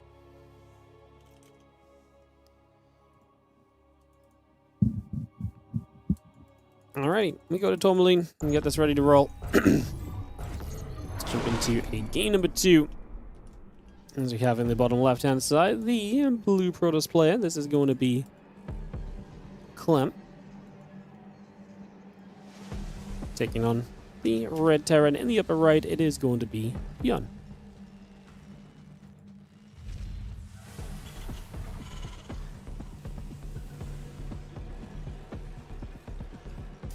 Game 2 of our BO3. As we kick this one off and get this ready to party. See if ByuN can bounce back. Fun build from ByuN, quite aggressive. Definitely on the feistier side of the TVP build, so let's see what we can do.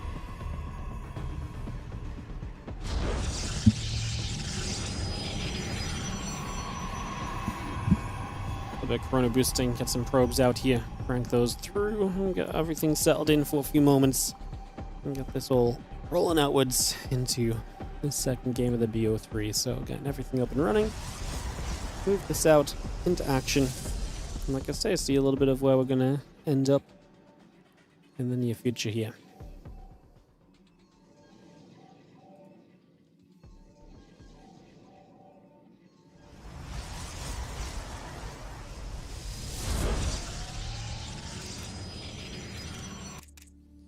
I'll probably to go across the map for a moment or so. I was just going to step that over. Get that on the way as you have...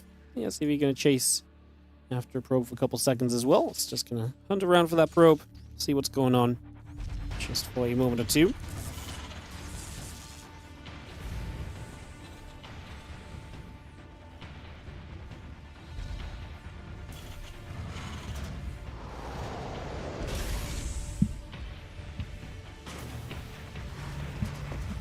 Yeah, CC building, the SCV on the way. Just going to see the Adept and the Warp Gate continue to come online as well, as we're bringing a lot of that up and running right now.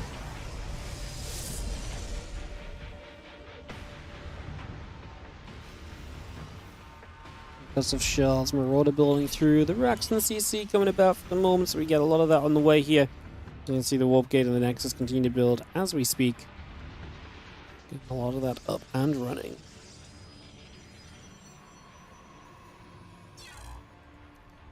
Rex with the DC. Set for Rex, but we'll be back in 40 seconds or so. Oh, we're back, maybe, possibly. Rex might leave. Might not realize it's him initially. Oh, or maybe we're just back completely. Probably just back completely, to be honest.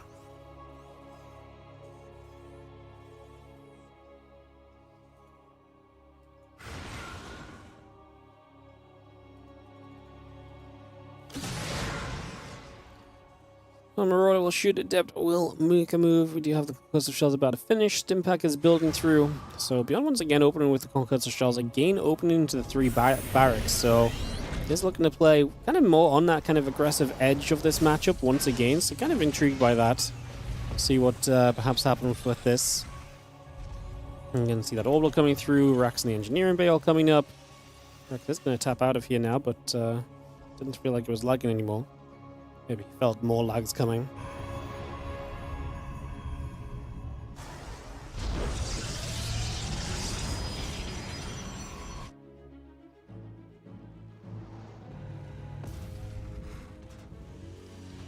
Dark Shrine, Rover Facility coming through. Still got the gate and the warp gate coming about as well. Stimpack coming through about halfway right now. The reactors build up as well. Continue to get that on the way over.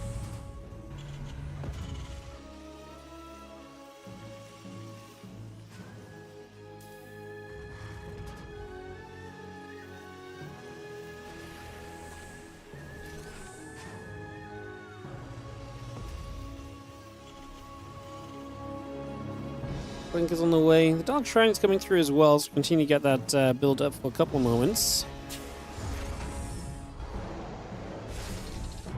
This Bioforce is going to start moving onto the map, and we'll see what it can get done then. Stimpack, +1 attack upgrade.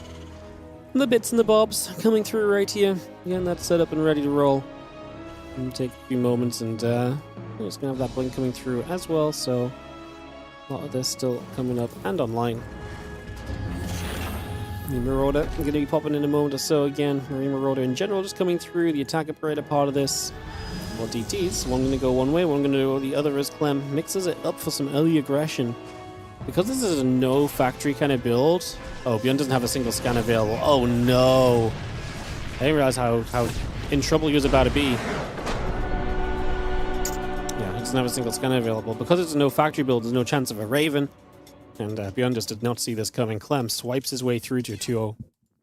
And that is going to be that, guys. Plain and simple. That will, in fact, be that.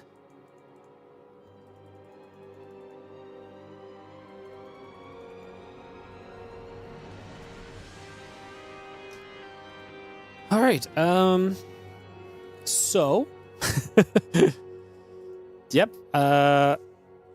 We hop back to EU. So Clem will advance on through to the upper bracket semifinals. That means he will play against herO on Saturday. Yeah, is that correct? Yep, he will play against herO on Saturday in a best of 5. So Clem herO best of 5 in the upper bracket is set. And all that remains for today is going to be a Geralt Cristiana series. So we are going to see Geralt Cristiana for some PvP up next, guys. So this one we were not thinking was going to get played. Now it is going to get played today. So we're going to go for this and have our 8 best of 3s. And that'll be it for today. And then tomorrow we come back and we do the same. Once again, going to be a bunch of fun. So yeah, looking forward to seeing this pan out as we get Cristiana Geralt ready to rumble. Who has the better seeding here? Probably Cristiana, right? Yes.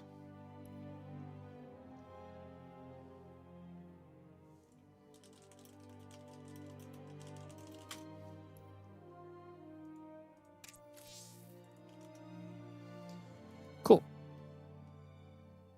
So we'll get that videos on the way, guys. We will go into a PvP to end the day off. So we're going to lose a Protoss from the competition. It's been kind of a wild day, honestly. Like, when you look back and you're like, wow, we nearly lost Classic. He was down, you know, he was knocked to the lower bracket. Went to a final game against Yakov. herO was 1-1 with Nicoract as well. Like, it's been kind of a crazy day. Kind of a lot of 2-1s mixed in there. It's been some fun games. Maybe not like...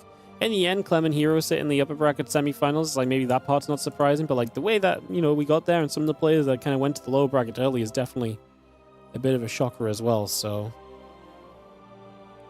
yeah, pretty crazy stuff. We're actually going to have probably a very good matchup between Classic and someone in the lower bracket, because I think the section of the bracket he dropped... I mean, honestly, the entire bottom part of the bracket is pretty stacked in general, if you ask me. So I actually think we're very likely to see some pretty stacked matches from down there, so... Yeah, very fun. Very, very fun. Alrighty, guys, we are just a couple moments out from kicking off this Geralt Cristiana series. Get this PvP up and running, and we'll get ready to roll. If I was an invisible man, I'd use my powers to sneak into a Terran's main. Yeah, me too. So many cool things you can find in a Terran main base. Mules. Barracks. Factories. I don't know why I'm going with this. I should just shut up sometimes.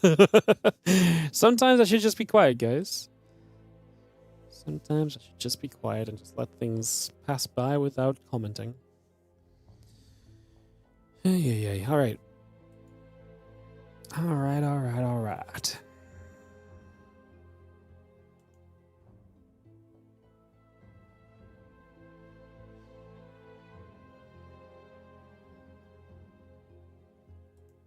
Do.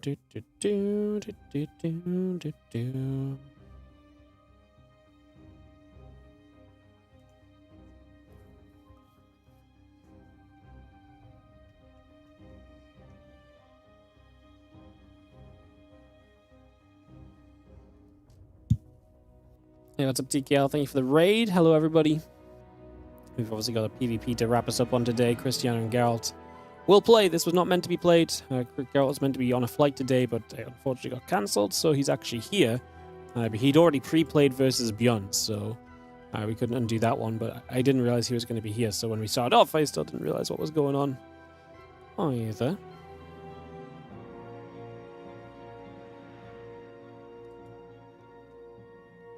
Good luck for the last match. Thank you, matey. Appreciate it. Appreciate it.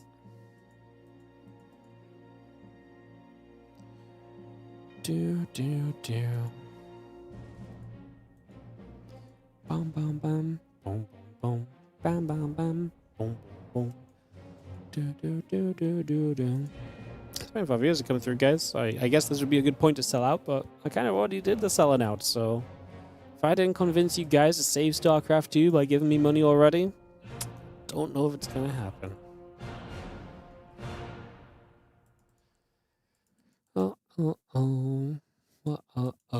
Tomorrow's games are fun, though, as well. Is Game 2 finished? Yeah, have ByuN Clem. We do have one last series, Cristiana Geralt, coming up in the lower bracket. Coming up real soon. Real soon. Do.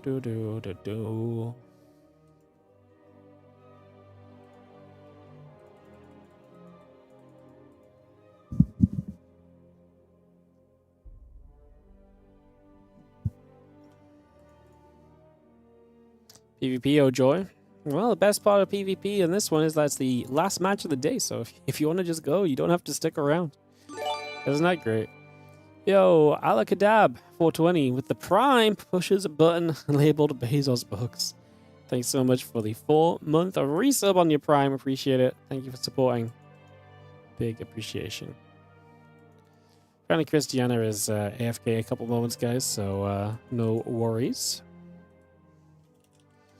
We'll just sit and wait for him to un-AFK himself, I guess. Yeah, I suppose that's what we'll do. Suppose that's what we will do.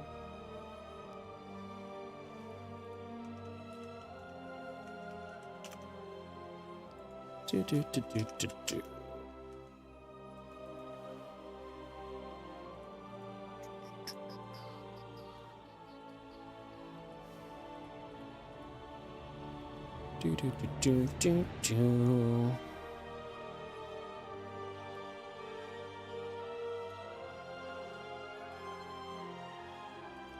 Yeah, Cristiana apparently is AFK after confirming he would play, so we'll just be waiting for that to get sorted out a little bit, guys, and we'll get back on track.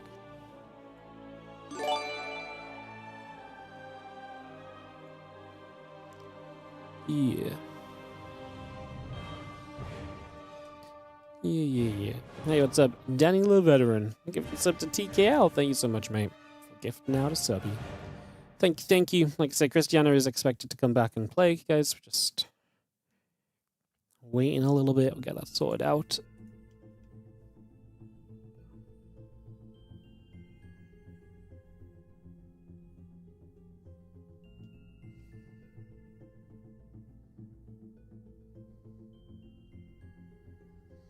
Do, do, do, do.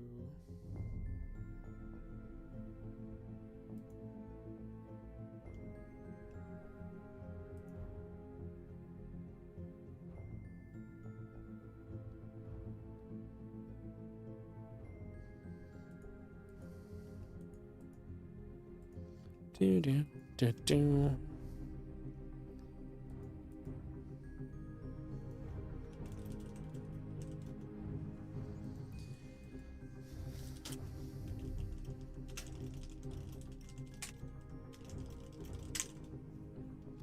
So for Cristiana then. It's okay, guys. I'd tell you guys a fun story, but I don't really know if we've got any fun stories to tell. Yeah, I don't really have any fun stories to tell, to be honest. I just took 2 days off to do admin work, so I'm kind of just like, that was my life. How about you guys? You guys had a more interesting week than me. Yeah, I had a couple of days of admin slash a bit of time off, basically. I really can't say I did too much exciting though. I've been working on the Team League schedule, so I've been kind of working on that a little bit. So that's been kind of fun, but yeah, other than that, just working on some bits and pieces and putting stuff together and stuff like that. Honestly, it's been kind of cool, kind of fun.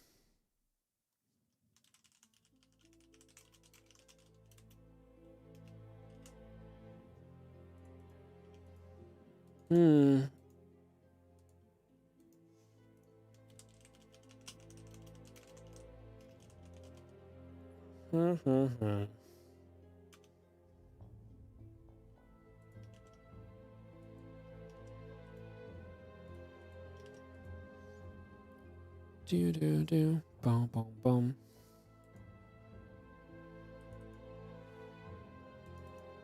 Looks like Cristiana is back from his AFK, guys, so we'll probably be on track shortly. Get some videos done and get this hosted. We'll get this back on track. Thank you for a little bit of patience. Obviously, just waiting for the players to sort themselves out here and there. Get back to it.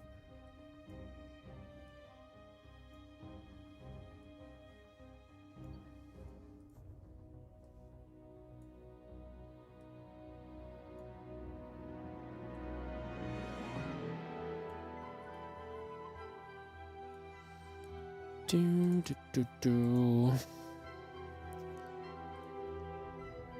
When herO play versus Clem, it's on the bracket. If you click the little I, it will tell you, but it'll be on Saturday. You can get all the information by just clicking the match. It'll tell you in your local time zone when they will play. Very useful to know, because then you can keep on top of all the StarCraft more easily. Which is just great in general, right? Generally a good thing.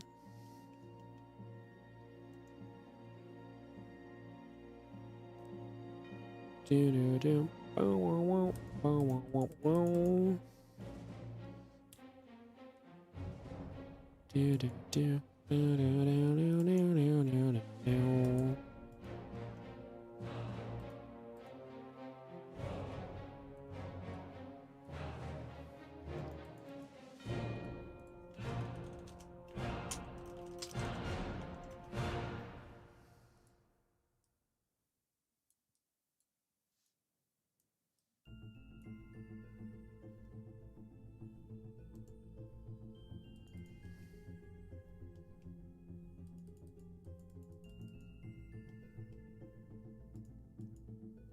Am I hiring? You need part-time work so you look busy at work?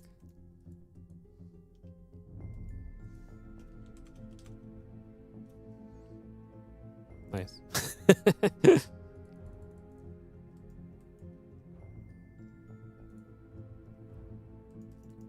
Apparently, yeah, Cristiano was just tabbed out of game, but was watching Discord and no one messaged him on Discord, so all good, all good.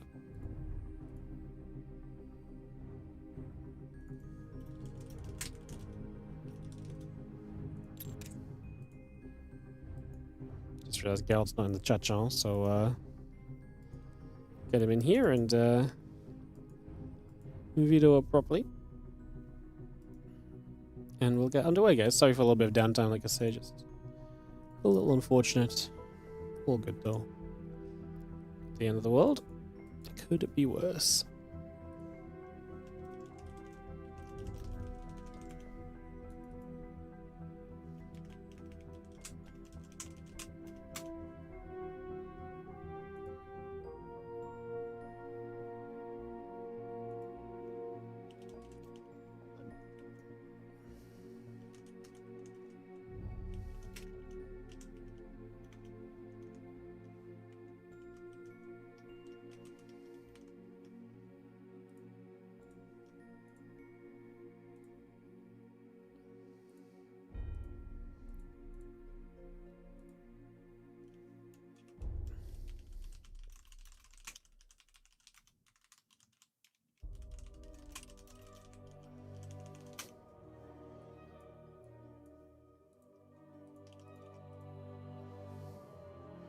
Cool, you could say. Just getting the videos going. So, we'll get videos are resuming. Get back on track in a moment or two and get this actually properly on the way, guys. So I can say thank you for a bit of patience, or we just figure some things out when we get back on track and set us back into action properly. What could be worse than downtime? No, downtime's pretty miserable, but you could have downtime without the promise of more StarCraft coming up, but we have got PvP coming in. I mean, okay, it's PvP. This really is kind of the down bad moment, isn't it? It's like downtime into PvP. Yeah, that actually might be one of the more painful things. Ay. Hello, mate. Didn't have a great remainder of the stream. Thank you so much, mate. Appreciate you. Have a good one. Thanks for supporting it as well. Appreciate it. Playing the sponsors game, you could do that. Yeah, in theory, you guys should have no downtime because you should all be playing Honkai Star Rail and Foundation Galactic Frontier to support the channel. Duh. Obviously. So, yeah, you guys actually have no excuse. I can't obviously play the games while we're while we're waiting, but you guys could be, you know. Yeah, what do you guys think this is? Free entertainment? Get to work. You're still on Marvel Strike Force from the earlier promo? Ay, the dedication.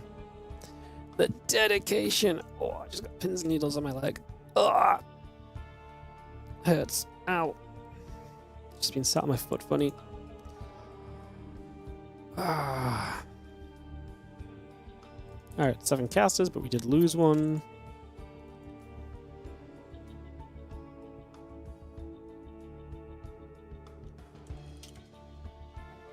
Go-Go's and Readies. Alright, elimination match, guys. Cristiana and Geralt elimination series. Do you get a free pull with my link? I don't think you get a free anything with my link. I think you just support the stream by playing. To be honest. I think you just support by playing.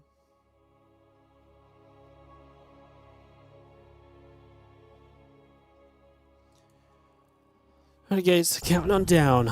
Let's get into this one. GLHF gets called. In the bottom left-hand side, we're going to have the blue Protoss player. This is going to be Cristiana. And he is down here after losing out to Clem. Losing out to ByuN was Geralt. He'll be our red Protoss. In the upper right side of the map as we get up and running and underway.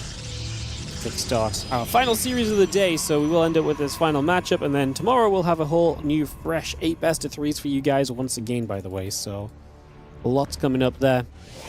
And yeah, appreciate you guys. Glad you're all enjoying. Excited to kind of, like I say, be here every day for this weekend for the playoffs, so we are going to have Friday, Saturday and Sunday all locked down for StarCraft 2 for you guys. Loads coming up.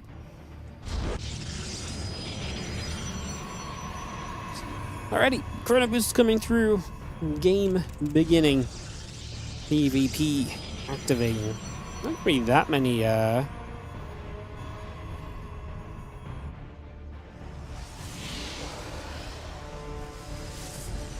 a lot of this on the way right now. Big matchup because obviously the winner advances through. Not a lot of PvPs in this tournament because we actually came in with not many playoffs, Protoss in the playoffs, so that part's actually kind of intriguing. A little bit of a switch up to the norm, which is usually a lot of PvP. So yeah, that part definitely interesting. These are the couple of pros moving about here. Just going to see a bit of what's going on initially. And yeah, just probe scan across Cybercore, Nexus, both on the way in, getting that up and running, and seeing where we take things here.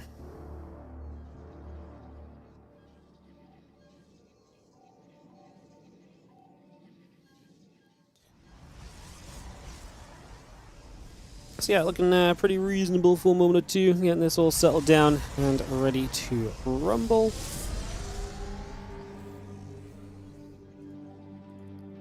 And just going to be seeing a couple of depths on the way out. Robo Facility already proxied up from Cristiana, so he's going to take the aggressive stance in this PvP nice and quickly in the game. Meanwhile, Geralt just gets a couple Stalkers and the Warp Gate all building up as well, so it's going to get a lot of that coming through. He's going to be seeing the Pylon coming down, Robo Facility, the Adepts and the Stalkers continue to come about as well. Continue to get that online for now, and bring this into play. The Stalkers actually going to get in after and pick off the Proby there, and again, Robo Facility, a couple Stalkers, the Warp Gate, a lot of that still continuing online as well. So just bringing a whole bunch of this up and running currently. Two Adepts going to swing, that Pylon going to take some damage, so we had a Pylon block here from Geralt, going to wall this off. I'm just trying to cause some chaos, but obviously Cristiana is just building the Immortal across the map. He's going to see the two Stalkers hit Geralt, so this Pylon is going to provide some vision and some information. Now we'll get through, Pylon goes down. That is going to be a nice grab. Centering the Immortal still building, Warp Gate coming through. We have quite a few Stalkers in the middle of the map, the Adepts in the center as well will have to step away. Both of them going to try and shade in after the Stalkers here and try and find a little extra for the moment. Again, Prism on the way through, Warp Gate on the way up. Battery coming into play, still got the Adept and the Stalkers continue to fight.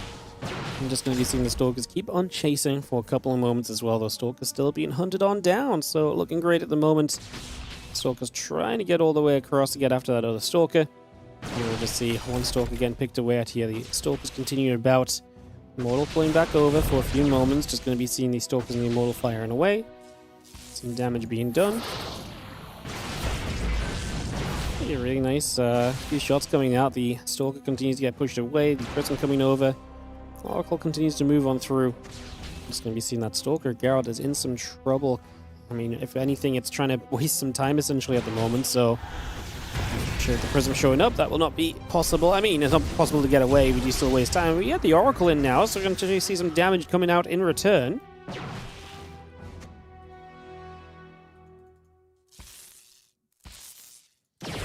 Probe nibbling, Pylon taking some shots at the Immortal Pops, so at least we know where the Robo is, but that's not going to stop this attack from coming, so this is going to be full force in the next few moments pretty much, so seeing how this goes. You just see the Oracle getting shot down as well. It's going to be another nice grab. And two Stalkers going to go back straight onto the Pylon once more. Straight in there. And keep this activity rolling out as you see a couple of Zealots going to get turned away. So the Stalkers still gathering up as well.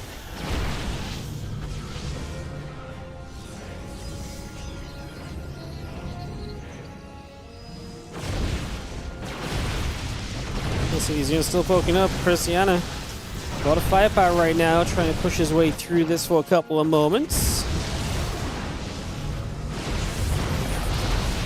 We've seen the Gateway going down, another Gateway depowered. The Void Ray doing a lot of damage here. There's not a lot of damage output against the Void Ray, so it really is able to just hit for a moment or two so far. Just going to see that Robo going down. We're going to recall back to the upper left side. The Void Ray is still pushing out for a few moments.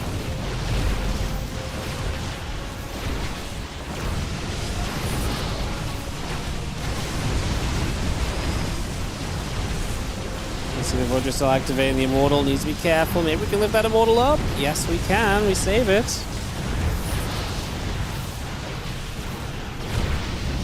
Just going to see the units from Cristiana still pulling back. The Void Ray still trying to activate. Prism loading up, resetting a little bit right now. Just going to see the rest of these units gathering up on the high ground. Stalker still building. Phoenix on the way from Geralt as well. Probe producing through.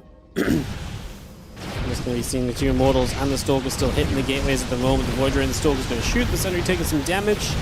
Continue to pull back. Prism Micro and the Immortals backing away for the moment. Again, good Micro on the Stalkers, keeping everything pulled back as well. Great job of things so far still.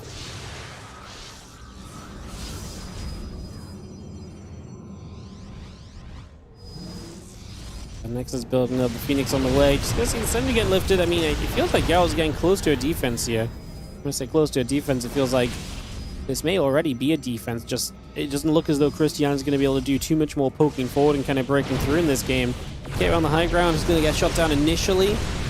And you see the other couple units going to gather and still try and fire some shots back the other direction for now.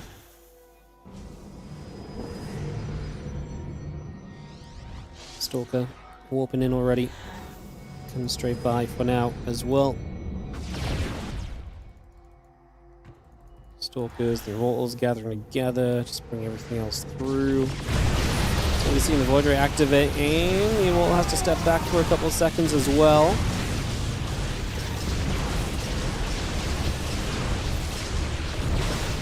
It's going to be just the Phoenix a little bit too powerful in this situation. Then you get rid of the Prism as well. It's going to be a big loss. At this point, there's no Robo left on the map either, so Cristiana into an expansion at home. Now a question, can he maybe pull off a defense here himself and hold the base advantage that he's created? Obviously, Geralt just got a big cleanup. Killing the Prism's massive. Removing micro potential from this army in a big way is huge. You can see those two batteries not ready yet. Tell you what, though, the Phoenix are out of energy as well, so they're also not exactly quite equipped to fight at the moment. With no energy available, that's obviously a little bit rough at the moment, so it's another little thing to keep our eyes on. The Phoenix going to move through again into this main base. Twilight Council and Nexus and Probe all still building up for a little bit. And then a couple of probies coming now. That Oracle is moving through as well. And a little bit more of this up and running right now as well here.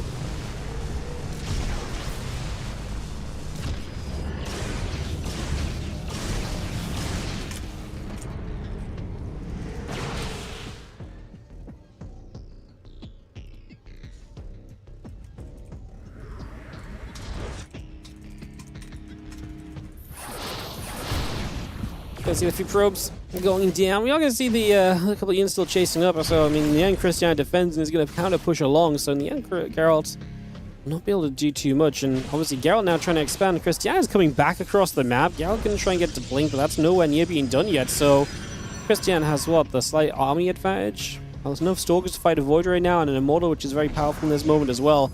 Love the stasis though, and that stasis is massive. There's a bunch of Stalkers. Gonna be tough for them to escape because you're going to kind of get pushed back aggressively here. It's actually going to keep you in a very weird position. This one is going to be awkward.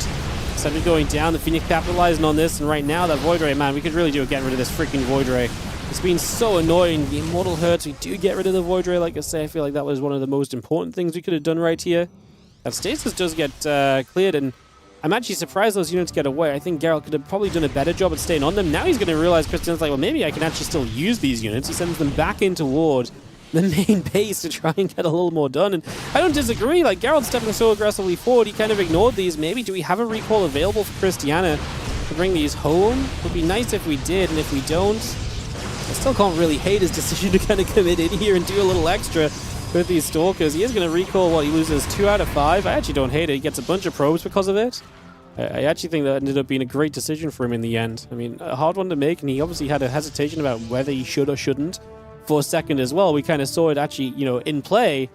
It was absolutely the right choice to send it and commit to it, though. Absolutely couldn't have made a better choice in the end. So fantastic job out of Cristiana there, and now he's up 14 workers in this game, so his position has absolutely developed into something really awesome.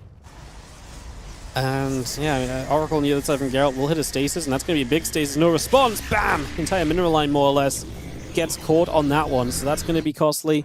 That's going to eat at you a little bit for sure as well. You see the Stalkers, the Sentry, and everything continue to gather up. Just going to see the few Phoenix join in as well. Still for the moment. A little battery healing coming through too. And a couple Phoenix going to gather about, settle down for a moment or so.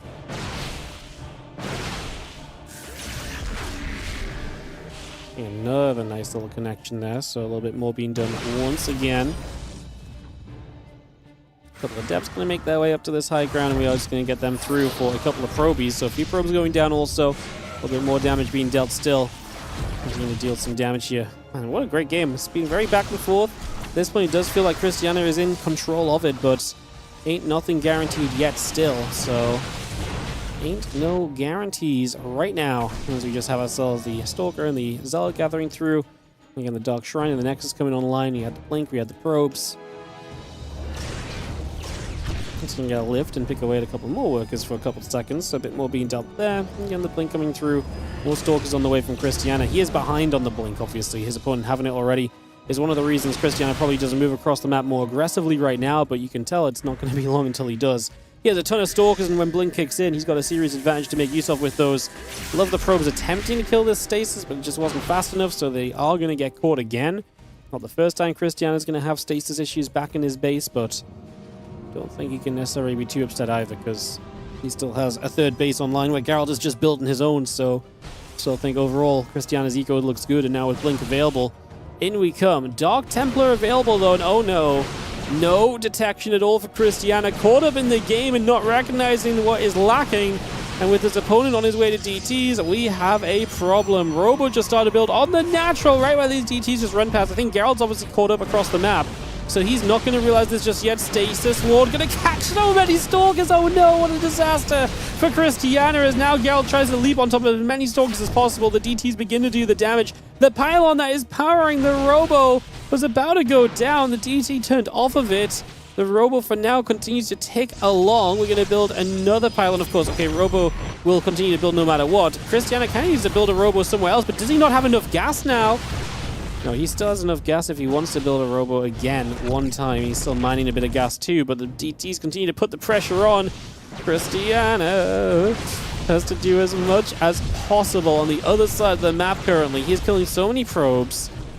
And he can kill this army. We desperately just need DTs back over here and start to get an observer out as Cristiana finally started up the Robo facility again. Of course, he has to try and build it somewhere interesting, and I like it. Oh my god, the line of sight blocker is going to stop Geralt. Sorry, I have to show this. Has to stop Geralt from seeing where the Robo is at. Otherwise, he might be able to go after it if he'd actually been able to spot it with a proxy pylon. Oh my goodness. The Stalkers obviously have their blink, so they can buy a ton of time where they run away from these DTs and they kind of avoid damage and they avoid taking too many shots for the moment. What is going on? It is mayhem up in here. These Stalkers starting to have some troubles against the Zealots, against the DTs. It's starting to maybe be a little bit too much, perhaps. Stalkers might blink to the low ground where they could maybe get after a couple of those Stalkers as well. Just gotta be careful where you blink. You don't want to blink into like a stasis or anything. You don't want to blink into like a bad position. Gets rid of the two Phoenix and a Stalker. I think Cristiana's going to be okay, guys. Observer is about to pop.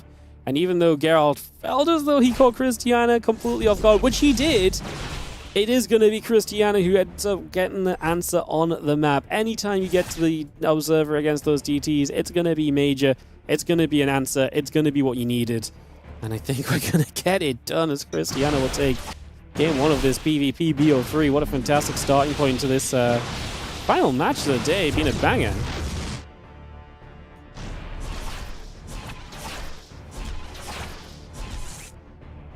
Stalkers will shoot a little bit of firing coming in. You see those DTs still swinging, Stalkers coming about.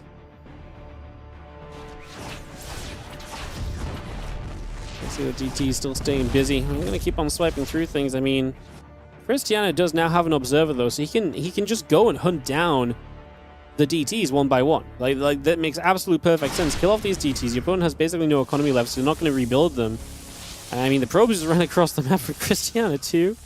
Cristiana does not have a Nexus anymore, so like he pretty much just has to do this.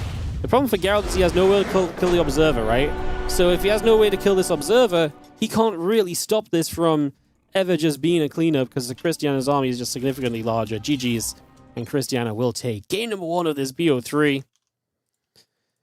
Damn, that was a really fun game because it was actually very fun to begin with. Never mind the kind of wild ending where Geralt gave himself one final life with those Dark Templar against the Cristiana with no detection. And it's always a bit hectic. And if Geralt could have just found where the Robo was coming down, then he wins the game. You know, like if that Robo never comes up, Cristiana eventually dies off to the DTs, so extremely close, extremely tight. In the end, GG had to be called. We are looking for a game 2 here, guys. We are on the lobby already, ready to kick this off. Ready and go from both as they play for elimination here. One player leaves us in the top 16 of the Winter Championship. The other advances through to top 12. Again, I talk a lot about the WardiTV points, but, you know, top 16, 7 WardiTV points earned is major, but you win this, 10 WardiTV points earned. that kind of build-up of WardiTV points is a big deal, because it's kind of that situation where it's like, okay, you're getting more and more chances to qualify for events for the rest of this year, so it's actually a pretty big deal in the first place to be able to...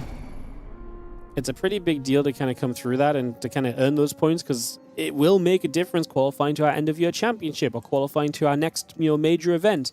These are things that are definitely going to add up over time and become a big factor. I'm just tabbed out right now having a look, and yeah, right now 7 points puts you into like the top 10-ish of the entire circuit. So yeah, it's performing in this, getting through an extra round or two is so amazing. Like +3 points from winning this series is the difference of like 3 round of 8s in a Monday Cup, which is not easy to do, to get round of 8 3 weeks, over a bunch of efforts. So big opportunity here to earn some bonus points and to get closer to that qualification stage for, like I say, WardiTV 2026. That's way down the line. I know we're not really talking about it yet, but like I say, matches today could have that impact a few months from now when you're looking to play in the end of your championship. I think that's very worth noting, because, like I say, I like the story that we've got going on this year. I like what we're being able to talk about. It's been very fun.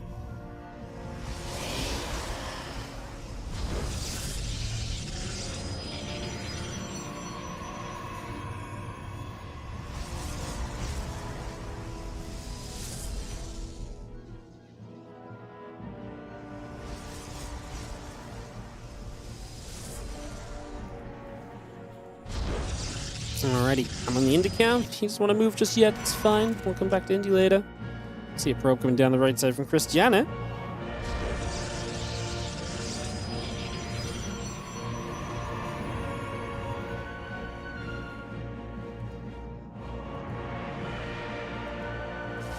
So we're seeing the Nexus rallying about. It'll take a couple of moments. The couple of gates coming through. Yeah, Cristiana has that pylon on the right side, but does not necessarily look to use it right now. So we'll kind of keep our eyes on that for a couple of seconds here and get that into a little bit more play for the moment. So bring this about. Stalker Sentry Warp Gate all coming through. Probe moving about. Sentry building. And just get settled. These next couple of moments, little pylon coming down as well. And get into position right away there. Probe's nibbling. Oh, that's a probe for a probe. That's so funny with the sentry there as well. The probe still got the probe kill in return. There we go. Some probes straight out. The Nexus comes down from Geralt nice and quickly. Cristiana will see it, and I imagine he's going to yeet his own Nexus down as well. So we're going to see expansion-based PvP once again for this game too. Cristiana looking to stay alive in the lower bracket. Geralt looking to stay alive in this series with a map win here. It's going to be tough in that lower bracket. I'm looking at like the rest of the bracket. I'm just like constantly, I'm like, man, I'm like trying to figure out who might play who next, and stuff like this. And I'm just like, man, there is actually just going to be like round 2, the lower bracket is just going to be, round 1 is already stacked, but like round 2, the lower bracket is also just going to be pretty darn stacked. Like, like Classic is going to play the loser of like the winner of Max Pack Spirit Bunny Rogue. Like, huh? This one is going to be one of the, the winner of this plays one of Kua, Shin, Solo, or Zaun. None of those are easy players. Like, there ain't no easy matchup there at all. That's crazy. Crazy. Hallucination on the Oracle moving through. You see the couple Stalkers and the Sentries coming about for a second then. It's going to see, again, Blink from both sides this time. So going to be seeing both plays on the Blink. Obviously, no aggression like we saw last time. Actually, seeing this expansion versus expansion is indeed going to play out very differently. So keeping our eyes on how exactly that pans for the next little bit, as we do see the few adepts gathering together, moving through. Forge and the probes, the Blink all coming online as well.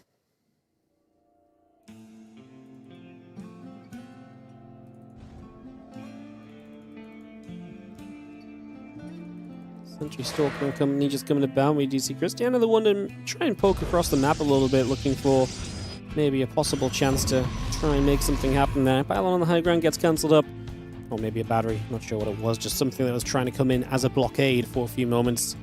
Nexus and the probes, the Blink all building through. Just going to see there's a couple of adepts still coming around, and the probes are going to pull in and try and continue to get after the adepts for a little bit, just for a couple seconds. So continue in for that. Probes will pull through. We recall back home. 36 workers going down, so Geralt finds some really good damage early in this game. 40 probes to the 31. Army supply is very similar at the moment as well. Again, Blink coming up from both players, the attack upgrade coming through, robotics facility from Geralt going to be continuing to be on its way right now as well, so we continue to get into that just for the moment here. Yeah, that Blink coming by, part of this as well. Seeing where we go. See the Stalkers going in after a couple of those adepts and just trying to find some more damage. Again, that Blink's coming up. +1 in Blink. Going to be on the way from Cristiana. His Blink going to be finishing soon, so not an issue there. Everything's still pretty regular at this stage. Sentries, Stalkers moving about. Like I say, that +1 might come into play for Cristiana because he will have timing in this game where he'll have that advantage. Geralt's Forge is just finishing now. The Stalker's just beautiful blinking, finding a great moment to come around and just immediately expose a gap in the defense of Geralt and pulls you back a few workers when you were down by 6 workers. Killing 3 and letting that gap kind of close in a bit is going to be great for you, especially when you're, I'm going to say 2 bases each, but actually Geralt already has the 3rd up, so we're already at a point where we're going to keep building probes to kind of keep the lead extended. I was just thinking, like, sometimes in PvP what happens is you get a few workers ahead, but then, you know, you're stuck on 2 bases each for a while, and because you're both stuck on 2 bases, the kind of play on less workers catches up, but that's not the case. Let's just ignore all that and continue the +1 attack building on both sides. You see another hallucination going down. Stalker Sentry able to get it cleaned up once again. +1 charge. The Immortal still building. We got 3 additional gates coming about once more. We got a lot of that being brought in right now. Hallucination will pop once more on the upper left-hand side. Do have ourselves the hallucination shot by the Stalkers. They take that out easily. And again, the charge coming through, the robotics facility coming about. +2 attack upgrade also producing in at the moment. So +2 and charge all producing, getting that on the way. We do have our Temple Archives building from Geralt here as well. So Temple Archives coming online, a lot of gateways. The robotics facility from Cristiana also very much so in production right now. Add a battery on into play at the Temple Archives. We do see the hallucination is still on the move, just for the moment. Stalkers get their hallucination falls, the other hallucination morphs in, a few other Stalkers get set up as well.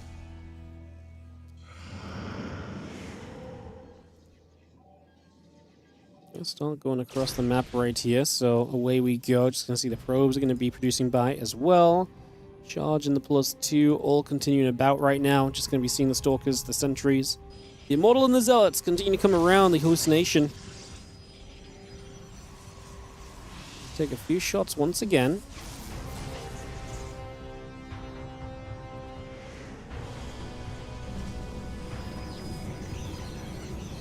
Two more High Templar just warping in immediately. And hallucination will fade. A couple more units warping in once again. The Archon coming about. Probes will continue through. Again, we got our charge and the +2 attack upgrade all building by. And this army of Cristiana begins to move across the map at the moment. So away we go. For now.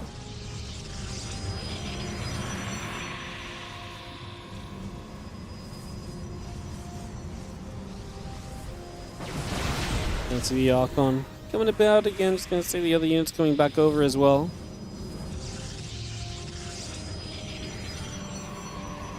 Cristiana is the one to poison to kind of go in. He doesn't really have much. Okay, his +2 just finished. That's going to be kind of his only advantage here. Again, it's a defensively set up opponent. Obviously, the battery is going to get drained pretty quickly. I like this little pullback from Cristiana, just kind of letting the units run into him for a little bit. Try and get some of his Archon shots off. 2 walls are kind of nice and beefy in the background from Geralt, and right now I do not think the +2 is doing much for you. The problem is the Prism warps into the back line, which means the Zealots that are coming into play are just all getting caught on the other units, so they're just absolutely blundering their way through and just not really being effective before everything's getting cleaned up. So a lot of the reinforcements there just didn't do their job, and Cristiana, his attack in there just absolutely flops. That was not the moment to try and take advantage of, to try and do more for. The rest of these Zealots coming back around. The Archon will set up as well, as you'll see. +3 attack, +2 attack. I mean, again, Cristiana's going to have an upgrade timing, but that's not going to matter at all if you're going to have a similar scenario to before where attacking in is only going to be a negative experience for you. So, yeah, it kind of leaves you in a very awkward place trying to get away from this right now and get into something else. Let's just see a couple of units going to move it down for a second or two. We do see the Stalkers, the Archons, the Zealots gathering up. A few more units warping in as we go. A couple of Zealots are going to come by. The Stalkers get chased. Going to push back once again for the moment, chasing this back out the other side for a little bit. Cristiana just going to say GG, doesn't have enough. And what's awesome for us is that means we are going to Game 3. We're going to have one final map today. This elimination series is going to go the full distance very excitedly. And we're going to kick that off in just a few moments' time. Our third map here is Tyto Citadel. We'll run one final set of ads for the day as well, guys. Really do support the channel, so appreciate you guys dealing with those. And let's host this up and go into a final map.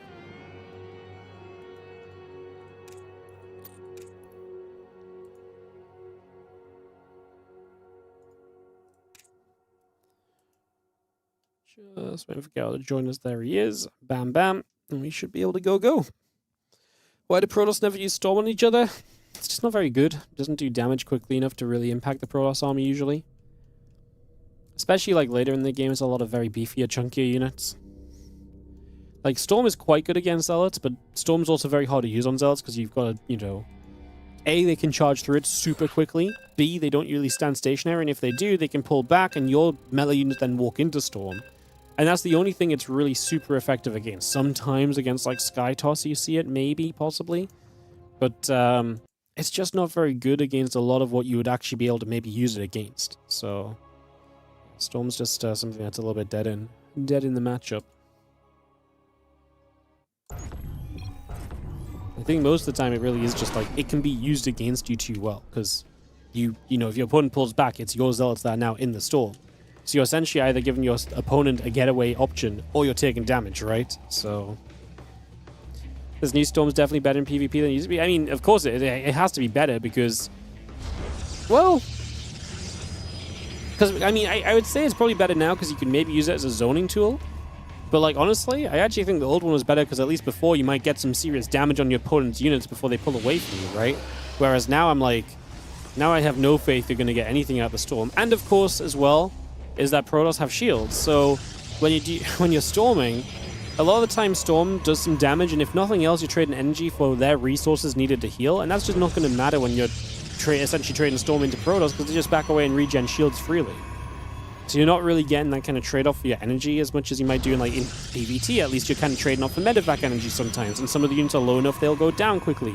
In PvZ, it's the same idea. You're going to kill off, you know, in PvZ the units are low HP enough they're probably going to die anyway. You know, Lings, at least you'll probably get a few Lings or so on. You know, obviously Zerg units regen over time too, but there's a lot of little kind of things I imagine which goes into just Storm not really being a PvP thing. I don't disagree. Maybe this Storm is better in the matchup than it was, but I just don't know if that necessarily is enough to make you play it, you know? Because the problem with Storm is you're usually so reliant on Storm. Like, if you go Storm, you're so reliant on it, and if it's just not really that great for you, then oof, you know?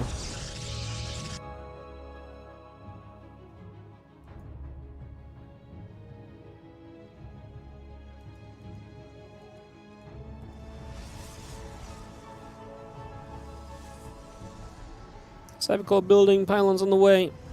We get settled for a few moments here.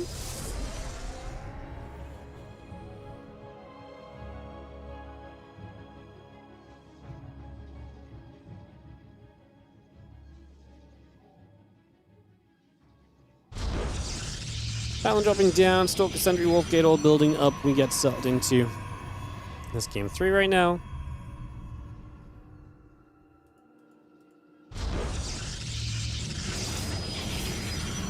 So we're just going to nibble. Pylon will take some damage. A few shots coming about for the moment.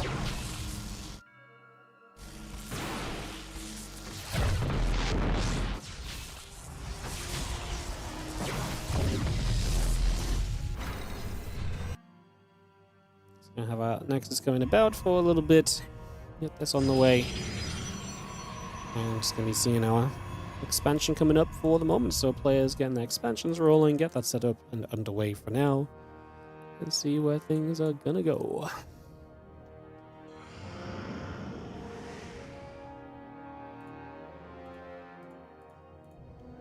Stalk's moving about, hallucination gonna come through.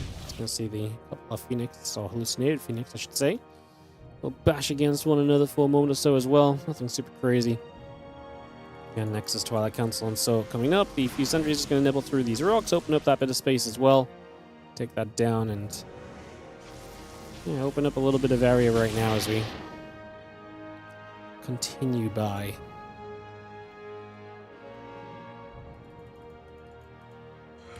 Prison Stalker join up. Hallucination going to move through. Again, we take a couple of seconds to get settled in here. Let's see where we can take things. And yeah, Hallucination just going to come back down to the bottom side for a few moments. Get that underway and move that around a little bit. Hallucination just keeps on moving through. So moving on by with our Halluc. As the Stalkers and Sentries will step up once again, and we see a few units ready to maybe trade out here in the next couple of moments. Gonna possibly maybe get some value. The shot's going straight down. Just going to see the forces coming about. Cristiana is not really locked in here. He actually locks a couple of his opponent's units towards his. Good battery usage from Geralt, though. Has plenty of them available and immediately ready to use them. Kind of needed this. Without those batteries, would have been a little bit of trouble. Still loses 4 probes, gives Cristiano a couple of workers lead, and he's going to go Dark Shrine. But the robo facility starting for Geralt, so he will get the robo up. He will get that prepared, and he'll take that into play for us here in his next few moments. Stalker's going to shoot. Pylon will go down. Going to clear that out also for the moment, and again make up a little bit of space, and on we go. Again, Dark Shrine, a couple of gates, the blink, all building just for the moment.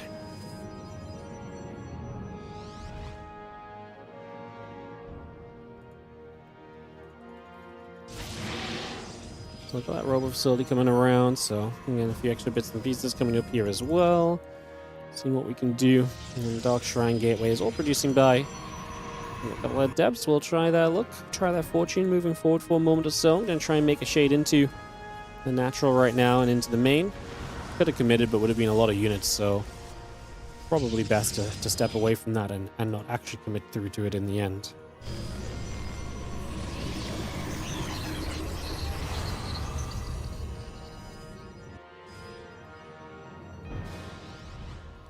Alrighty.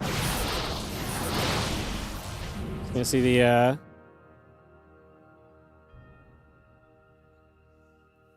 couple of depths just coming around again, the blink coming over. Next is on the way. It's gonna be seeing the Stalkers and the Sentry still moving up as well. Just gonna see the probe moving over also right now. So just gonna move that around. Again, the Stalkers continue to come about.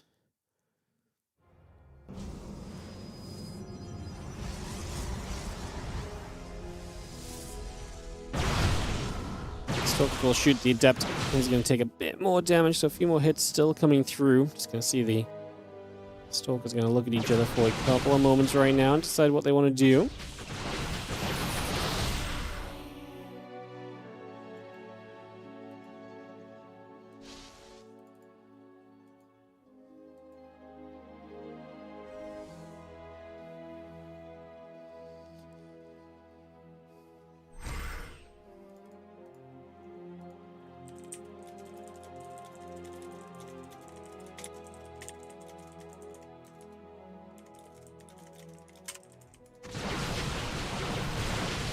Stalkers will just shoot a few Stalkers, going to take some damage. Sentry going back the other way. He's going to be seeing the defense from Geralt made at the moment. It's a pretty decent little hold off, holding things back for the moment as we continue through. Just for the moment.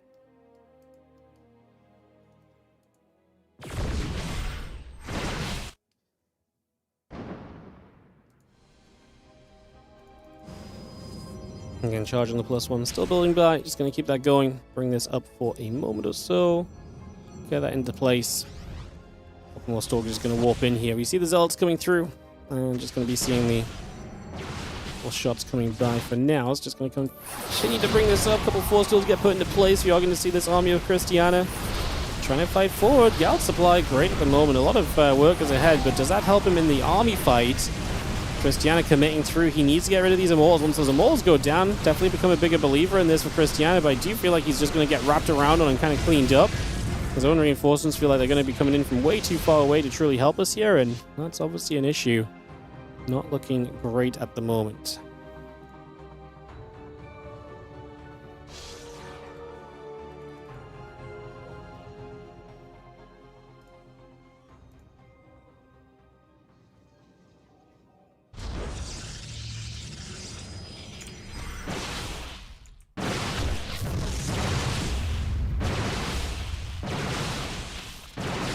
We've seen a couple more shots. Gateway will take a bit more damage.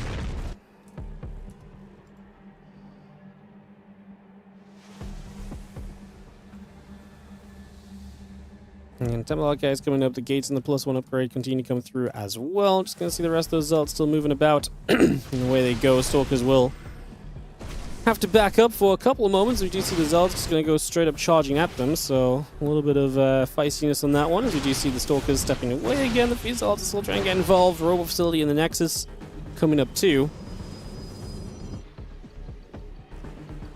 And Geralt able to maintain the supply lead quite significantly. Cristiana is looking to attack in again over here. The Zelt's going to get turned around once more, so not really going anywhere for him. Not much coming of this right now. Again, Zelt, a couple High Templar continue to come through just for a moment. Archon's coming about. Robo Facility, Chrono boosting. The Immortal still on the way through as well, so we continue to bring that about right here. Stalker's going to continue down to the bottom side just for a moment or so. Continue to try and get a bit more out of this, as we do see the Stalkers will fire up a bit of value.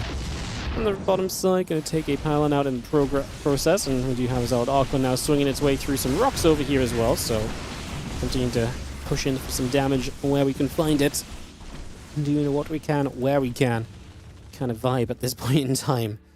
The army of Cristiana, like I say, just down significantly, and his work account down too, so he's got a lot of ways in which he has to try and pull himself back into this right now. Definitely not a pretty situation, definitely not great for him at the moment. Does not feel great at all right now, in fact, so it's a bit of a rough scenario. It's going to be seeing Cristiana lingering on the left-hand side of this map here, thinking about maybe what sort of way in which he can move through. Let's see the Zeld's charging up. The Archon's going to chase. A High Templar gets caught from Geralt, but man, again, Geralt just has so much more. And he's got +1, soon to have +2. So he's got a significant upgrade lead there as well. So again, you kind of name it, and kind of Geralt has it in terms of the advantage right now. And you can just see that Cristiana does not have enough. He will be eliminated. After a strong opening game, Geralt will bounce back through and will take this series back from the 1-0 deficit. And Geralt will get to move on through into the lower bracket. I'm sad to see Cristiana go. I love Geralt. Never going to be sad to see Geralt. I just, yeah, sad to see Cristiana go. I really felt like he had potential to cause some upsets throughout this tournament. Obviously, not quite going to happen in the end, unfortunately. And that will be that to round it all out. So, yeah, we appreciate you guys joining us today, guys. It's been an absolute pleasure to be here with you all. Hope you've all enjoyed. Yeah, we're back tomorrow with more of this competition, guys. Let's just bring up on the screen what the bracket looks like as we'll be resuming tomorrow. So let me just show you guys what we got coming up. Shout out to the players as well. A couple of people changed schedules a little bit to help us out today, so shout out to those guys. Yeah, this is obviously a bit of what happened today and what will happen tomorrow. So first of all, what happened today? Well, we had ourselves herO and Clem advance through. herO through Yakov, and then Nicoract. The upset of the day for sure, the first series of the day. Classic falling 1-2 over Nicoract, and Nicoract getting through to have a go at herO, and he made a good go of it. He does fall in the end, and obviously herO will play Clem, who knocked through Cristiana and ByuN, looking pretty good across TVP and PVT. That will be put into play again on Saturday, so that will be coming up on Saturday. That will be 5th series of the day on Saturday. We'll have 4 best-of-3s and 2 best-of-5s, if I'm not misremembering. Tomorrow, and obviously in the lower bracket, this is what's happened as well, Classic, and obviously Geralt will advance through to stay alive. Nicoract and ByuN in the bottom portion of that will be waiting for the lower bracket to play, and that will be what we decide or figure out a bit of tomorrow over the course of the games, as we have ourselves tomorrow starting off, MaxPax versus Spirit, Bunny versus Rogue, Cure versus Shin, Solar versus Zaun, obviously winner matches of these, and the loser matches of these as well. So we've got a bunch of StarCraft 2 for you guys tomorrow again. So I hope you guys are super excited for that.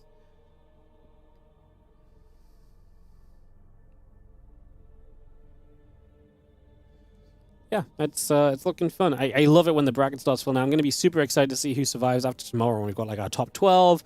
We'll see what the lower bracket scrap's going to look like. See who's still in contention for the upper bracket, especially from down here. Like, I know MaxPax is maybe a favorite down here, but I could really see any sort of set of results coming through from down here.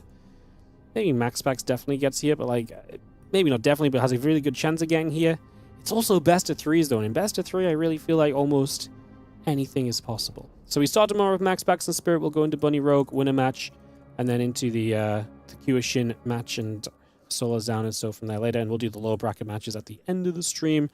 The winner matches and loser matches tomorrow will be played in sync with each other, so we'll do the couple of those loser matches at the end from replays just to give the players a little bit of an easier schedule, though it's a pretty chill schedule anyway, to be fair. So yeah, that's the Winter Championship, guys. Day 2 coming up tomorrow, and then obviously Saturday and Sunday we continue with those playoffs and continue through until we get results, victories, and all the rest of it. So yeah, I appreciate you guys. I hope you guys have a great rest of your day, and I will see you guys next time.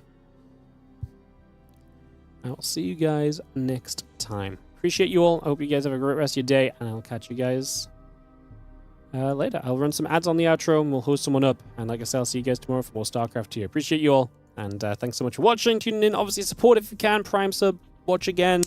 Headset. You guys know the drill. You guys know what I say. Support if you can. Check out the Patreon page, especially patreon.com/WardiTV. Super appreciate those as well. Like I say, growing the Patreon is absolutely one of our main priorities right now, so check that out. Appreciate you guys, and I'll see you guys tomorrow for more StarCraft 2. Welcome to the WardiTV 2025 Championship. It's Championship weekend. Oh, massive fungal growth comes down, and this Bioforce gets caught. That's not the trade Clem can really afford at the moment. Blaze just going to be seeing the fungal growth come through as well. Oh my god, those parasitic bombs have just killed absolutely everything. Oh my god. Here we go, Riddle going to dive in. He does drop a mega fungal on everything. He's going to refungal as well, as this commitment will happen. It's going to be on the way already. We're going to get this Colossus quickly. We dive on it. The Stalk is pulling through for the siege tank, but leaves the Colossus unprotected. Units from the other side, SCVs. Clem is now picking up individual Marines to dodge Stalker shots, because that's the level that we're playing at. On the high grounds, the tank will go down. These Banelings are going to get massacred, though, as Clem just says no. And you're ready to blow up on the Adepts. Oh, the worst Adept shade of all time. Classic is your WardiTV 2025 champion.